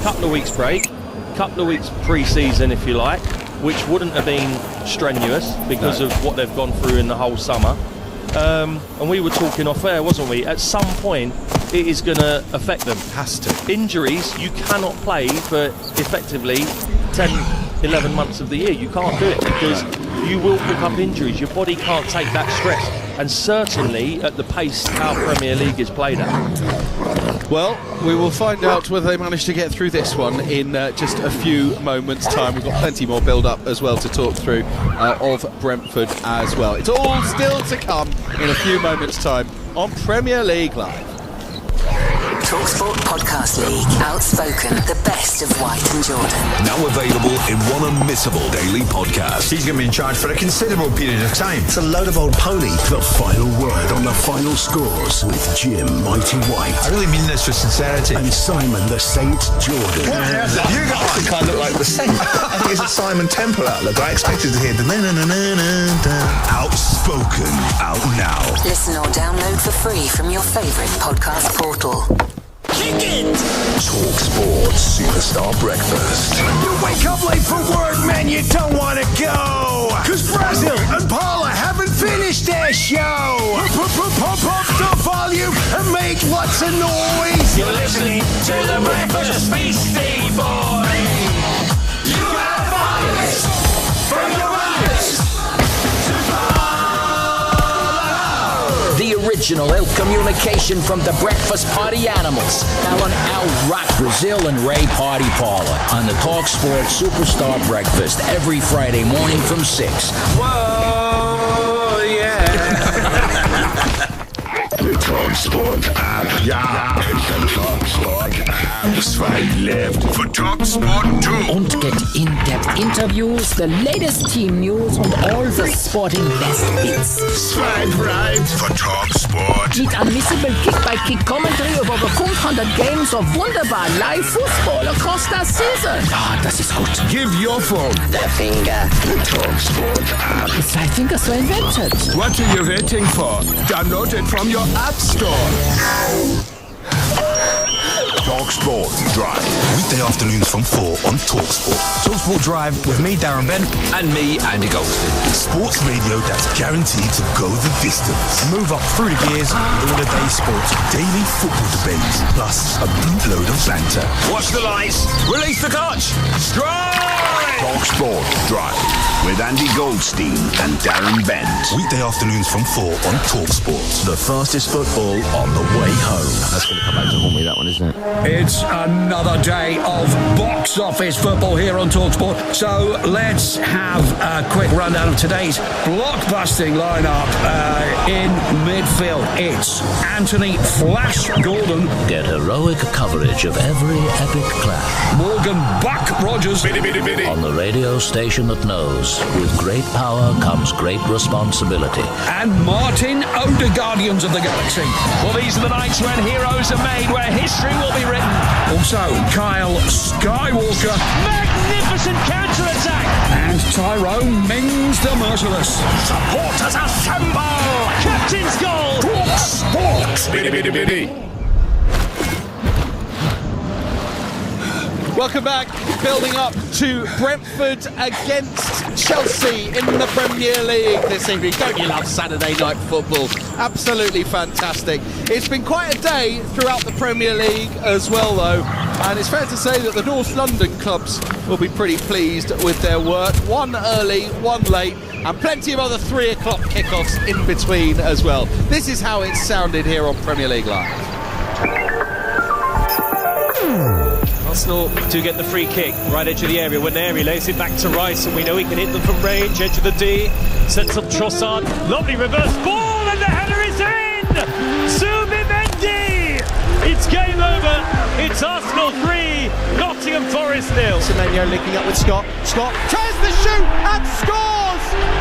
20 yards out, Alex Scott with his first goal of the season, and it's Bournemouth who strike first. Murphy, now Tonali. Can they find a telling touch at the end of this move here, Newcastle? Murphy towards the back post. They can. It's a debut goal for Nick Voltemada. It's a lovely headed finish into the left corner. Into the able to deliver a dangerous cross, and Matoma heads it home at the far post, and Brighton are level. Into the box, Kamara gets it down, drills it goalwards. What a good save! Long throw in, headed to the edge of the box. Kamara got onto it very, very quickly. Right foot shot in from 19 yards. The roof's down to his right. reaches out. Evanilson, tight angle, gets inside the box, it goes down, and Bournemouth have a penalty. Verbruggen and his bright orange goalkeeping strip trying to make himself big. Deep breath by the Ghanaian, steps up, right footed, he scores by sending Verbruggen the wrong way. Grealish stays up on his feet, whips one at the near post, header comes in from Keane and is tipped onto the top of the bar by Emi Martinez, and it stays at Everton 0, Villa 0. Over 2 minutes of stoppage time. Sasha Lukic to take the corner. And on the defender, and it's gone in, and Fulham have nicked it right at the end. Tom Kearney leads the celebrations, but it's gone in off of the defender. It's gone in off of Gabriel Goodmanson. And it is now Bergvall once again inside the penalty area. Bergvall twisting and turning, still Bergvall, and the eventual strike in is fizzed into the bottom corner, and Spurs are having fun now at London Stadium. And it is beautifully done in the end by Mickey van der Ven to just sweep it home. So a big old win for Spurs there. Let's just run you through the full times of today. Arsenal 3, Nottingham Forest 0 in the early kickoff. Bournemouth 2, Brighton 1. Crystal Palace and Sunderland 0-0. Same for Everton, Aston Villa. Fulham, thanks to a late Gabriel Goodmanson own goal, beat Leeds by a goal to 0. Newcastle, through Nick Voltemada, beat Wolves by a goal to 0. And then in that late kickoff, Tottenham 3-0 winners at West Ham. That will very much delight the boss. Not. We're focusing though back on the West London derby that is Brentford against Chelsea this afternoon. Kev Watson alongside me, Toby Gillis, for full commentary of this one, just over quarter of an hour away. Kev, we briefly talked about Chelsea's pre-season and the potential issues that it causes. Of course, the other thing to talk about with Chelsea, pretty much every time there's a transfer window, is the turnover of the squad. We'll come to Alejandro Garnacho in a minute because he's only on the bench, and I think it's only right that we give due talking points to the starting 11. And I have to say, I'm good friends with one of our producers who's a Chelsea fan, and when they signed Facundo Buonanotte, I was going, what? He's starting. Yeah, well, I like him, by the way. I just was talking in terms of who else is in that position. Yeah, I mean, absolutely. Chelsea never surprise you, do they? They play the numbers game. They might get 3 right, they'll get 1 wrong, but everyone will see the 3 that they've got right. Yeah. They have, and they do have a lot of injuries at the moment, but they've got an embarrassment of riches, really. You've got Kyle Palmer coming back fit. He can play in the 10 or off of either side as well. They're just a strong team. They've now signed Garnacho. It remains to be seen how he settles in. Will he be a different player to what he was at Manchester United? Does he need to be? Like, I mean, there was talk of the fallout with Amorim. But, he played 90 odd times for them. He's still a kid. He's only just turned 21 this summer. Like, how much? He didn't fit in the system with Amorim, did he? I think that was evident. Well, it's just... How different does he need to be? Well, everyone finds a home. And everyone finds a place in your football career where you play your best football. Hopefully for him, it will be at Chelsea, playing in a formation that does suit him. Chelsea's formation will suit him because he'll be one of the 3 behind the top man at the top of the pitch. So they'll bed him in. He'll play his games.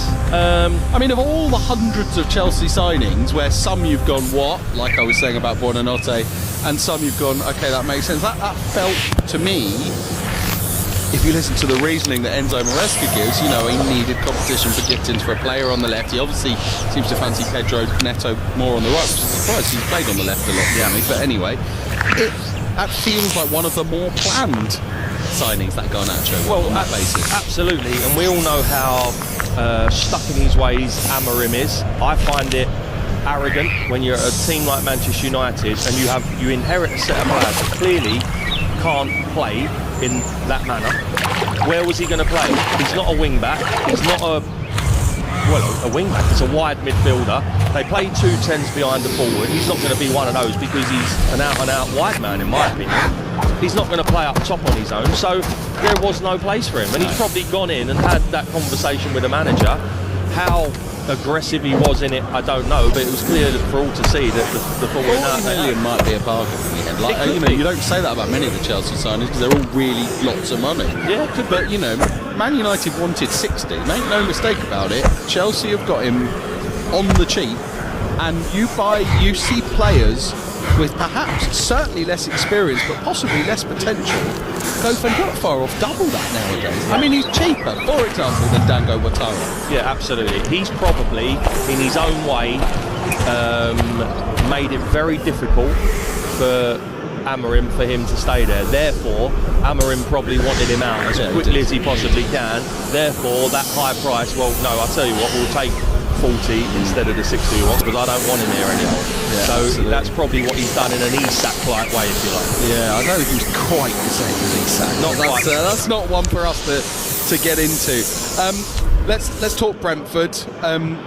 You know Keith Andrews a little bit, don't you? Certainly from his playing days. It's an extraordinary route into management. I mean, you know, our audience are obviously international, but if you look at our domestic TV broadcaster, he has been the championship pundit for years, hasn't he? Yeah. On one of our main domestic broadcasters in the UK. And certainly I had no understanding that he even wanted to go into coaching, let alone into management. And yet in basically a year, he's been a set-piece coach and is now managing, you know, Brentford, all right, one of the smaller clubs, no disrespect in the Premier League, but effectively one of the 20 biggest clubs in English football. Yeah, well, we were saying, I used to play against Keith quite a lot when he played for Wolves, hard-working guy, he clearly knows his stuff. I've watched him on the Championship stuff, knowledgeable guy, and I think he's seen a little bit of a niche in the market where he's gone, well, do you know what, it's very difficult to get in as a first team coach, assistant manager, or indeed a manager. I'll go in for one of those lesser roles and I'll work on set pieces and put myself forward that way. And all of a sudden, like you say, they are one of the biggest 20 clubs in the country, but they are Brentford. He's obviously done an extremely good job. It's a very tight-knit little club, very family-orientated club, as Thomas Frank, I'm sure, will testify.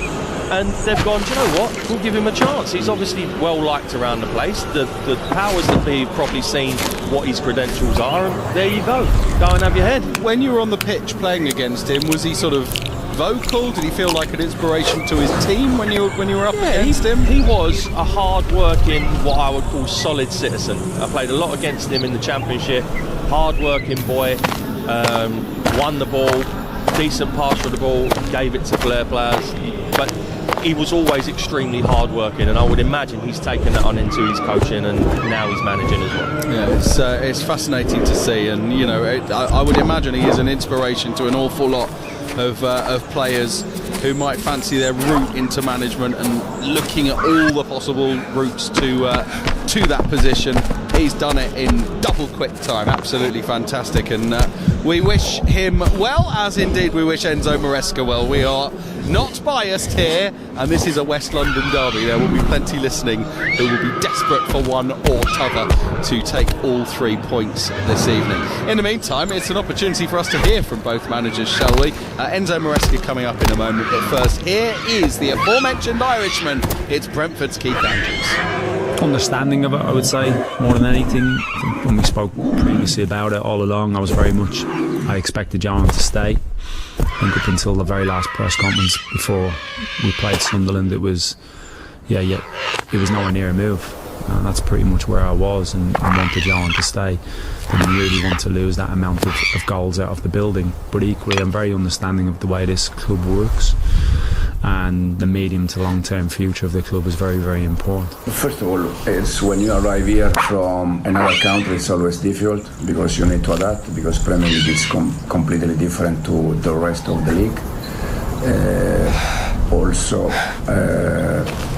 I think Enzo is a great player. He struggled with us at the beginning of last season to understand a little bit what we want from him. Then in the moment that he realized and he understood the situation, I think he's much better player. I see Enzo more attacking midfielder. The numbers also show that in terms of goal and assist, and hopefully he can continue in the same way. Yeah, there's so much to be said about all of Chelsea's players, aren't they? I just want to touch on João Pedro. What a signing he appears to have been. I'm a Watford fan. Most people that are regular listeners to us know that, you know. So I've loved watching him at Watford. I don't think I ever truly knew his best position. I certainly didn't think he'd be a 9, and I know he was dropped into the 10 for the Fulham game with Delap coming in. And I don't think I thought he'd be prolific, but what a start. Like we were saying earlier, quite possibly, like Garnacho, he might find himself a home when he gets regular games. João Pedro just came in, didn't he, and hit the ground running. He hit his straps straight away. And he's playing superbly well. And I think the only thing that will stop this Chelsea team from really, really challenging this year... You mean for the title? Yeah. I think it'll be closer than what it was last year. I don't think Liverpool or an Arsenal will run away with it. The only thing that will stop them is the Club World Championship, catching up on them.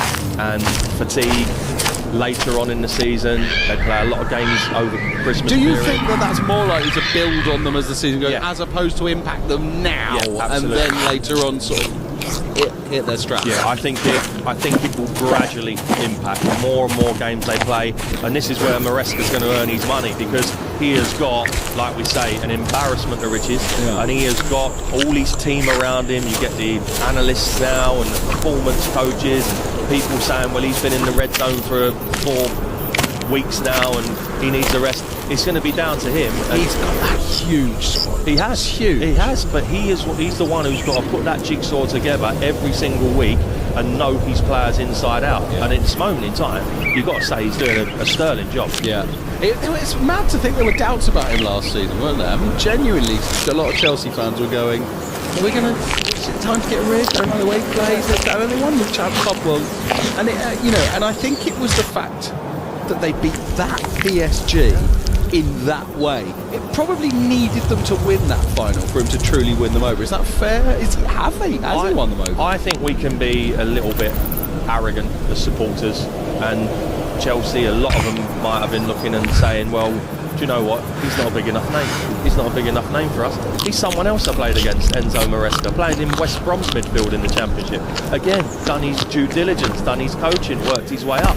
Why shouldn't he get a chance in front of a so-called big name? And he is proving that it can be done. Yeah, he certainly has. I mean, he really has earned his Spurs though as a coach elsewhere, hasn't he? In particular, Enzo Maresca. Look, we are just over 5 minutes away from kickoff.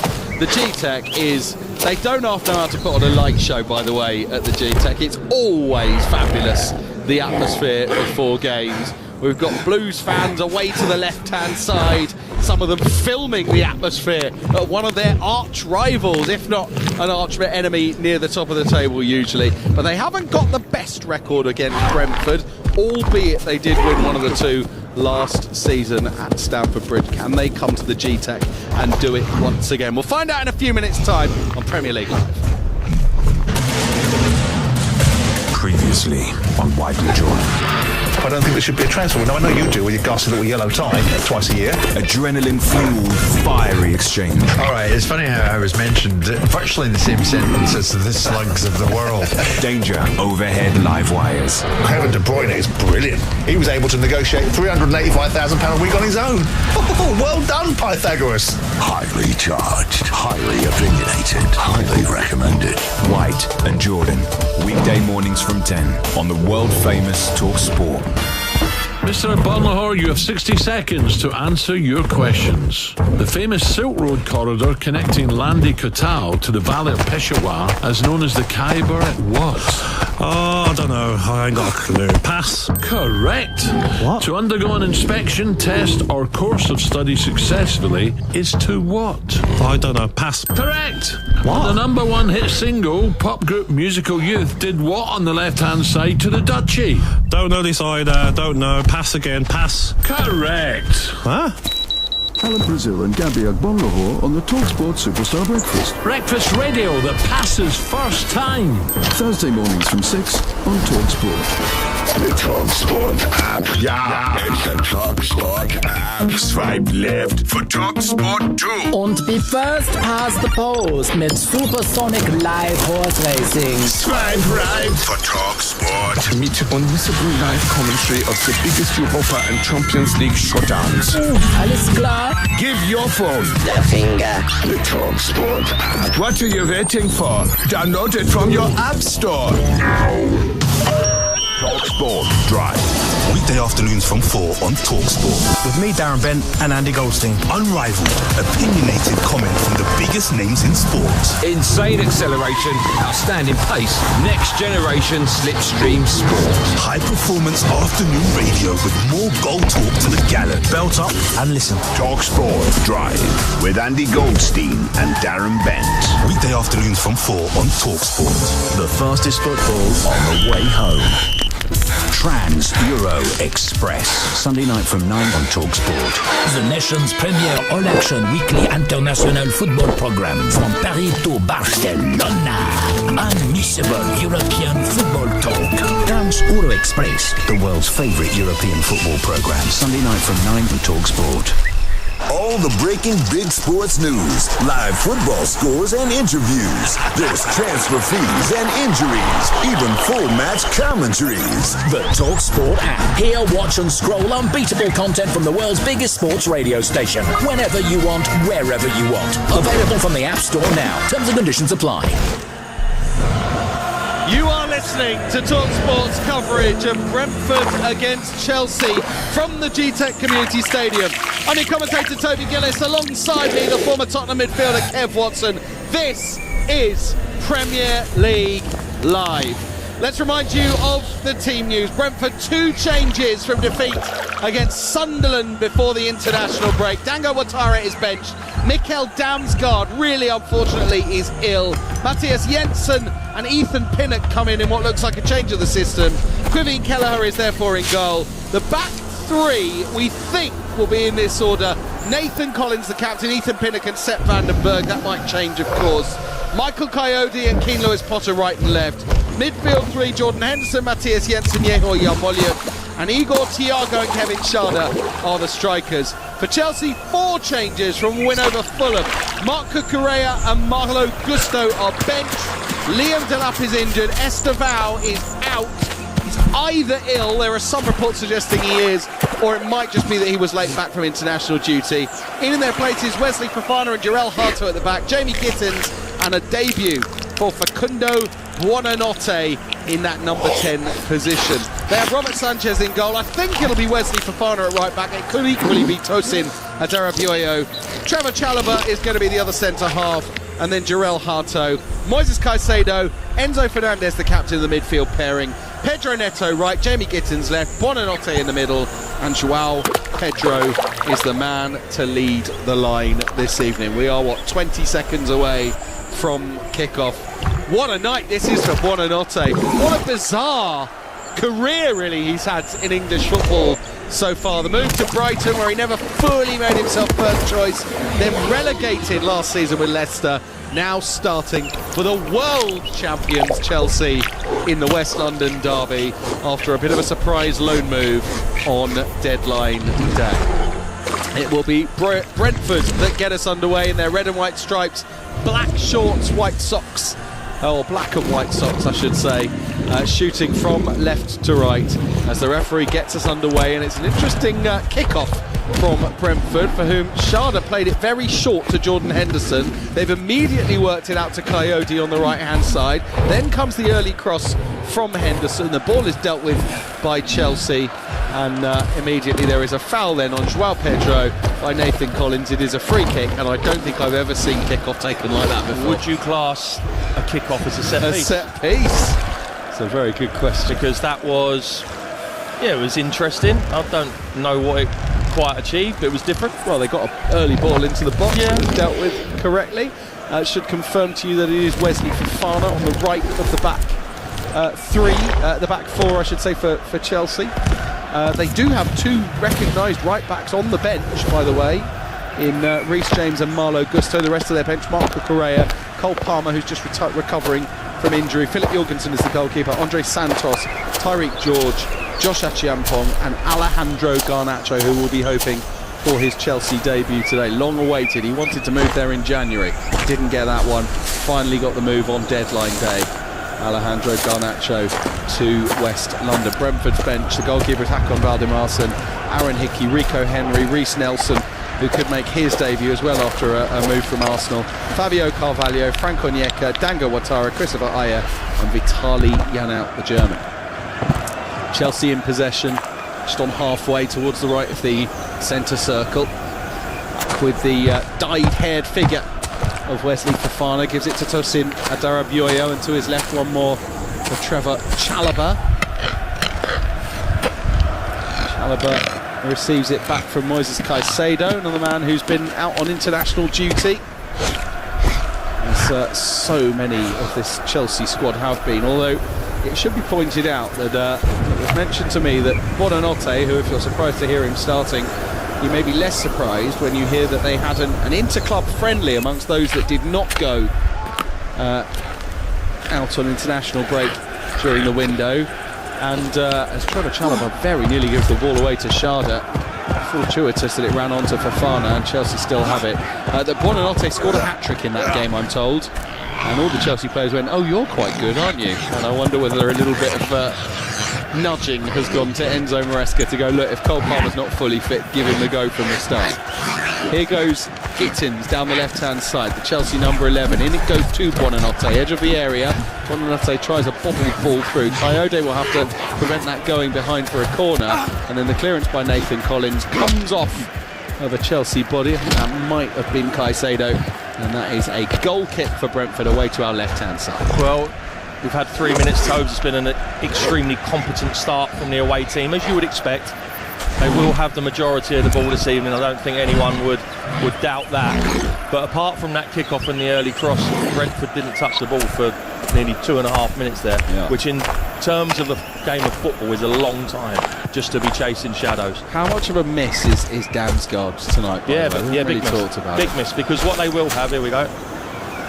Igor Thiago picks up for Brentford towards the left-hand side, 20 yards inside the Chelsea half now. He makes up some ground down the left. He would be the man, though, to pick up a cross. He's got past Enzo Fernandez and hung up a ball. That's easy for the man in the orangey-red goalkeeper kit. Away to the right, Robert Sanchez to claim. I was just saying he would have been the man in the middle there you'd wanted. And in the end he crossed to, beyond those that were there, Sharda among them, and into the arms of the keeper. Well, we're going back to Damsgaard. He is that little bit of quality in what Keith Andrews will know, that in general he will have a team that will need to absolutely work their socks off every single week, every single game to get results. Damsgaard is that little bit of quality that they need to open up teams. Wesley Fofana could have done with a little bit more quality there as he plays it out to the right hand side and straight out of play. Brentford have it back with Vandenberg, who is the right side of the three. Does tend to play to the left of Collins in a 4 as Coyote runs into trouble, and Chelsea attack with Joao Pedro giving it to Buonanotte, back to Pedro in the box. That's a vital intervention, diving at his feet by Collins to block the shot when Joao Pedro looked like he had a relatively simple finish. Still 0-0, but Chelsea threatening early doors. Well, we were singing Coyote's praises off air, wasn't we? And about how good we think he is and what a prospect he is. But he just picks the ball up there and runs inside into traffic, and Chelsea take it off of him. And from there, well, in the end, it's a really good block. Yeah, they will be delighted that they've managed to keep hold of their captain, Nathan Collins, Brentford. There was, I spotted, I don't know how serious it was as they go long. I'll have more on that in a moment. Igor Thiago's given it to Sharda, who's in the box. Here come Brentford. Sharda touch, deflected, wide. Could have gone anywhere from the German, the shot after it took the touch off the defender. And Chelsea, from what was really a relatively simple long ball forward that Thiago let drop over his shoulder, volleyed it to his left for Sharda, very nearly found themselves opened up.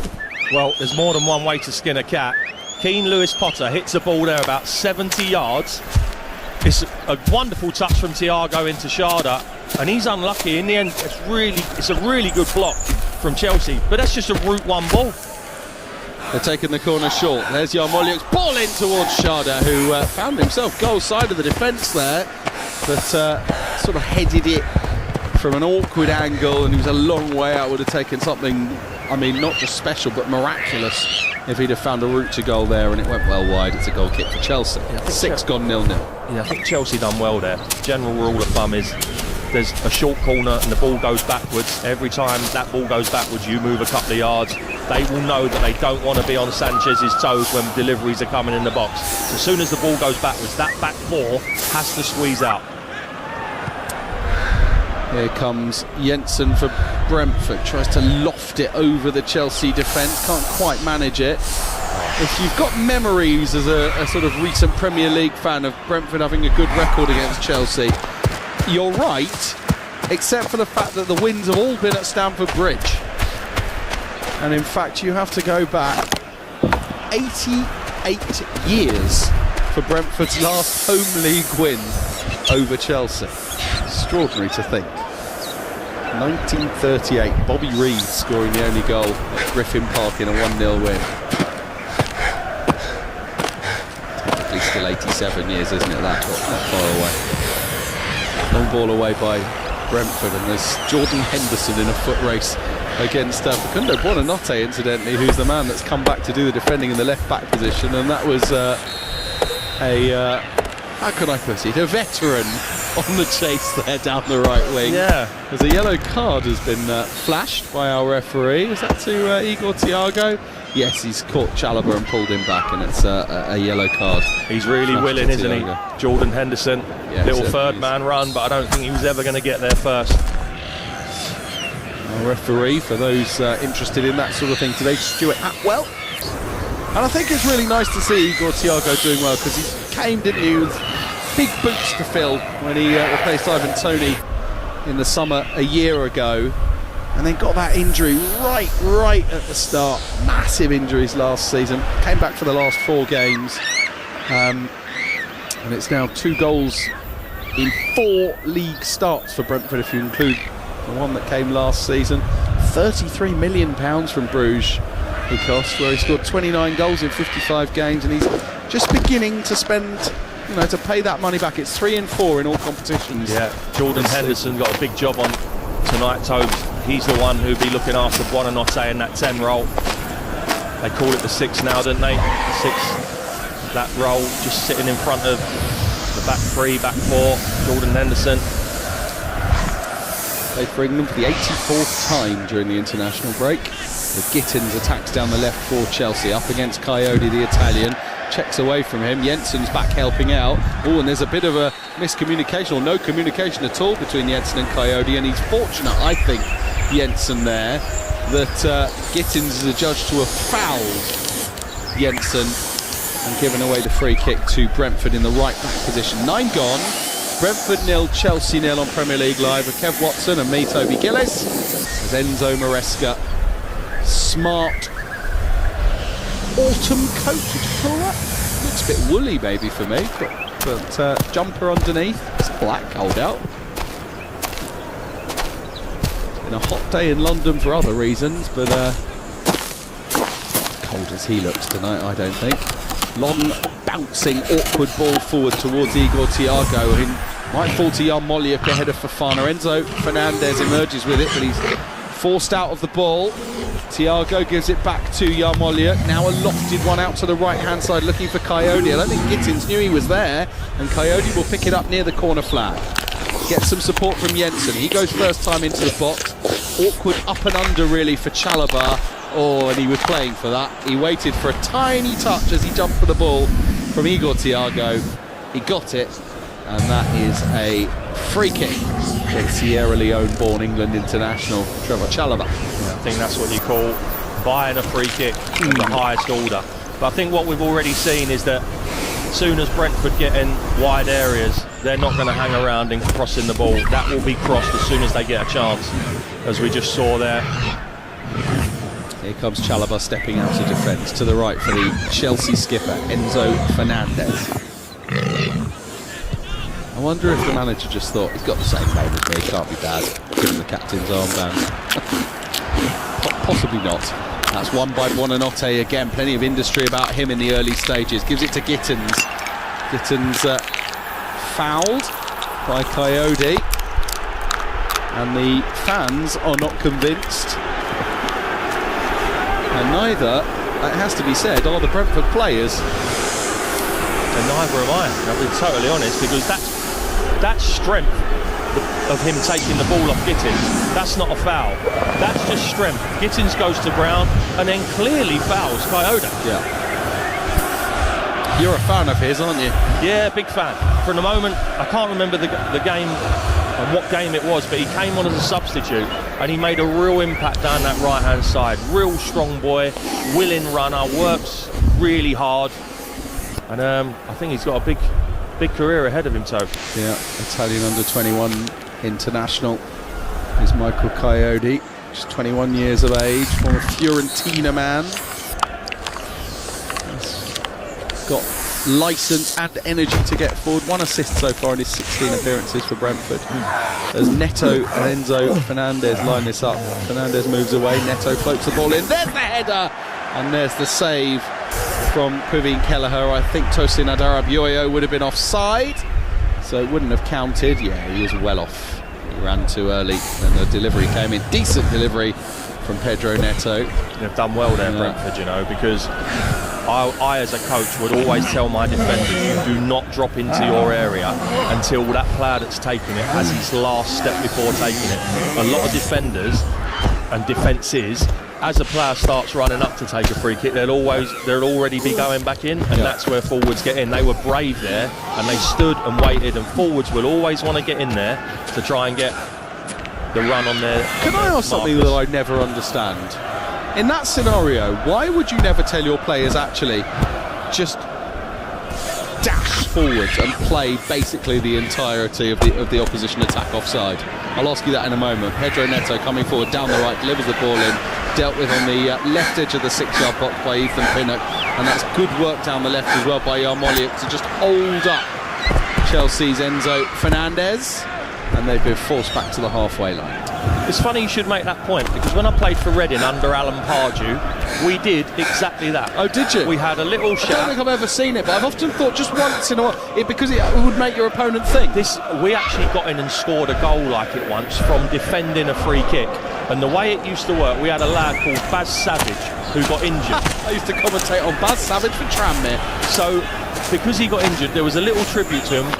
The shout was, pick up Baz. Any wide free kick, it was pick up Baz.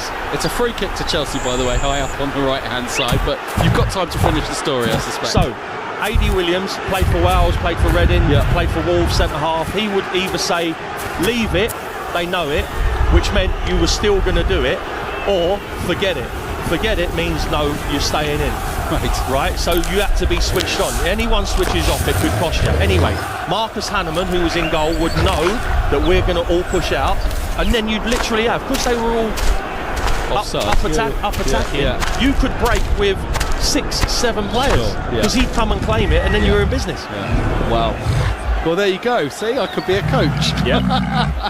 I've often wondered why you never see it. Anyway, Chelsea free kick is a really good position, level with the penalty spot, wide on the right-hand side, come back short to Caicedo. Can they get a cross in now? Yes, they can. Plenty of time to do so. Chalobah's underneath it. Chalobah into the sky, and an easy clutch by the man in green away to our left, Kevin Kelleher,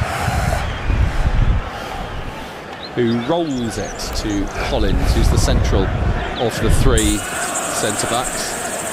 And tried to find Lewis Potter. That was poor, frankly, straight at Fofana. Here's Fernandez in the centre circle, forward to Buonanotte. I mean, he will know, Buonanotte, that with all the furore around Esteval and the quality of Cole Palmer, that this is a rare opportunity for him to shine. He's going to be working his socks off tonight to try and find a way. And Chelsea are coming forward again through Pedro Neto, just got crowded out, and Yarmoliuk forces Keane Lewis Potter back towards the corner flag, and Ethan Pinnock will complete the clearance. Chest down by Schade.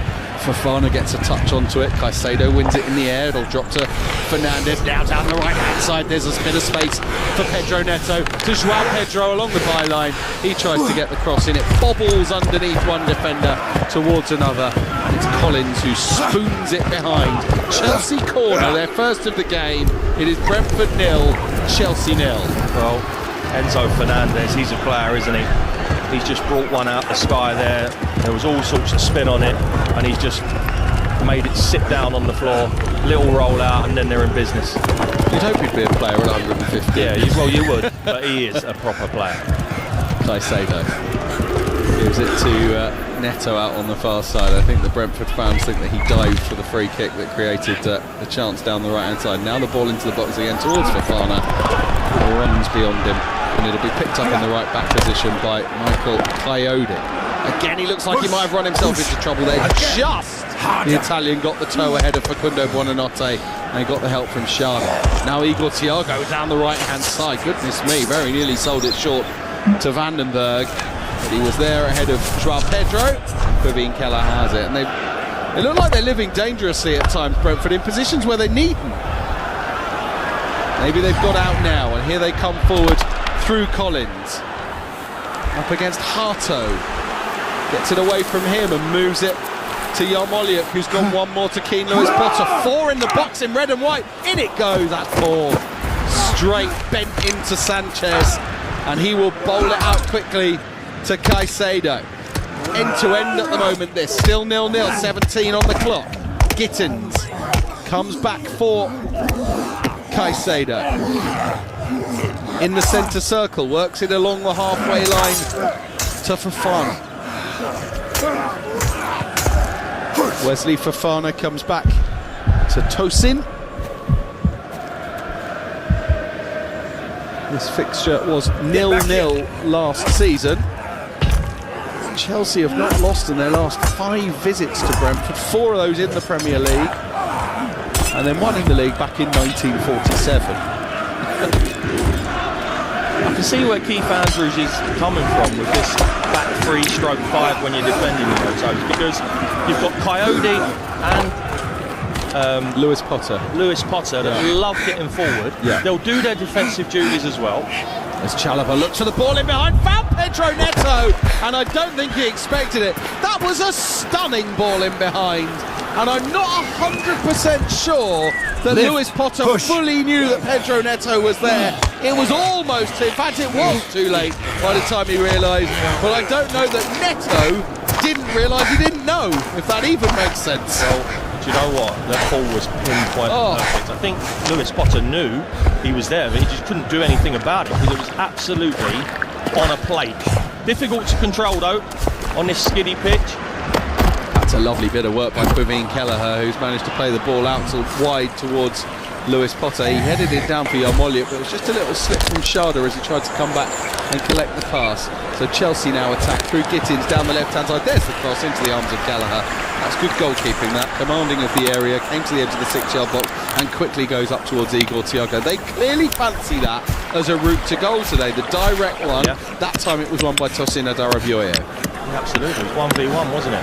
But getting back to that point on Brentford shape, I think there's at least 3 of those players that it suits, and that's Lewis Potter, it's Coyote, and it's also suiting Jordan Henderson because he's got another 2 bodies in midfield with him. He don't want to be in a 2 these days. He wants to be in a 3 with legs around him. Chelsea attacking again. That's a poor touch that by Joao Pedro, and he runs into Yarmoliuk, who then in turn loses out to Moises Caicedo. By the way, I think one of the players to watch this season is Yehor Yarmoliuk. I think he is going to be a proper player. He's able to do that destroyer role for Ukraine. He'll play in a much more attacking position. He has got a goal in him, albeit not really yet for Brentford. There's a real player in there. He's another to watch this season, I think, as Chelsea give the ball away, but Vandenberg couldn't find a teammate with the first-time pass. Caicedo then plays it against Igor Thiago, and Brentford do manage to emerge with it. They clip it up towards Sharda. That's quite right, that one from Jensen. And Chelsea have it back at the back. Caicedo into the centre circle, just manages to bypass Jordan Henderson. Joao Pedro will pick it up, tries the through ball to Gittins, didn't quite get that one right. Coyote was always in the right position to get there first, did so, gave it to Kelleher, he's fed it to Collins, and then Coyote for the 3rd time already in this game has given it away. That's 4, and it's with Jarell Harto, the teenage fullback, brought in to challenge Marco Correa on this particular occasion to usurp the Spanish European champion, and he is getting his first start for Chelsea in the Premier League. Going for the world champions over on the far side of the field. Look, 7-8 yards inside the Brentford half. Will be taken by Fofana, who is barged down and fouled by Yarmolia, who is already bathed in sweat from all the hard yards that he's put in the first 21 and a half minutes. Keith Andrews with his Lego hair, unmistakably so, is looking cool and calm on the touchline. Honestly, if there's anyone that shouldn't mop anyone else's hair, it's me. And is with Fofana on the halfway line, high diagonal, looking for Gittins, one in the air by Coyote, and the offside flag is up against the former Borussia Dortmund man. Really built himself as a key cog in that Dortmund team over the course of the last year. It was a slow burn at Dortmund. He wasn't quite the sort of Jadon Sancho mould who burst through when he immediately moved at the age of 17. Took him a little bit of time. The odd sort of call into the starting 11, a lot of appearances from the bench, and then last season, in what was basically a disappointing campaign for Dortmund until right at the end, when they really threw themselves into getting back in the Champions League and just about did it on the final day. He was a really important player for them. Free kick, throw-in I should say, on the right-hand side for Brentford. Coyote to take it. About 10 yards deeper inside the half from the 18-yard line, so he's going to have to go some to launch this one into the box, but he's certainly planning on it.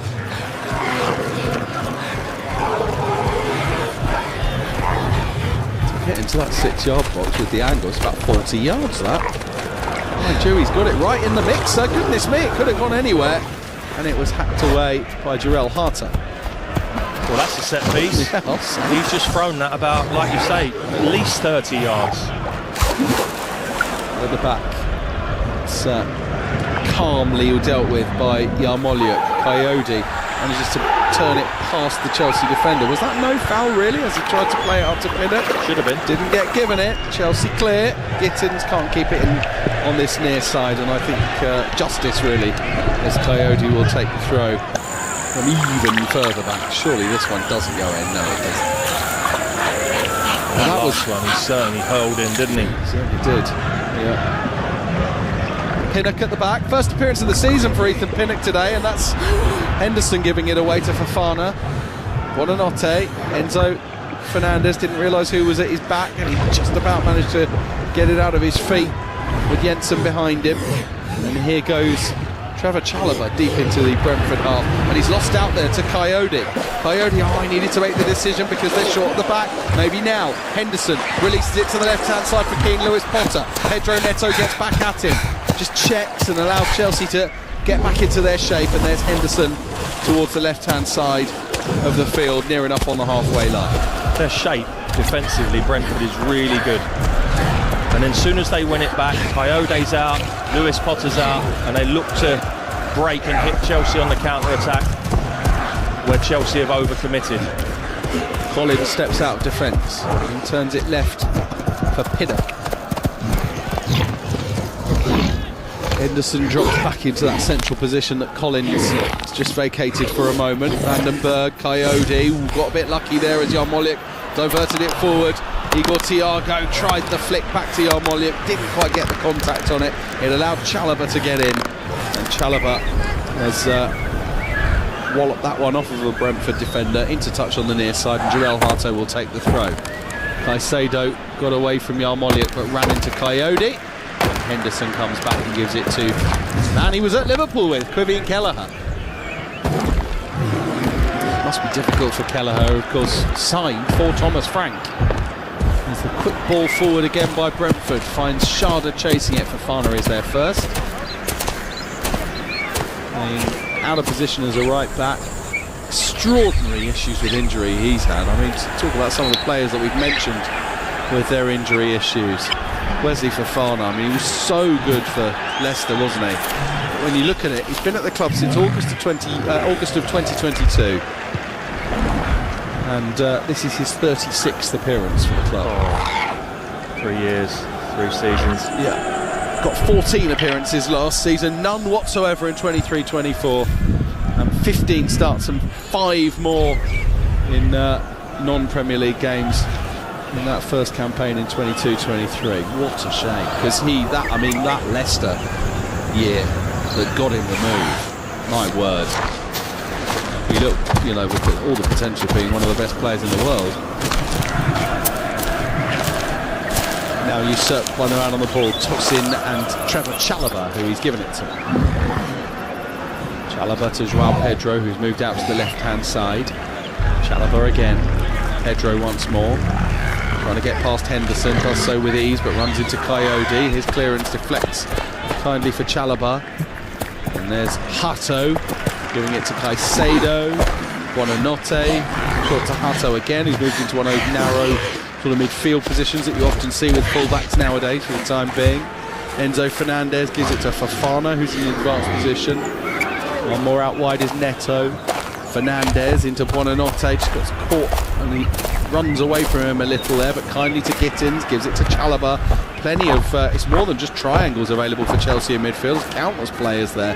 Now Fofana moves out to Pedro Neto, wants it on his left foot, gets it on his left foot, delivers the cross in, overhits it. That's poor, that's a goal kick, and it remains Brentford 0, Chelsea 0. And a lot of the attacking intent and verve of the first sort of 10-15 minutes has just been knocked out a little bit in the last 5 or so. It's the final ball, Tobes. Brentford have really sautéed into Chelsea's half in good possession, but Chelsea have had a lot of ball, but Brentford's shape really good. When they're defending, they're as a 5. When they're trying to attack, they get their wing backs out, they're a 3, and Chelsea's final ball hasn't been good enough.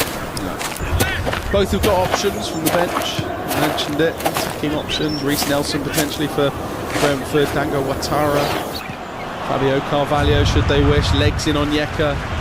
Chelsea of course have Cole Palmer, be interesting to see how much he's got. They could have a bit more attacking thrust down the right in Gusto or James. Tyreek George is there, and of course I think we are expecting at some point today that they will utilise an opportunity to get Alejandro Garnacho closer to match fitness. Vandenberg. How long does that take? Haven't played really since May at this stage. How many games, how many minutes are we talking where you feel fully up to match speed? It'll take a while. It will take a while. Every individual's different, obviously. I mean, he looks like a naturally fit boy, doesn't he? But you can do all the running in the world, all the fitness work, a game and match sharpness and little movements takes ages. Yeah. There are some players that sort of, you always tell when they haven't played for a while that, even despite the training, as Joao Pedro loses control and runs it out of play for a Brentford throw, you can see in their body shape that they're not sort of natural athletes, whereas I don't think you get that with Garnacho. There's a flying challenge by Jarell Hato on Igor Thiago. Gives Brentford a free kick, and I think the fans want more than just that. Referee Stuart Atwell goes to his pocket, and there is a yellow card that looked like it was shown to Tosin Adarabioyo, was it? It was good refereeing, actually. Gave himself a few seconds to think about it, remember in his mind's eye what exactly happened with the foul, and I think he's right there. I think it is going to be Hato. Actually, I think he might have got the ball, Hato. He looked like he got it at the same time as Thiago, but maybe just a little bit of venom in it. Aggressive. And so a yellow card for Jarell Hato.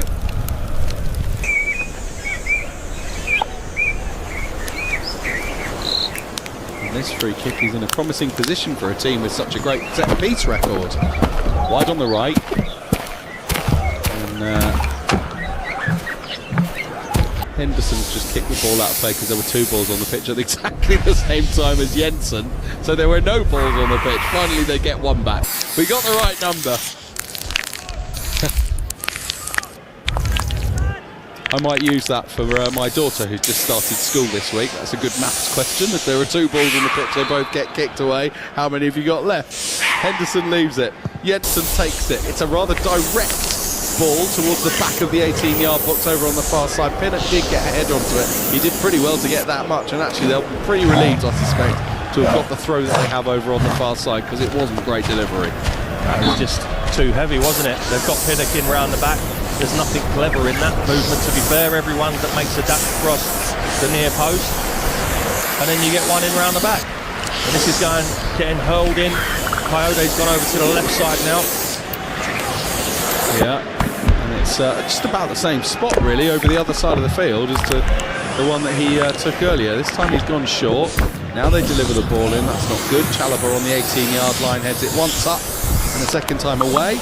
On it goes by Buonanotte. Pedro Neto chasing it. Jordan Henderson strong in the challenge. And there's Coyote on the left. And this time he does get past Enzo Fernandez, and he continues to attack up against Caicedo, who gets a toe in and defends it really well. And then Enzo Fernandez down the line, looking for Pedro Neto. Ethan Pinnock strong.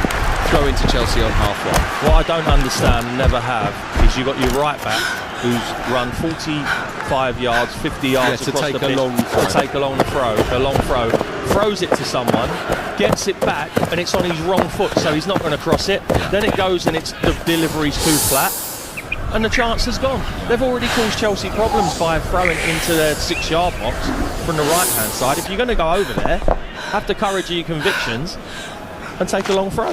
Lovely body shimmy by Tosin, managed to get the ball out and then up and forward, but Henderson picks up the ball. He tries to play it through to Schade. Good starting position that by Robert Sanchez, who clears it away, and then Gittins has fouled Coyote from the long challenge for that Sanchez ball, and it's a free kick to Brentford. 33 minutes nearly on the clock. Jordan Henderson has had a really good half an hour in the middle of the Brentford midfield. Really has energy, kept the ball simple. Pinnock slipped there and very nearly got played into trouble, but he's managed to get himself up quickly enough. Give it to Lewis Potter. Chelsea have got it back. Enzo Fernandez comes forward, challenged by Lewis Potter on Fofana. Fernandez thinks it's a free kick. You might have just heard on our microphone what Lewis Potter thinks of it when the throw went Chelsea's way. I think I can see all points, I have to say. Throw in for Fofana. Stuart Atwell, the referee that gave those decisions. As Igor Thiago chases the ball forward. I really like what Igor Thiago's doing. He's happy to drop deep. Found himself in midfield at times. Capable of putting on the press. Extra numbers in midfield, and that was a chance for Brentford, but Yarmolyuk didn't take it with, and now Chelsea will attack down the right-hand side. Neto up against Lewis Potter. There's the cross, and there's the important header away by Coyote on the edge of the 6-yard box. Forward it comes for Igor Thiago. Brentford pick up again. Henderson, now he looks over the top for Schade. Schade up towards the edge of the box. Tosin holding him up. Schade onto his right foot. Schade low into the bottom corner to give Brentford the lead. Kevin Schade, the tactic's been obvious all night for Brentford. Go forward quickly, get it over the defence, and get it onto your pacey strikers. They have done just that, and they've punished the world champions. Brentford 1, Chelsea 0. Well, I've got to say, Toes, I was literally 2 minutes ago saying what a good half Jordan Henderson has had. First of all, from Coyote, that is magnificent defending on the far post. This little ball inside, but watch this pass from Jordan Henderson. That's a world-class ball. Absolutely dissects the Chelsea back two that was there. He cuts inside. They never ever get close enough to defend. Tosin gets back, but he doesn't get close enough. And in the end, it's that old one. Schade shoots through his legs, and there's no chance. There's a slight deflection. It's quite a lot of a deflection. Yeah, big deflection. Sanchez gets wrong-footed, and it flies in that far corner. But all night, soon as that ball breaks down and Chelsea have overcommitted, Brentford have looked for that first-time pass, turn them, get them behind, and see what you can do. And I tell you what, that pass from Jordan Henderson is up there with the best I've seen this season so far. The tactics work. Who needs set pieces? And it all came from that Chelsea cross into the box, and really that's what Brentford have been wanting. Can they deal with what Chelsea are throwing at them? Yes. Once they do, have they got the skill and the composure to get the pass right as they go forward quickly? Well, there was so much good about that. First of all, it was the Coyote defending at the back post. Then Thiago made a nuisance of itself. It bounced loose for Jensen, and he hit a lovely little 10-yard reverse ball inside to Henderson. He took a touch, looked up straight away, 1v1. Sharda, they've obviously worked on it in training, because as soon as that midfield get the ball, himself and Thiago, they want to run behind. They're not showing up to beat, they just want to stretch Chelsea's back four and get him behind, and that time it worked perfectly. But for me, it was all about the ball from Jordan Henderson. How do these clubs, your Brentfords, your Bournemouths, your Brightons, how do they keep on doing it? Every year they get raided, looted by the supposed big boys, and every year they manage to survive and find more gems and get it right. Maybe it's happening again as Sharda fights for coming forward and is adjudged to have fouled his man. Here's a question for you, Kevin. You know, there's no right or wrong answer. But earlier on we saw Bournemouth and Brighton go head-to-head. Brentford would probably be added to that as the sort of model clubs for the ones that come up and establish themselves and look like they're run brilliantly. So here's my question to you. If you can manage any of those three, which one do you feel is run in the way that you're most confident that you can continue this sort of steady build? Very difficult, because they've all done. I mean, you'd take any of them, wouldn't you? But if I was pushed, I would say Brighton, because it's been a continuous.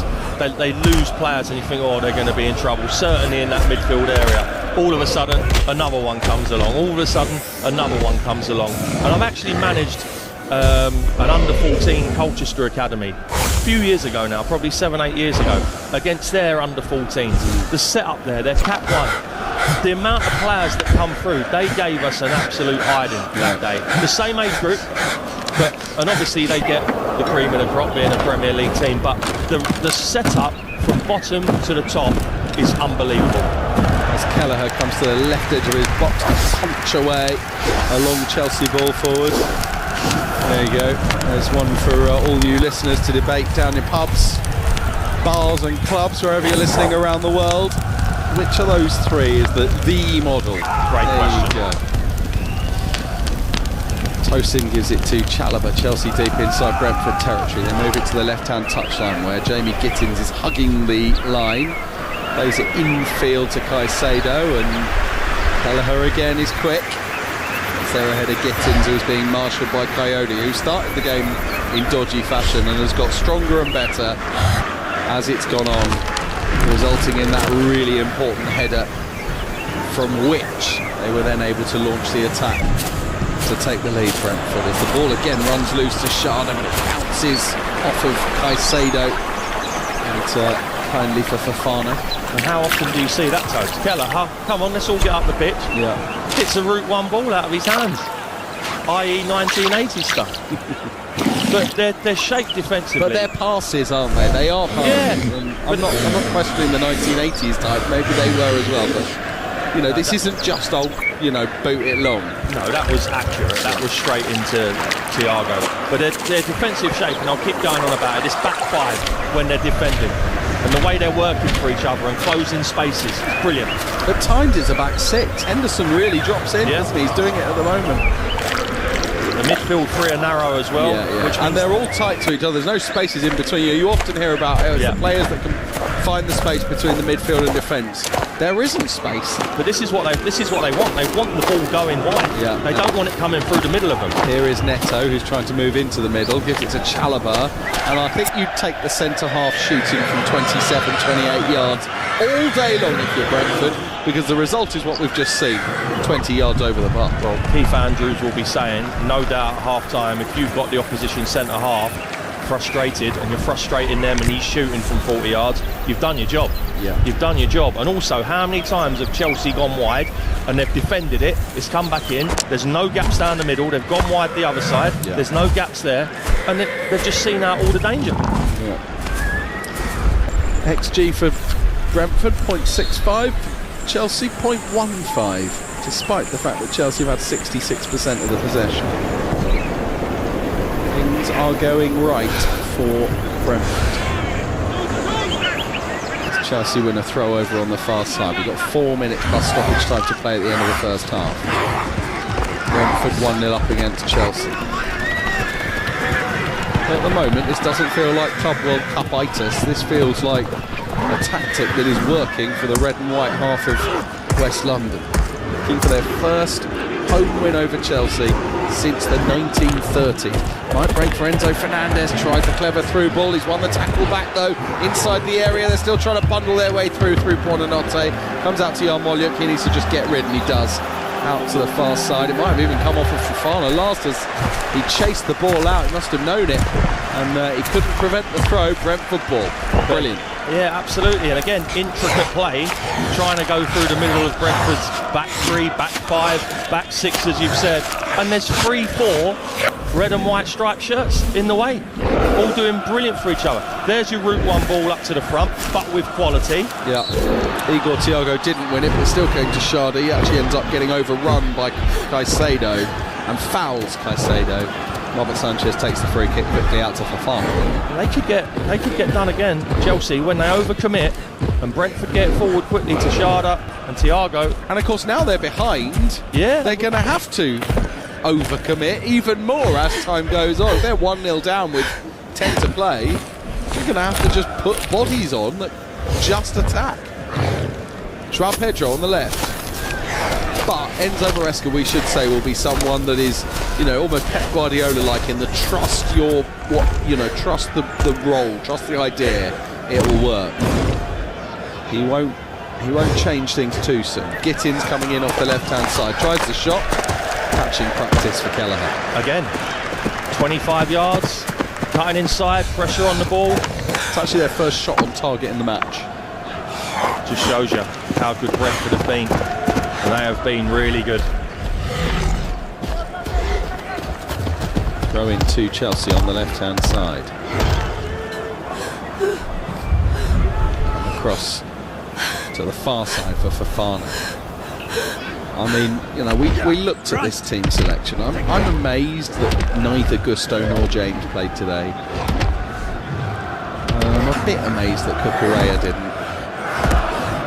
I mean, I'm not here to know whether they're in red zones and all of that. Maybe they are. But you look at Fofana here. He should be 20, 25 yards higher up the pitch, which allows his winger to move further forward. He's not a progressive. He doesn't really. I've not seen him want to run forward. No, Harto's the same, by the way. And step in. He's got so much space to step into, and he's reluctant to do it. Yeah. Chalobah gives it to Harto, who's in that sort of narrow position. It goes all the way across to Fofana, who's forced really to step forward there and does check and wait. He gives it to Pedro Neto. Fernandez. Tosin Adarabioyo. All of this is deep inside Brentford's half, and they have 11 men behind the ball most of the time. Igor Thiago came out and pressed then. Chelsea trying to play through it. They're doing this quite nicely, actually. Slipped through by Pedro, and here they come again, and they might have just messed that one up as Enzo Fernandez ends up shooting. Takes a deflection, goes wide, and it looked really threatening until there was just one pass that didn't quite go right. It was the touch there by Buonanotte that I can't decide if he knew if he was setting up Gittins or Enzo Fernandez. Either way, Fernandez shot slightly awkwardly. Chelsea, I think, will probably take the corner given how that resulted. Well, that was incisive, wasn't it? 1-2 touch football round the box. Here's the corner into the near post. Oh, goodness me, has that hit the outside of the post and stayed out? Could have been touched home by anyone. Brentford clear it to halfway. And Caicedo is quickest to give it to Sanchez. That was a bizarre, it almost looked like it went sort of inside the side netting, but then stayed out. It hit the post and came back in play. Yeah, they're lucky there, Brentford, to be fair. Whoever's on that near post needed to defend it. Yeah, that was very, very close to a Chelsea equaliser. They trying to play the ball through to Gittins. Gittins beaten by Coyote. Coyote, he tries a clever trick in a dangerous position. It lofts up for him. He volleys it into his own box. Henderson tries to shield it. He hooks it away. Caicedo forward. Enzo Fernandez is tackled by Henderson, but it runs to Neto. Neto in towards Enzo Fernandez. Buonanotte gives it back to his fellow Argentine. Now the Brazilian João Pedro just outside the D. Turns back onto his left foot, up to the edge of the box, overhits the pass to Gittins. Goal kick. At this moment in time with Gittins, and this is very, very early in his Premier League career, as we hit the half-time whistle. Well, I was about to say, I don't totally know how much he's added to Chelsea's attack at this moment in time, but perhaps that's a conversation for the second half, because the first half has gone exactly to plan for Brentford. They found a way through with a very simple tactic. Over the top, outpace the defence, find a finish. Kevin Schade did that magnificently, and that's why we have a half-time scoreline of Brentford 1, Chelsea 0 on Premier League Live. Previously on White and Jordan. I don't think there should be a transfer. Now, I know you do with your ghastly little yellow tie twice a year. Adrenaline-fueled, fiery exchange. All right, it's funny how I was mentioned virtually in the same sentence as the slugs of the world. Danger, overhead live wires. Kevin De Bruyne is brilliant. He was able to negotiate £385,000 a week on his own. Oh, well done, Pythagoras. Highly charged, highly opinionated, highly recommended. White and Jordan, weekday mornings from 10 on the world-famous Talk Sport. Mr. Barnlahor, you have 60 seconds to answer your questions. The famous Silk Road corridor connecting Landi Kotal to the Valley of Peshawar is known as the Khyber what? Oh, I don't know. I ain't got a clue. Pass. Correct. What? To undergo an inspection, test or course of study successfully is to what? I don't know. Pass. Correct. What? The number one hit single, pop group Musical Youth, did what on the left-hand side to the Duchy? Don't know this either. Don't know. Pass again. Pass. Correct. Huh? Alan Brazil and Gabby Agbonlahor on the TalkSport Superstar Breakfast. Breakfast radio that passes first time. Thursday mornings from 6 on TalkSport. The TalkSport app. Ja, it's the TalkSport app. Swipe left for TalkSport 2. Und first past the post mit Supersonic Live Horse Racing. Swipe right for TalkSport. Meet unmissable live commentary of the biggest Europa and Champions League showdowns. Alles klar? Give your phone the finger. The TalkSport app. What are you waiting for? Download it from your app store. TalkSport Drive. Weekday afternoons from 4 on TalkSport. With me, Darren Bent, and Andy Goldstein. Unrivaled, opinionated comment from the biggest names in sports. Insane acceleration, outstanding pace, next generation slipstream sport. High performance afternoon radio with more goal talk to the gallon. Belt up and listen. TalkSport Drive with Andy Goldstein and Darren Bent. Weekday afternoons from 4 on TalkSport. The fastest football on the way home.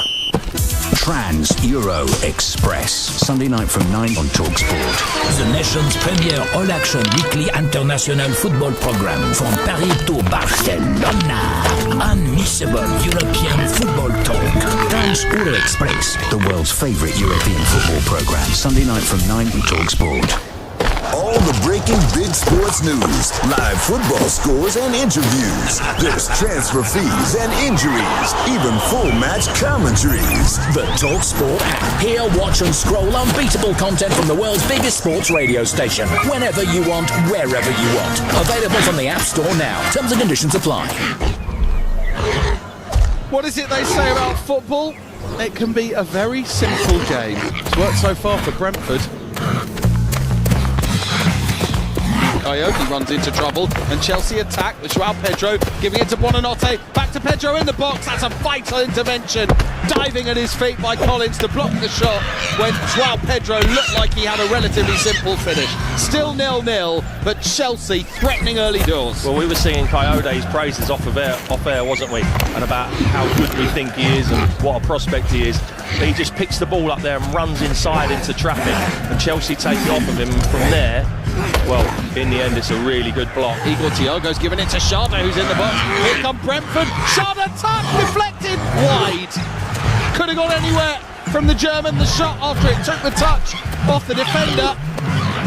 And Chelsea, from what was really a relatively simple long ball forward that Thiago let drop over his shoulder, volleyed it to his left for Schade. very nearly found themselves opened up. Well, there's more than one way to skin a cat. Keen Lewis Potter hits a ball there about 70 yards. It's a wonderful touch from Thiago into Sharda, and he's unlucky. In the end, it's a really good block. Brentford pick up again. Henderson, now he looks over the top for Sharda. Sharda up towards the edge of the box. Tosin holding him up. Sharda onto his right foot. Sharda low into the bottom corner to give Brentford the lead. Kevin Sharda, the tactics been obvious all night for Brentford. Go forward quickly, get it over the defence and get it onto your pacey strikers. They have done just that, and they've punished the world champions. Brentford 1, Chelsea 0. All night, soon as that ball breaks down and Chelsea have overcommitted, Brentford have looked for that first time pass, turn them, get them behind and see what you can do. And I tell you what, that pass from Jordan Henderson is up there with the best I've seen this season so far. It really was a sensational pass, and then right at the very end of the half, Chelsea did hit the woodwork, a bit fortuitously, in a bit of a bizarre moment, really, with Ethan Pinnock at the near post, allowing the corner to go past him. I think he thought, almost as I did from my view, that it was going to hit the outside of the goal and, you know, go wide. Bounced back in, could have gone anywhere, Kev, and Brentford, who probably deserved their lead, I think it's fair to say, might have found themselves level. Yeah, and they didn't deserve to go in level, Brentford, to be honest. Chelsea, I think, huffed and puffed, never blew Brentford's house down. The final ball wasn't there, they wasn't incisive enough, and it just goes to show, from a dangerous ball going into Brentford's box, brilliant defending from Coyote, 3 passes later, the ball's in the back of Chelsea's net. Chelsea have tried to effectively walk it in. There was one bit of brilliant football towards the end of the first half where, as you rightly say, the last pass was a little bit sloppy, but it was really incisive. But apart from that, they haven't really caused Brentford any problems. I think Brentford's shape has been outstanding, and the goal was top draw. Will that moment, though, be what Enzo Maresca is pointing to? You know, he will say, with all due respect to their opponents, that individual quality is there for Chelsea, and if they move it quickly and with that incision that perhaps it lacked right at the end, you're going to be able to create the chances that so far you haven't. And particularly, you know, you and I have just mentioned it off air to each other, Jordan Henderson won't play 90 minutes today. Frank Onyeka will replace him. He's a different sort of player. He's full of industry, of course, but Henderson's experience has been so crucial to this defensive performance. Yeah, he's had an outstanding half, he really has, along with the other 10 players, to be honest. Their shape defensively has been fantastic. The problem Chelsea are having is that as soon as they get the ball and it's slow, Brentford are getting back into that back 5. Coyote's dropping in, Lewis Potter's dropping in, and it's very difficult to break down. What Chelsea actually need, and I don't think they're going to get it, is Brentford actually coming out and trying to score again, where Chelsea can then get Brentford on the counter-attack. But it's not going to happen. Therefore, Chelsea have got to be brighter, they've got to be cleverer, they've got to move it quicker, their wide players have got to be more direct. They keep coming inside the pitch into just a wave of bodies. They've got to go outside, be prepared to run 1v1 against Lewis Potter, against Coyote. And at this moment in time, they're not doing it. They're going through the centre, and that's just playing into Brentford's hands. Do you think that, in particular, I mean, I was beginning to make this point when the half-time whistle went, so I might as well ask you on air now. In particular, do you think Gittins has got that in him? I mean, you know, I think we know Pedro Neto does, although I don't know whether I maybe prefer him on the left-hand side, or, you know, even if Enzo Maresca doesn't. But have they got that in them, or is this going to require change, basically? Well, I think it will do in the end, because what Gittins is coming up against is someone who's just as quick and just as strong as him.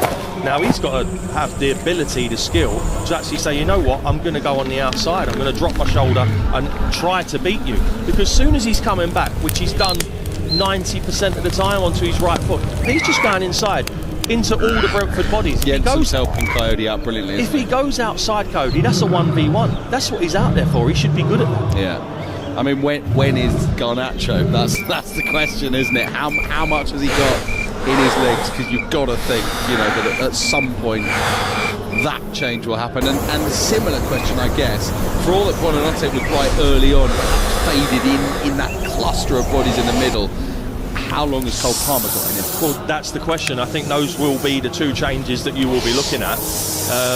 Buonanotte has found it extremely difficult because that midfield area and the gap between the Brentford midfield and the back three, back five, if you like, there is no space for him to operate. Therefore, every time he receives it, he turns. He's the wrong side of the Brentford midfield, and all of a sudden he's seeing 8 players. He can't find the space as a 10 to operate. No. There may be a case of, I've not seen anyone at this moment in time willing to run beyond Brentford's back three to create space in that 10 pocket. Yeah. At the moment, it's all very much up, back. No one's prepared to run beyond. I mean, actually, isn't that the complaint that Chelsea fans have about Enzo Maresca, that he doesn't ask them to do that? Well, when you have in a team, and what they call it now, the low block, yeah, you have got to be prepared to unselfishly run beyond. Because if you don't, there is no area to work as a number 10. You are just clogged up and you'll be standing next to Pedro all night. So what you're saying is, take it upon yourselves. You've become Premier League players for a reason. Use some of your initiative. Look how Brentford got in. Yeah, absolutely. It certainly worked for them. Will it work for either of these two sides in the second half? If it doesn't, then Brentford will take all 3 points at home for the second time this season. We have the second half on its way at the G-Tech Community Stadium, with Brentford leading through Kevin Sharder's goal to 0 on Premier League Live. Previously on White and Jordan. The Championship gets an old geezer swinging a rattle. It's all about packaging and imagery and stardust, and the Championship and the EFL wants to be looked like the runs of the litter. More meat, less waffle. The opportunities are huge. White and Jordan. Join the binary broadcast blowout weekday mornings from 10 on the world famous Talk Sport. In the year 2000, TalkSport established an elite breakfast show for the top 1% of former professional footballers. Alan Brazil is the original Maverick. Flaps up for the football. Turbocharged twin-engine breakfast radio with Alan Callsign, roll out the barrel Brazil. Turn and burn, baby. And Ray Party 7 Parlour. Well, how can you keep this thing the right way up? My beer's going everywhere. The all-action TalkSport Superstar Breakfast with Alan Maverick Brazil. I've been flying through the danger zone for 20 years. And his wingman, me, Ray Party Parlour. Every Friday morning from 6 on TalkSport. I feel the need for speed. TalkSport Drive. Weekday afternoons from 4 on TalkSport. TalkSport Drive with me, Darren Bent. And me, Andy Goldstein. All-terrain sports radio for a power-hungry nation. The national radio show with a bootload of sport. Unrivaled, opinionated comment from the biggest names in sport and Andy Goldstein. Mirror, signal, move over for TalkSport Drive. With Andy Goldstein and Darren Bent. Weekday afternoons from 4 on TalkSport. The fastest football on the way home. Get updates on the teams and squads, plus all the latest betting odds. All it takes is just one tap. Kill boredom dead with the TalkSport app. The TalkSport app. Hear, watch and scroll unbeatable content from the world's biggest sports radio station. Whenever you want, wherever you want. Available from the App Store now. Terms and conditions apply. Reasons to like TalkSport. 1, 2, 3. A bit of Simon Jordan. The highest news from F1. The latest transfer deal's done. Rallies with the swinging 70s end. Tony Cascarino. A trip to the casino. A pint of cappuccino. Alan Brazil. Just blue. Adrian Durham. Come here if you want some. We'll bloom and take you all on. TalkSport's got skills. Don't be a blockhead. Listen to TalkSport on DAB Digital Radio 1089 and 1053 AM, on the app and on your smart speaker. TalkSport. The Monday Club on TalkSport 2. A broadcasting juggernaut of sport. Honestly, it's a whole different conversation. Professional analysis. He was at the very peak of his powers. Yeah. Oh, he's the master of dark arts. And refreshingly frank opinion after all the action. I don't rate him at all. No, I think he's useless. The Monday Club. The sharpest minds in the business. That is unbelievable. Monday afternoon from 5 on TalkSport 2. You are listening to TalkSport's coverage of Brentford against Chelsea from the G-Tech Community Stadium. I'm Toby Gillis, your match commentator, with Kev Watson, formerly of Tottenham, alongside me. This is Premier League Live. And Chelsea are readying 3 changes for the second half, and it is perhaps not a surprise to see Mark Cucurella and Reece James are readying themselves. And Tyreek George is coming on as well for Facundo Buonanotte. So Reece James there, was that Wesley Fofana's number I just saw come up? And Kukurea will surely be for Hato. We'll get confirmation of that. Yeah, there is Reece James on for Wesley Fofana, who is not on the field. And he who has managed to play for England in an outstanding victory against Serbia during the international break. And yeah, confirmation Kukurea is on for Jarell Hato. So his full Premier League debut is over. And you would think, Kev, that's something that both you and I pointed out in the first half will be corrected by those two changes, and that is the attacking thrust from fullback as Chelsea get us underway, all in blue, with just their white socks from left to right. Well, it's nice to know that we picked out the problem, and Maresca's well, we'll see. We only picked it out if this works. Yeah, well, Maresca's obviously seen the same thing. And it's interesting to see as well that Tyreek George has gone straight up top with João Pedro dropping into the 10. So different sort of creativity. And guess what? Very, very first movement of Tyreek George there was in behind the Brentford defence. Not from a 10 position, but the point still stands. Let me give you the 11s in full. Brentford unchanged for this second half. Kelleher the keeper. The back three is Vandenberg, Collins and Pinnock. And it's Coyote and Lewis Potter providing the wing, the width. Jordan Henderson, Matthias Jensen and Yeo Yarmolyuk in midfield. Igor Thiago and Kevin Schade the strikers. For Chelsea now, they have Sanchez in goal. And it's James, Chalobah, Adarabioyo and Kukurea. Caicedo, Fernandes, Neto, Pedro, Gittins and Tyreek George, who by all accounts would have left the club during the transfer window had the right opportunity to come for him. And very nearly did indeed with talk of Fulham, wasn't that? But he's now playing, and he's a physical specimen, you know. He's not an awful lot shorter than Nathan Collins, who's just walked past there. And there is a free kick over on the far side for Brentford. Already at the start of this half, Tobes, as soon as Chelsea are building up play, Kukurea has already made 2 or 3 runs to try and occupy Coyote, to catch his attention, which will leave Gittins free outside. It's unselfish running. He's running diagonally across, so Coyote has to go with him, which will then leave Gittins free if they can work the diagonal. Well, he needs to be free because in the evidence of the first half, he can't beat anyone. Yeah, well, exactly right. That's what stood out for us, wasn't it? Kelleher diverts it away from George and gives it to Nathan Collins. Is he someone that can go to the next level for you, Collins? Because I briefly mentioned the first half, you know, there was talk of Liverpool. I don't know if it was realistic, as Chalobah manages to get a last man challenge in on Igor Thiago from a ball forward as Brentford win it back though. Yarmolyuk gives it to Lewis Potter, left side of the 18-yard box, hangs up the cross to Thiago. He's not going to win that one, and he gets headed behind. Safety first there by Tosin Adarabioyo. Corner to Brentford. Well, again, sloppy, trying to nick it from the front. That is a wonderful ball. In the end, that's really good defending, but they're just sloppy with the ball. Look at that, it's a sloppy pass. In the end, Chalobah does amazingly well, because Thiago would have been away 1v1 there. Yeah, he needed to make that, it's fair to say. The corner to Brentford. Their second of the game. And just about, with the help of the outside of the post, dealt with the Chelsea one from this same corner in the first half, right at the end of the first half.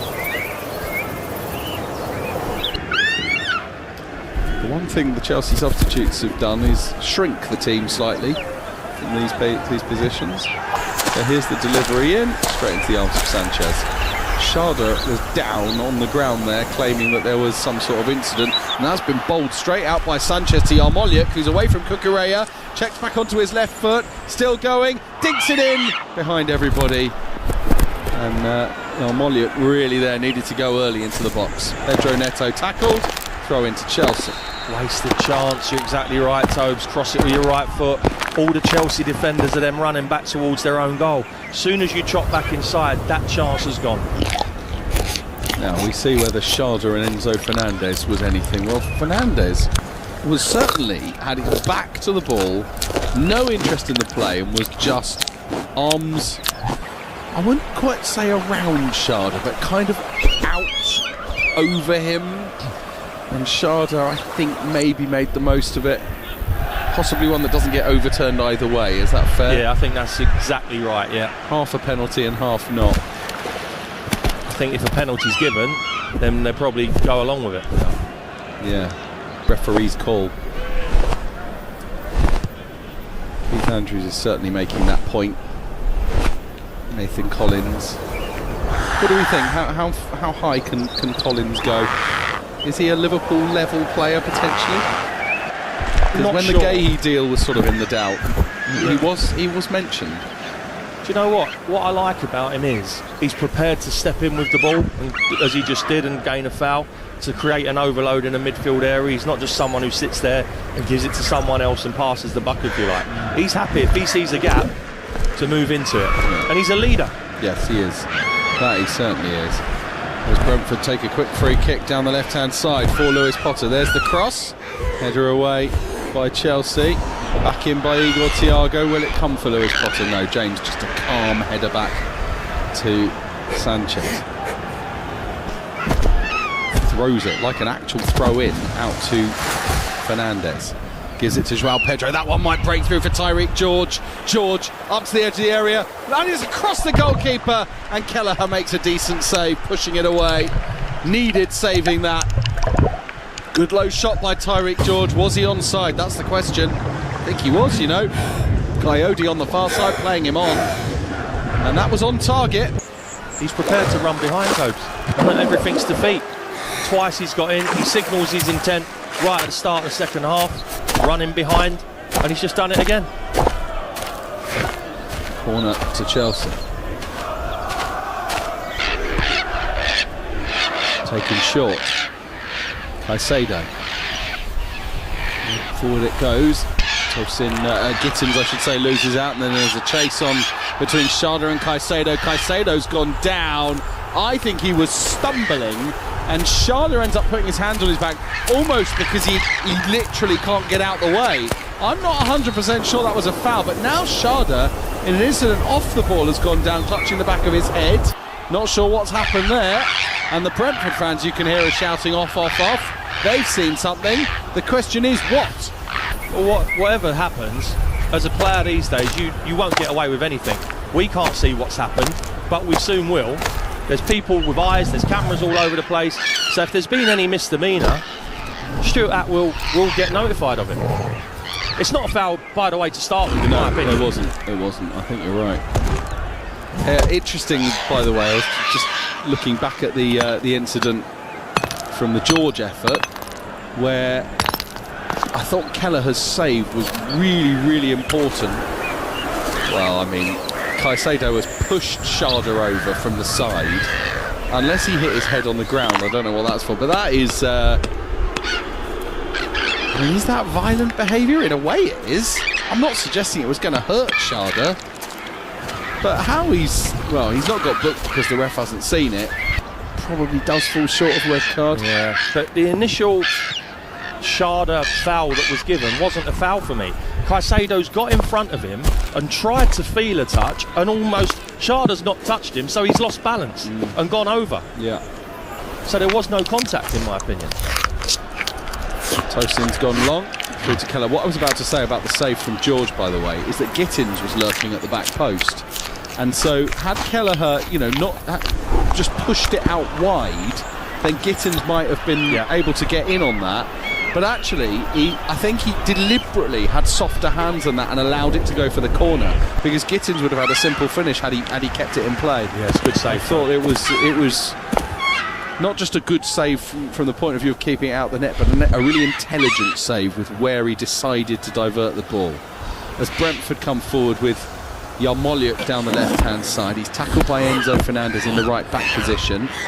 Forward they come through Caicedo, lovely half-turn by João Pedro, and then in behind the defence and out to Gittins, left side of the 18-yard box, up against Coyote. Cucurella helping out. Cucurella right-footed, low shot, little bit tame into the arms of the goalkeeper. Chelsea far better in this second half. Absolutely. I mean, that's the first time in the game. Look, Gittins is prepared to run beyond Coyote.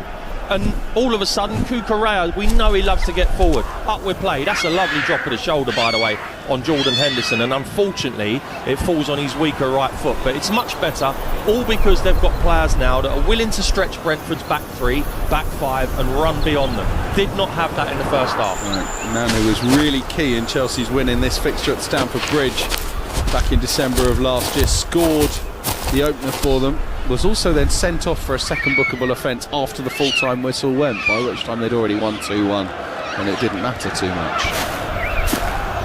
But this is a game that is not often short of late drama.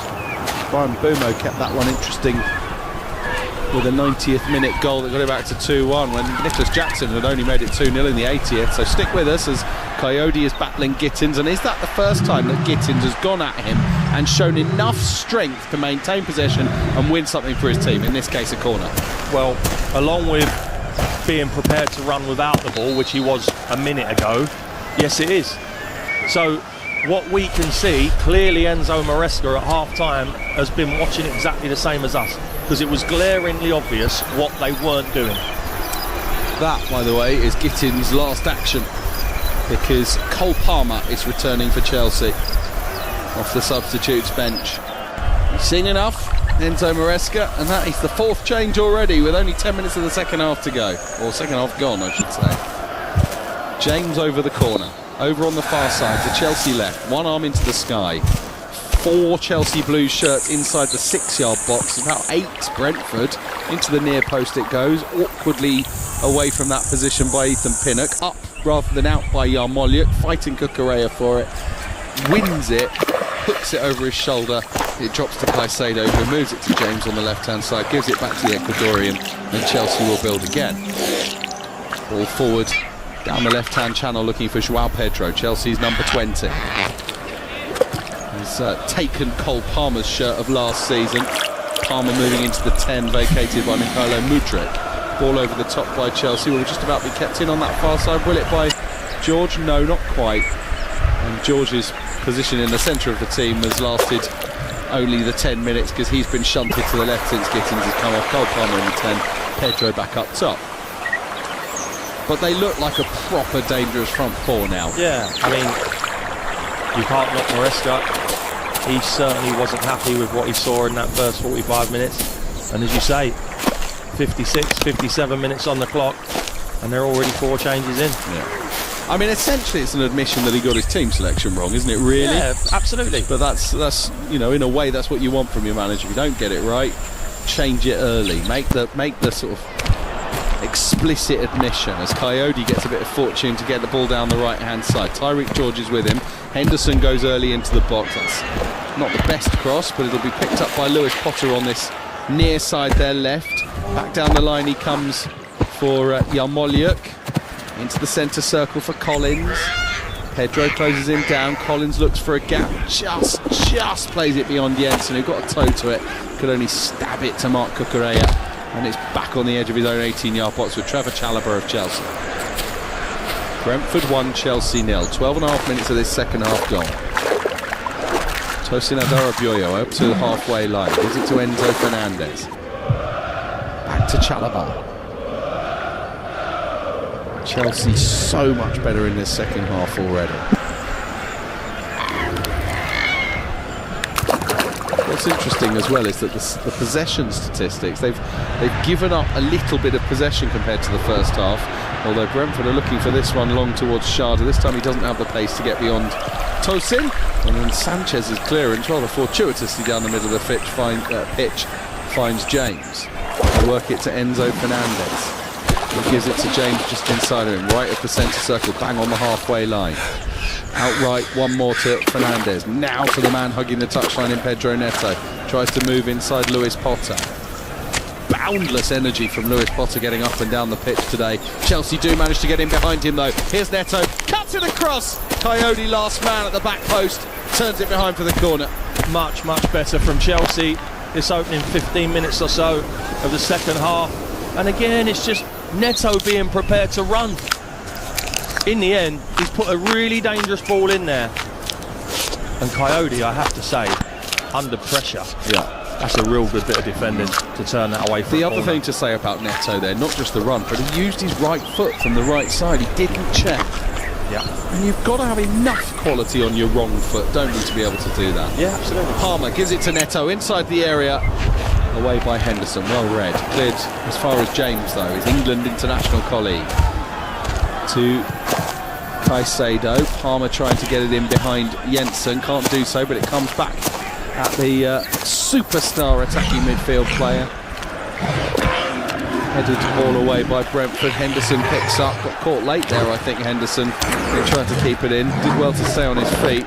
Lewis Potter never going to get there. I'm surprised he didn't go down there, Henderson. That's a foul. Yeah, it was, yeah.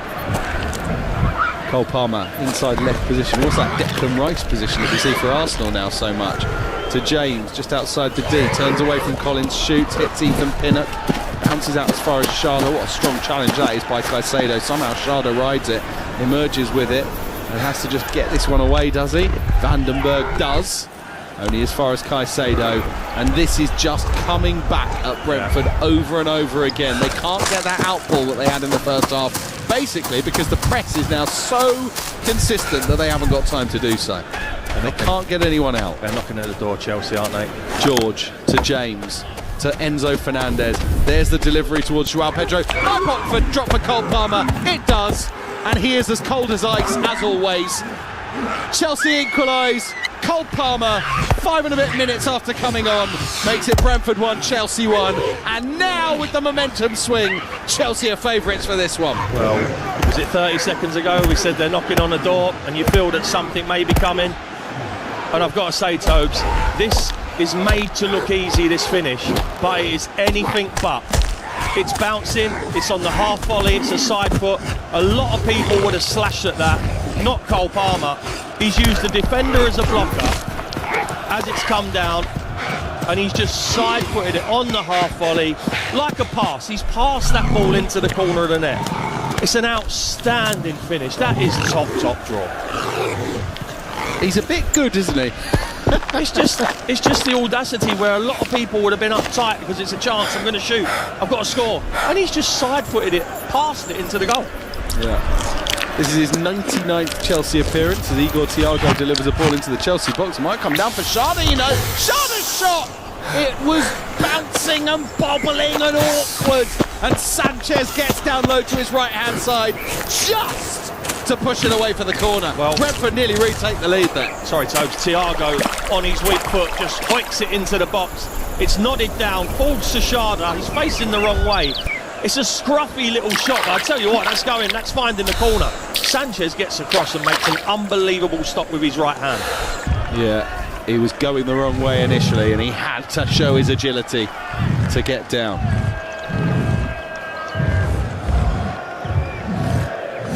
Here come Brentford again then with another corner to be taken from the near side, the left, as they are attacking. One arm into the sky by Lewis Potter, deep to the back post, left towards Pinnock, and I think Igor Thiago possibly got in his way there, and so he saw it late and he bounces it behind for the Chelsea goal kick. I'm pretty sure Thiago would have been nothing to do with that corner, and they're trying to get Pinnock in round the back again, and he would have got in if Thiago had not got in his way. In the end, I think he wants to head it back across goal, but can't, and has to side foot volley it, and it ends up going harmlessly behind the Chelsea goal. But now we've got a contest.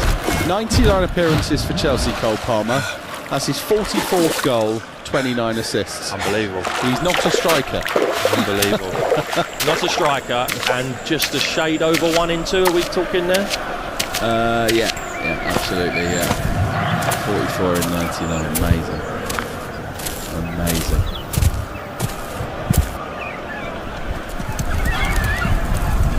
There's a ball through the middle to Cole Palmer again there, and he's got away from Yarmolenko, who's pulled him back. That's going to be a yellow card. Yeah.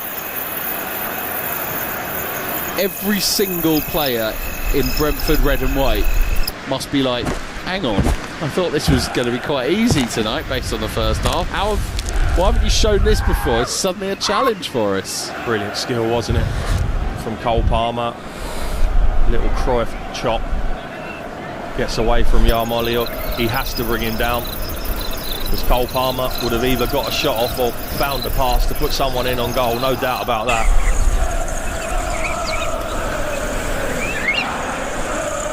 Cole Palmer's first goal from open play in the Premier League for Chelsea since a 2-2 draw against Bournemouth on the 14th of January. Just one penalty goal in the league since then. He did, of course, score 3 goals in the run to victory in the Club World Cup, including 2 in that final against PSG. It just goes to show you what his stats were like before that bit of a drought, if you like. Yeah, absolutely. Matchday 21 last season. He's over this free kick as well. This would be quite some going. It's probably 12 yards outside the box. He's gone for it and he's hit the wall. It's come back to him and that's blocked by Igor Thiago, who is a willing runner and chases it down, and Tosin's not realised, and suddenly Igor Thiago, who blocked it in the wall, is on the right side of the Chelsea 18-yard box, holds it up, and then is obviously so tired that he couldn't get the pass right, and he looks like he's holding his hamstring and his toe, and possibly his entire body has to be injured there for him to get out of the embarrassment of what he just did.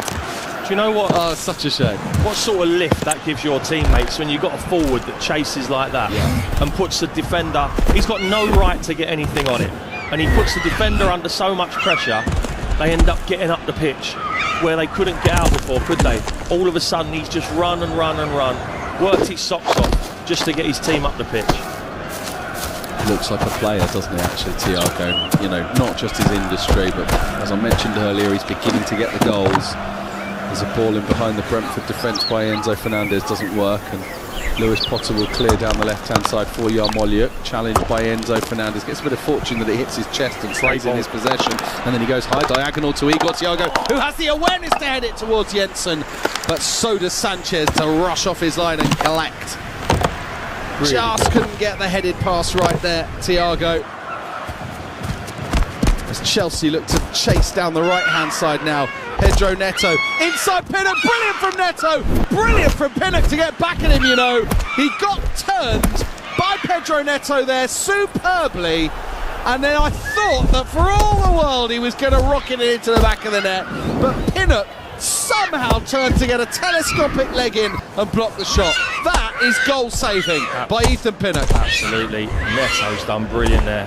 As he's chopped inside, he's nutmegged Pinnock, but Pinnock shows really good feet to get back. Look at that defending. It's absolutely magnificent. From the second angle we've just seen it, I wonder whether Collins might, behind him, have also got the blocking, but it doesn't take anything away from what the Jamaican just did. And how good was it from Neto as well? Yes, I should point out the attacking play was thrilling.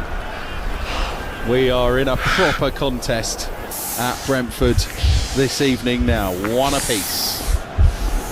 Free kick to the home side, just about level with the attacking edge of the centre circle. And Brentford are readying a change. Can't quite see from my angle who that is. Is it Frank Onyeka? That's Dango Ouattara, who is about to come on.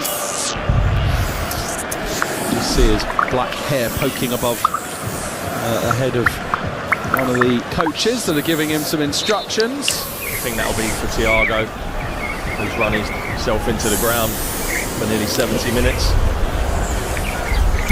There's definitely a second player readying himself as well, as Lewis Potter takes his free kick into a central position for Jensen. Henderson's run beyond. It's into the box. Might fall for Collins, might fall for Thiago. Chelsea just about scramble that one away. Picked up by Jensen, right side of the centre circle. And to Coyote. Now Henderson on the right-hand side. Goes for the early cross. Blocked away by Tyreek George. And that is a throw-in over on the far side. He must love playing in red and white, Jordan Henderson. He's back in his favourite colours, if not for the team he supports anymore, of course, in Sunderland.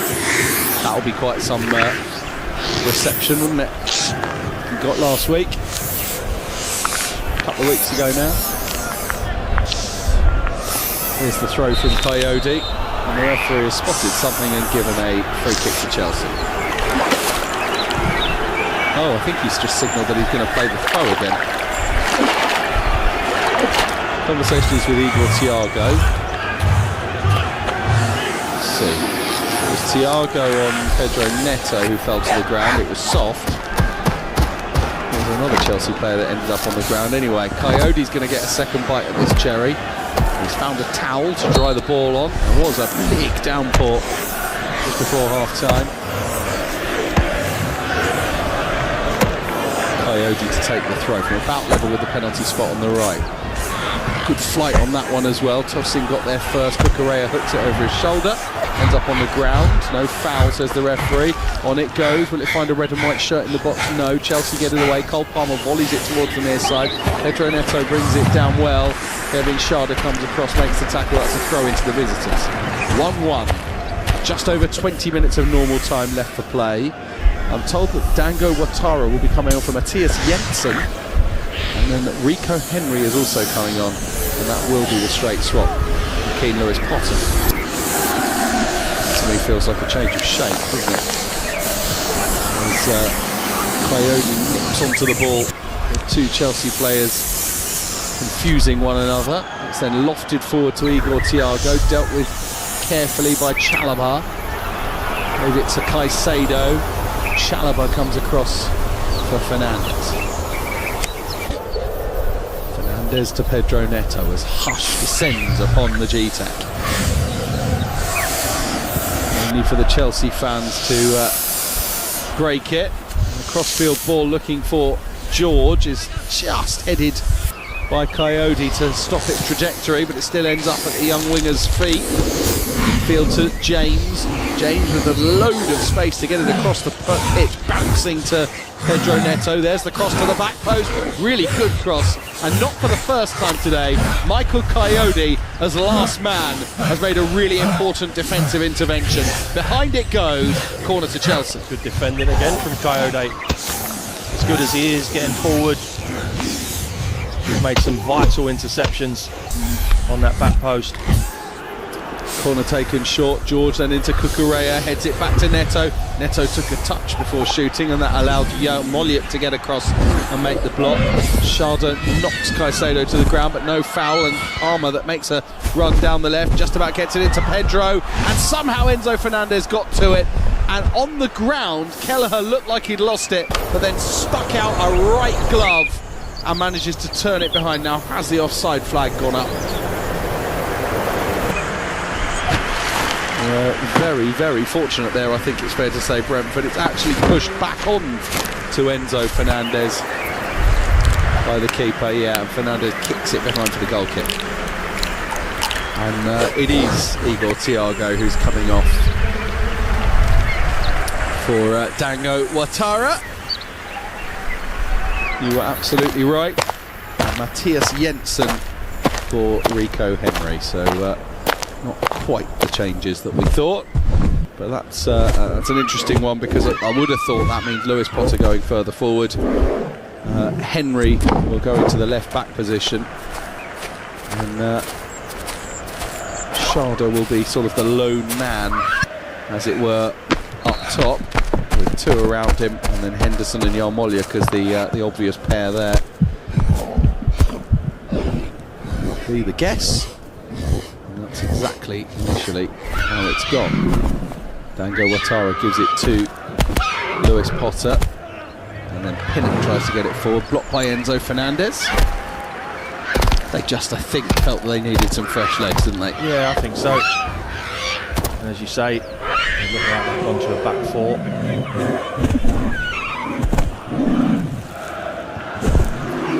Vandenberg to Collins to Coyote. Henderson. Surprising hush around this ground at a moment where Brentford possibly could do with their supporters a little more. Yarmoliuk.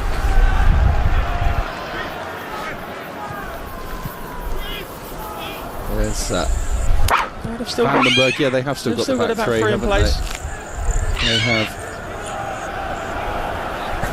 Lewis Potter basically moved into a bit more of a narrow position, and he and Schade will dovetail, I think. It's a lot to ask him to do both the defensive and attacking work that he's done in this game for 90 minutes. Sharda gets a bit of fortune getting it off his opposite number, Pedro Neto. Now here's Henry, still building himself back after all that injury trouble, and he's given the ball away to Pedro Neto. Neto already up to the edge of the area. Pedro Neto inside, it's going to break for Cole Palmer, and he tried to pass it in that time, and it needed more pace because Kelleher was able to get across and dive onto it and make a pretty comfortable save when it should have been 2-1 Chelsea. But Chelsea threatening once again now. You'd have bet your life on Palmer scoring again there, by the way. James coming forward, tacking down the right-hand side, tries a little trick. It hits Pinnock. Pinnock is going to do really well to win his team the free kick there. And Cole Palmer puts his head in his hands because he should have made it 2-1 Chelsea. Well, he knows he should have. Again, it's brilliant down this right-hand side. Neto, bundle of energy tonight. That's a superb pick out. Cole Palmer, a man of his ability, he knows that should be 2-1. It's a brilliant save though, I've got to say, from Kelleher. He's done well to get across to it, hasn't he? I feel like he needed a performance like tonight. I know he's not had a huge amount of a test, but there've been moments for him. Could do nothing about the goal, of course, because there have been the odd doubt about him. You know, it wasn't great against Nottingham Forest on the opening day. There was an error against Sunderland. You know, if he is going to be this number one that he's left Liverpool to be, he needs a performance like this to really get the support and the confidence, I guess, of the Brentford faithful. As Cucurella finds Cole Palmer, Brentford managed to get it off him because it was a difficult one for him to control. Ethan Pinnock now has it. Henry, I should say. Comes back via Yarmoliuk to Collins.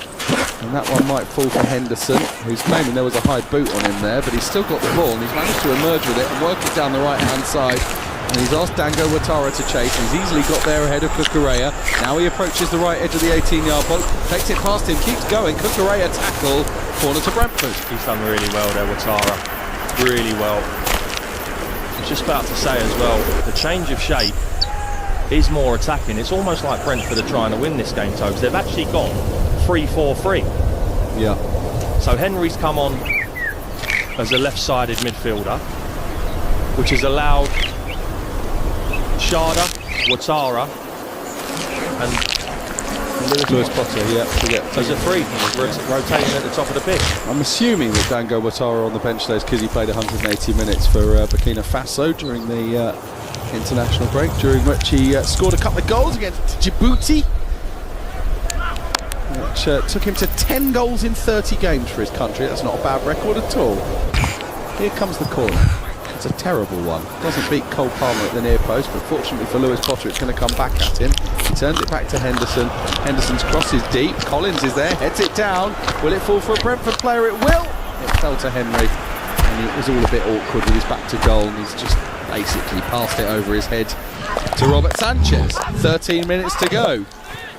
1-1. Been a really, really entertaining night of Saturday night football.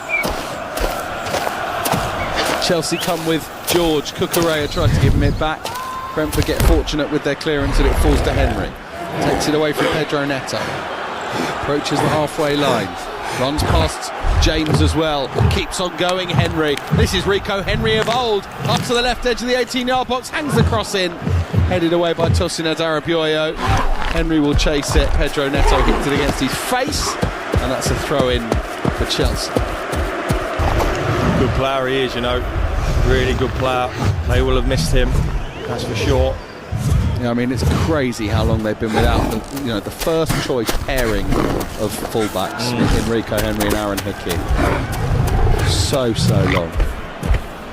And of course, in Hickey's case, they've signed Coyote ever since. He's trying to defend Tyreek George. Does well to get it onto his right foot, gets the cross in. Pedro Neto deep on this near side. Left foot cross towards the back post, headed away. Pinnock clears. It's up towards Sharda, and if it had just fallen a little bit shorter for him, he'd have emerged with it. Can Brentford get the ball back? Not quite, and then James goes over. That's a foul by Sharda. But they don't half manage to make a mess of things at times, Chelsea, to make life difficult for themselves. They've then taken the free kick from the wrong position, as they thought they got through. That will be a chance for Chelsea to retake, and we're going to see the debut of Alejandro Garnacho. Another Argentine coming onto the field for Chelsea, and it is João Pedro who is coming off. So another little change around for them, and I would have thought that means Tyreek George goes back to the centre forward position. So Garnacho finally gets the debut that he's dreamed about for so long, wearing the number 49 in the blue of Chelsea. There'll be a chance for him as well, you just know it, don't you? He's never shy of a headline. He's always involved in some way, and here's his first touch in Chelsea blue.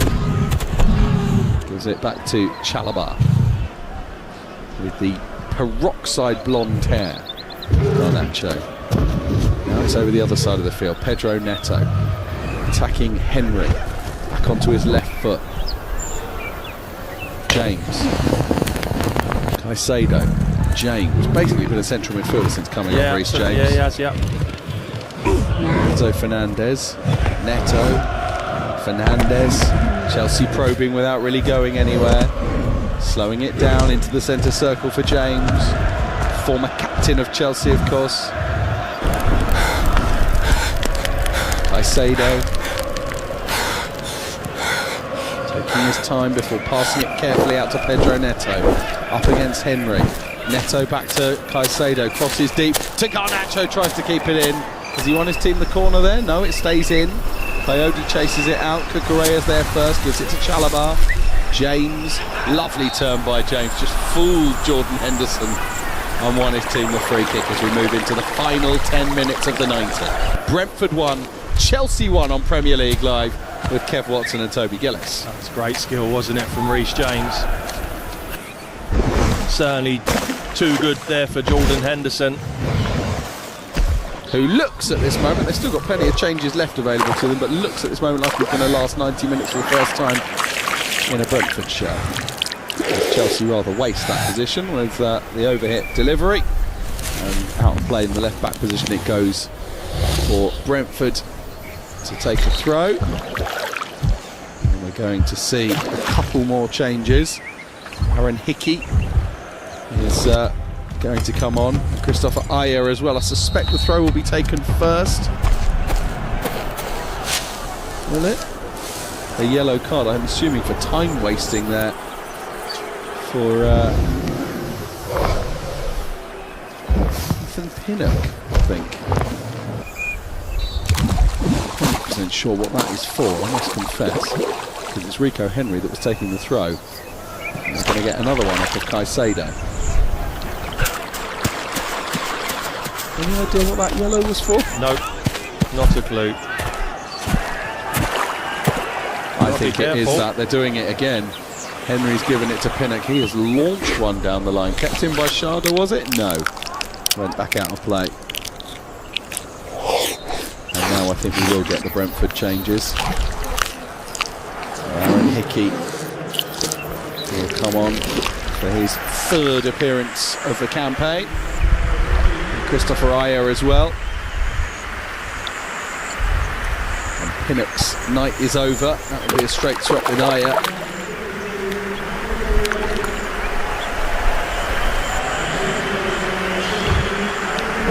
And Hickey is going to come on for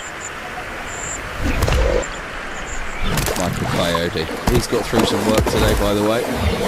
Yeah, he's been good, Coyote. So the Scottish international is on as he slowly rebuilds. And again, he's another player for whom just restricted so much. Joined from Bologna in 2022, 40 appearances for Brentford. That's nothing to do with his quality and all about injury issues. So 7 minutes for something to change. Chelsea feel the favourite, but he wouldn't totally count Brentford out. They haven't not produced anything in this second half. So there's a little barge there by Dango Ouattara on Cucurella. Throw in for Hickey to take. Midpoint of his own half over on the right-hand side. And he's now left it, and I think he's going to get a yellow card for the time waste, is he? Well, I don't understand why one gets a yellow and another doesn't. Ethan Pinnock, when he gets his little fine for the yellow card, will be a bit annoyed about that, won't he? Yeah. I mean, it's all taken by Aya. It's all planned. Yeah. And you actually heard on the pitch side mic, Hickey picks the ball up and then a voice says, Christoph takes that. Here's Pedro Neto for Chelsea on the near side there, right, infield to James. James through to Palmer. Goal referee had to jump over it. Worked out to the left-hand side for Garnacho. Garnacho takes on his man, tries to find Palmer. It might break here for Chelsea anyway. Shot rifled in from 20 yards by Caicedo. Brentford 1, Chelsea 2. They've been the better side in the second half, and they've turned it around with 5 minutes of the 90 to go. That is some hit by the man who's only just been usurped as the most expensive in Premier League history. Well, I tell you what, Tobes, you will go a long, long way to see a more pure strike than that. All right, they afford him too much time on the edge of the box. It's good from Garnacho initially, you know. Takes his player on the outside. It's a little cutback. Brentford can't clear it properly, but Caicedo's allowed 1, 2, 3 touches to set himself, and not one player gets out close enough. But when he does hit it, that is as pure a strike as you'll see. It is a brilliant, brilliant finish from Caicedo. That was a banger. And it has blown a hole in Brentford's balloon. They probably, on the balance of the 85, don't deserve defeat tonight, Brentford. But Chelsea have responded. And I'll tell you, the point you made there about Garnacho was not lost on the Chelsea players, who went to celebrate with him, perhaps over Caicedo, when that goal went in. Brentford trying to respond. Cucurella wallops it away. It'll be chased by Garnacho. Time for Collins to hook it over his head. Yarmolenko heads on. Caicedo away. And the offside flag goes up. Well, now Brentford need something special. Keith Andrews looks sick as a parrot, but his team are attacking. Hickey inside position, out to the right-hand side for Dango Ouattara. Nice turn, gets it away from his man. Must have taken a deflection. Robert Sanchez had to make a save at his near post, and it's hacked into touch on the near side by Cucurella. It's another brilliant, brilliant save from Sanchez. We'll have to see what happened here. Does he try and read the cross? I think, it's a deflection. He's done so well to get to that. It's a deflection. I'm not sure if that's off, but that's going in at the near post. And he gets his big left wrist on it to palm it away. There's a Chelsea player down, it's Cole Palmer.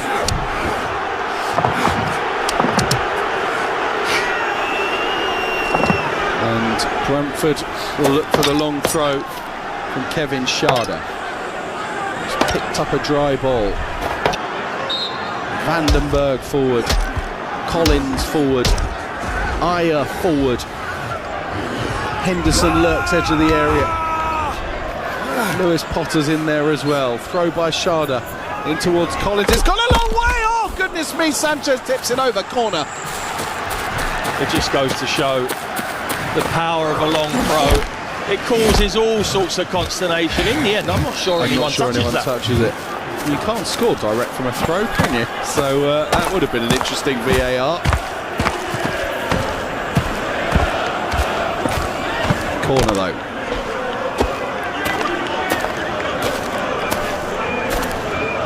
Plenty of height in there for Brentford, loads of it. And it'll be Lewis Potter to take.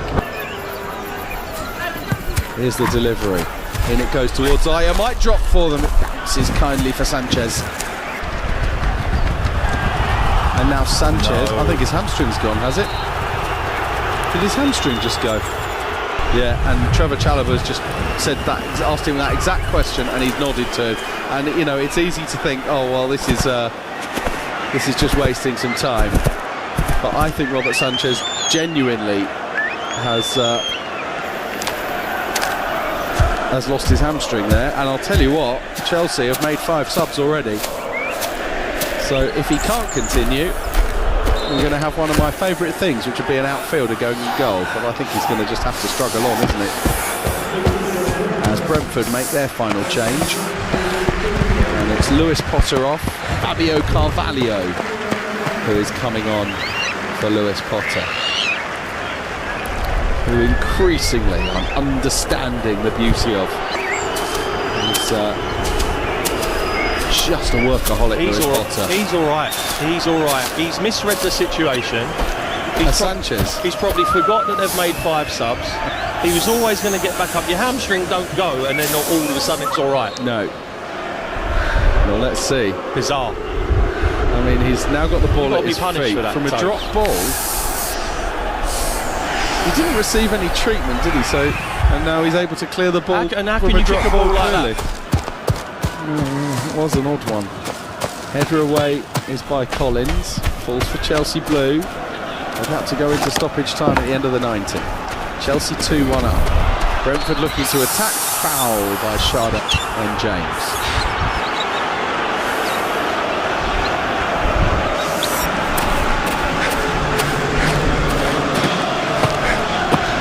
And we have 6 minutes for Brentford to find a way through.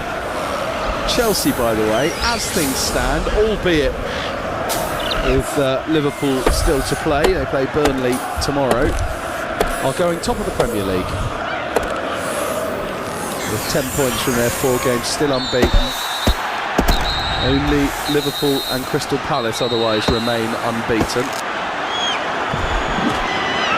as the referee is having to deal with an incident involving Tyreek George, who is booked. Altercation there with Christopher Ayer. Kelleher will get this one forward quickly. Minute of the 6 is gone. Chelsea with the high line. That one's gone up towards Fabio Carvalho, who needed to leave that one because he'd have been offside. I don't think he was aware of it as Pedro Neto chases away. Henry with the tackle. Was there anything Keith Andrews could have done to stop this, or was this just a better team playing better in the second half? Exactly that. I think Brentford have been outstanding tonight, to a man. It's a fantastic goal. If I had to criticise a little bit, it's get out quicker to block that shot. Caicedo had 1 little touch, 2 little touch before he struck that ball. Get out, throw your body in the way, defend. Vandenberg up to Carvalho.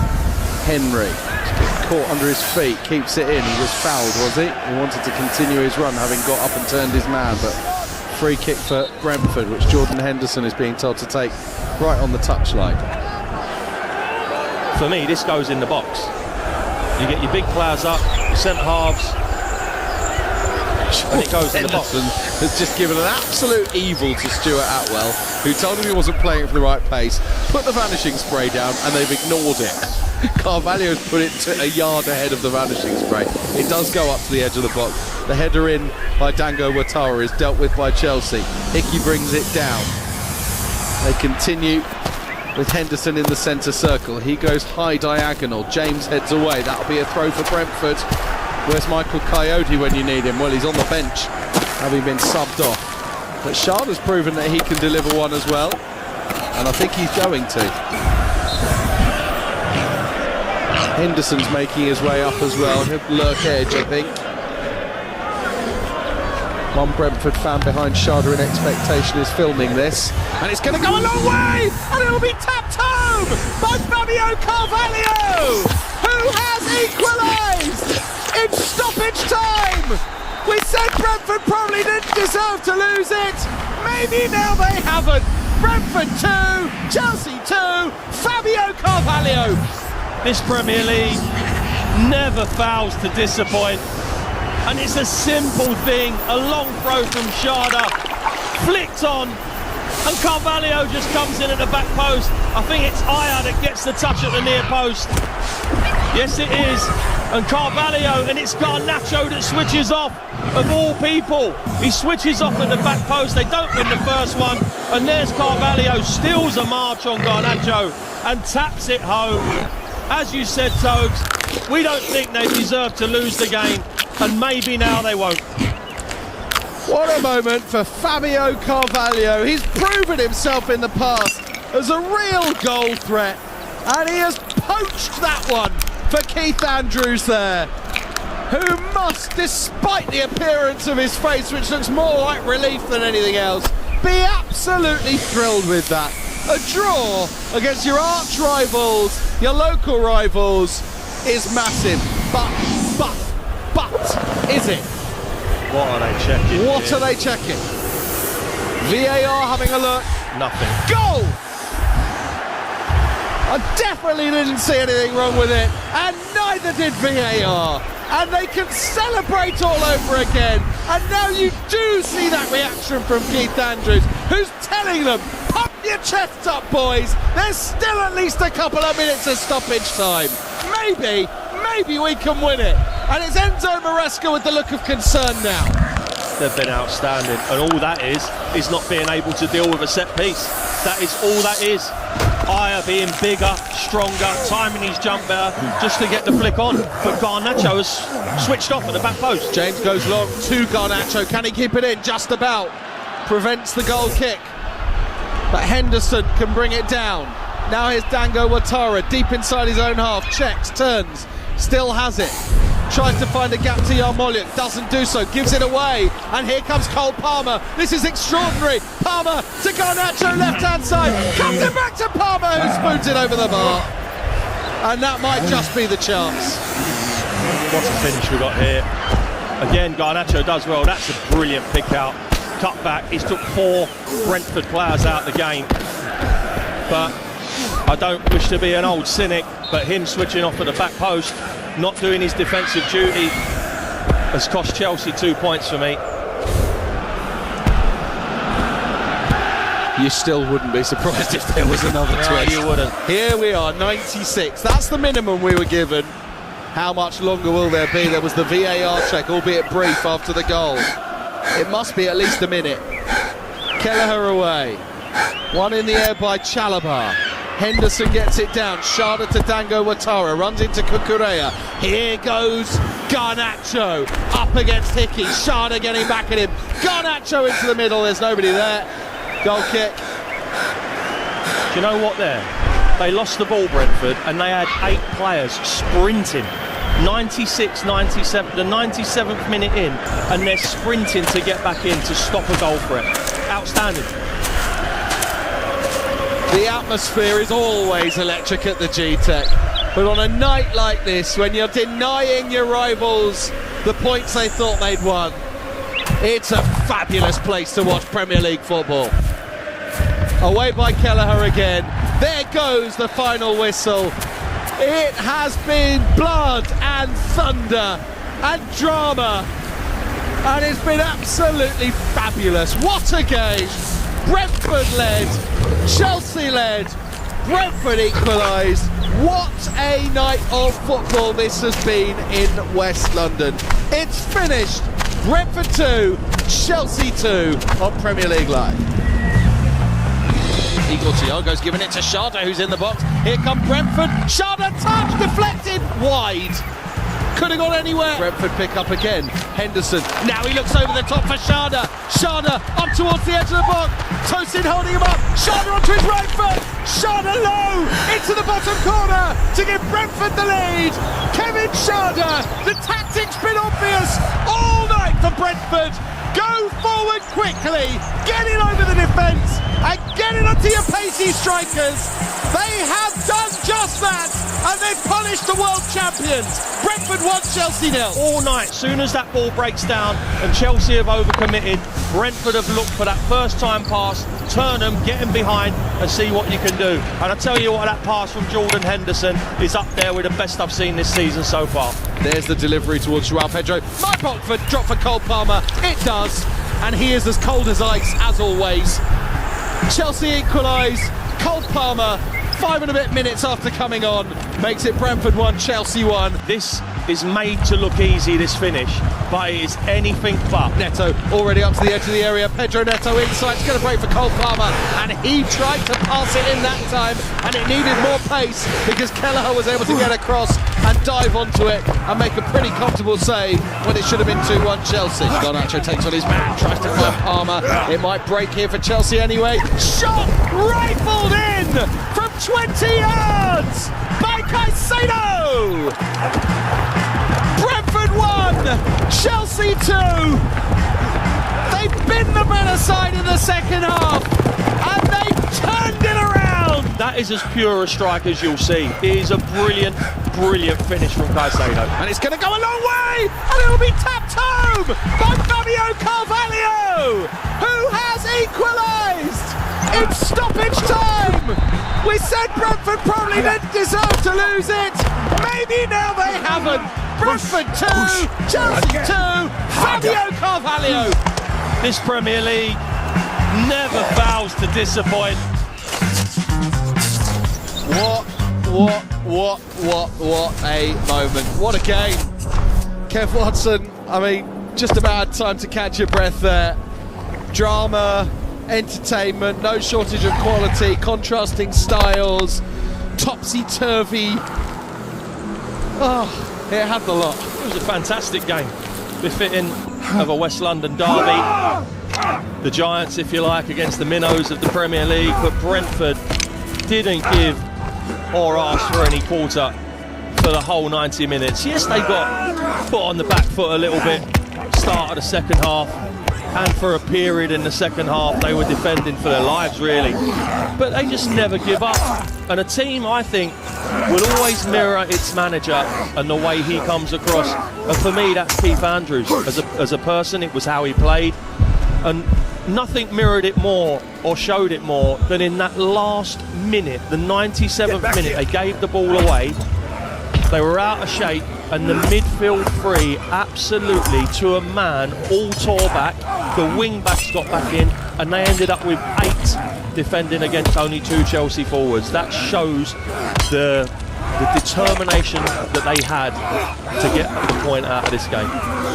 Is there any defending Alejandro Garnacho, who we should also point out had a really big involvement in the goal that gave them the lead? There's 2 sides to the game, unfortunately, and he needs to learn that. And you have to learn that in that position, because there will be times where you're called upon. They would have done all their work. They know that long throws come in. Coyote, he went off. Sharda just as throwing it just as far. And you've got to defend. And as a defender and a fellow defender, you've always got to expect the worst. Our defender's losing that, our centre-half's losing that. Am I in the right position? He's watching it, and as Aya flicks it on, it's, oh no, he's behind me. He's got to be there, see him, see ball, see man, right, you're not getting behind me. He's watching the ball, has no clue where Carvalho is, and he steals him behind. How much does match fitness, or thereby lack of, in his case, impact what's going on in your brain when you're on the pitch? Like, is he going... I mean, he hasn't been on that long, in fairness, has he? You know, once he get 12 minutes plus the stoppage time or whatever, but still, you know, I wonder whether that his mind is thinking about, right, I'm back on a football pitch, I've got to, you know, do everything right, etc., and it almost forces you to make the mistake mentally. Well, the fitter you are, the fitter you become mentally as well. Yeah. The sharper you are upstairs. It's just the way it works. I always felt when I played, the fitter I was, the quicker my brain used to work, whether that was offensively or defensively. I'd get myself in the right position. It's like when you get tired, the first thing to go is your concentration levels. So maybe it's just a case of he's not really up to speed, and that's understandable. If Chelsea are looking at sort of title races, this is the sort of game, given the position they're in, they kind of need to win. And I mentioned it, didn't I? Oh, you know, going top of the table. They're now not in the top 4. Now it's ridiculously early, but Liverpool have a 100% record. Listen, all those top teams that are expecting to be in the shake-up and challenge, and let's get it right, quietly in their own camp, Chelsea will believe they have enough to challenge. They absolutely will. Maresca will. they will all, your Man Cities of this world, your Liverpools, your Arsenals, they will all come to places like Brentford, and it's no disrespect to Brentford, and they will expect to win the game of football. They know it won't be easy, but if they don't come away with anything barring a win, then they'll see that as a disappointment and a failure on the day. We should talk about Brentford. You know, you've talked a bit about Keith Andrews there. The tactics, particularly first half, were spot on.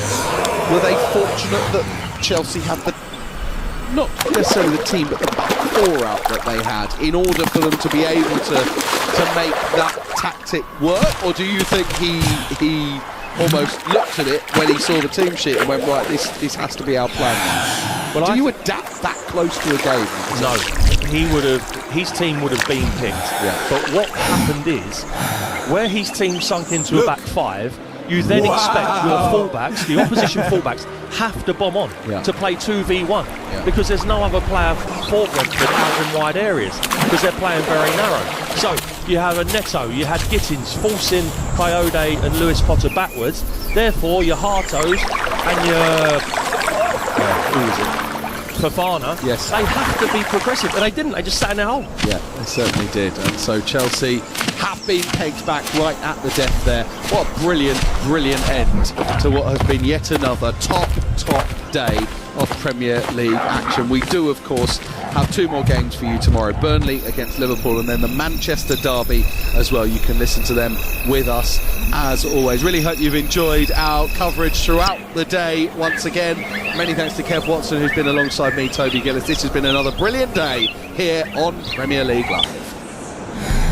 TalkSport Podcast League. Outspoken, the best of White and Jordan. Now available in one unmissable daily podcast. He's going to be in charge for a considerable period of time. It's a load of old pony. The final word on the final scores with Jim Mighty White. I really mean this for sincerity. And Simon the Saint Jordan. What on earth have you got? I think I look like the Saint. I think it's a Simon Temple outlook. I expected to hear the Outspoken, out now. Listen or download for free from your favourite podcast portal. TalkSport Superstar Breakfast. You wake up late for work, man, you don't want to go. Cause Brazil and Paula haven't finished their show. Pump up the volume and make lots of noise. You're listening to the Breakfast Beastie Boys. You got vibes for your rights. The original communication from the breakfast party animals. Alan Al Rock Brazil and Ray Party Parlor on the TalkSport Superstar Breakfast every Friday morning from 6. Whoa, yeah. The TalkSport app. Ja. The TalkSport app. Swipe left for TalkSport 2. Und get in-depth interviews, the latest team news und all the sporting best bits. Swipe right for TalkSport. Mit unmissable Kick-by-Kick commentary of over 500 games of wunderbar live football across the season. Das ist gut. Give your phone the finger. The TalkSport app. 2 Finger, 2 invented. What are you waiting for? Download it from your App Store. TalkSport Drive. Weekday afternoons from 4 on TalkSport. TalkSport Drive with me, Darren Bent. And me, Andy Goldston. Sports radio that's guaranteed to go the distance. Move up through the gears with all the day's sports. Daily football debates, plus a bootload of banter. Watch the lights. Release the clutch. Stride! TalkSport Drive with Andy Goldstein and Darren Bent. Weekday afternoons from 4 on TalkSport. The fastest football on the way home. That's going to come back to haunt me, that one, isn't it? It's another day of box office football here on TalkSport. So let's have a quick rundown of today's blockbusting lineup. In midfield, it's Anthony Flash Gordon. Get heroic coverage of every epic clash.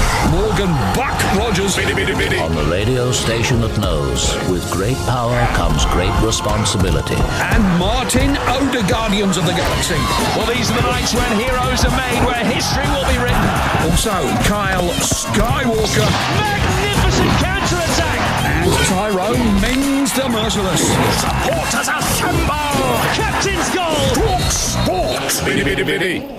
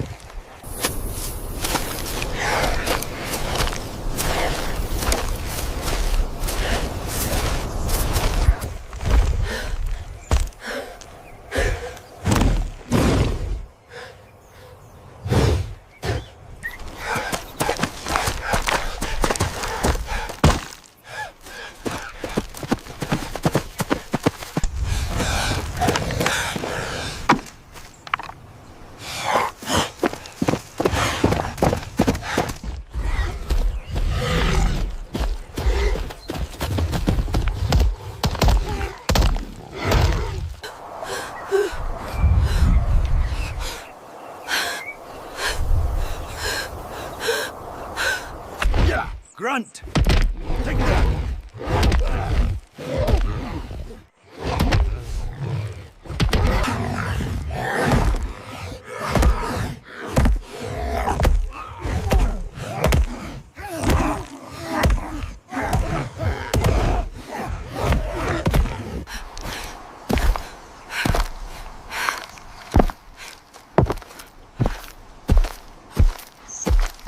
Get it off him! Hit it!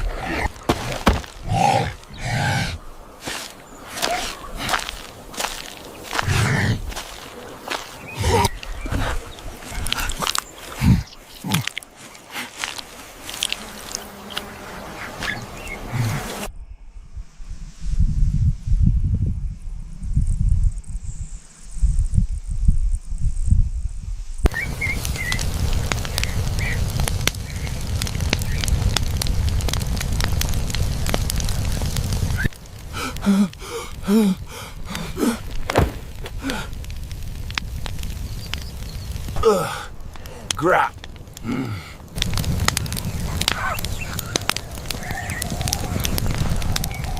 Ooh.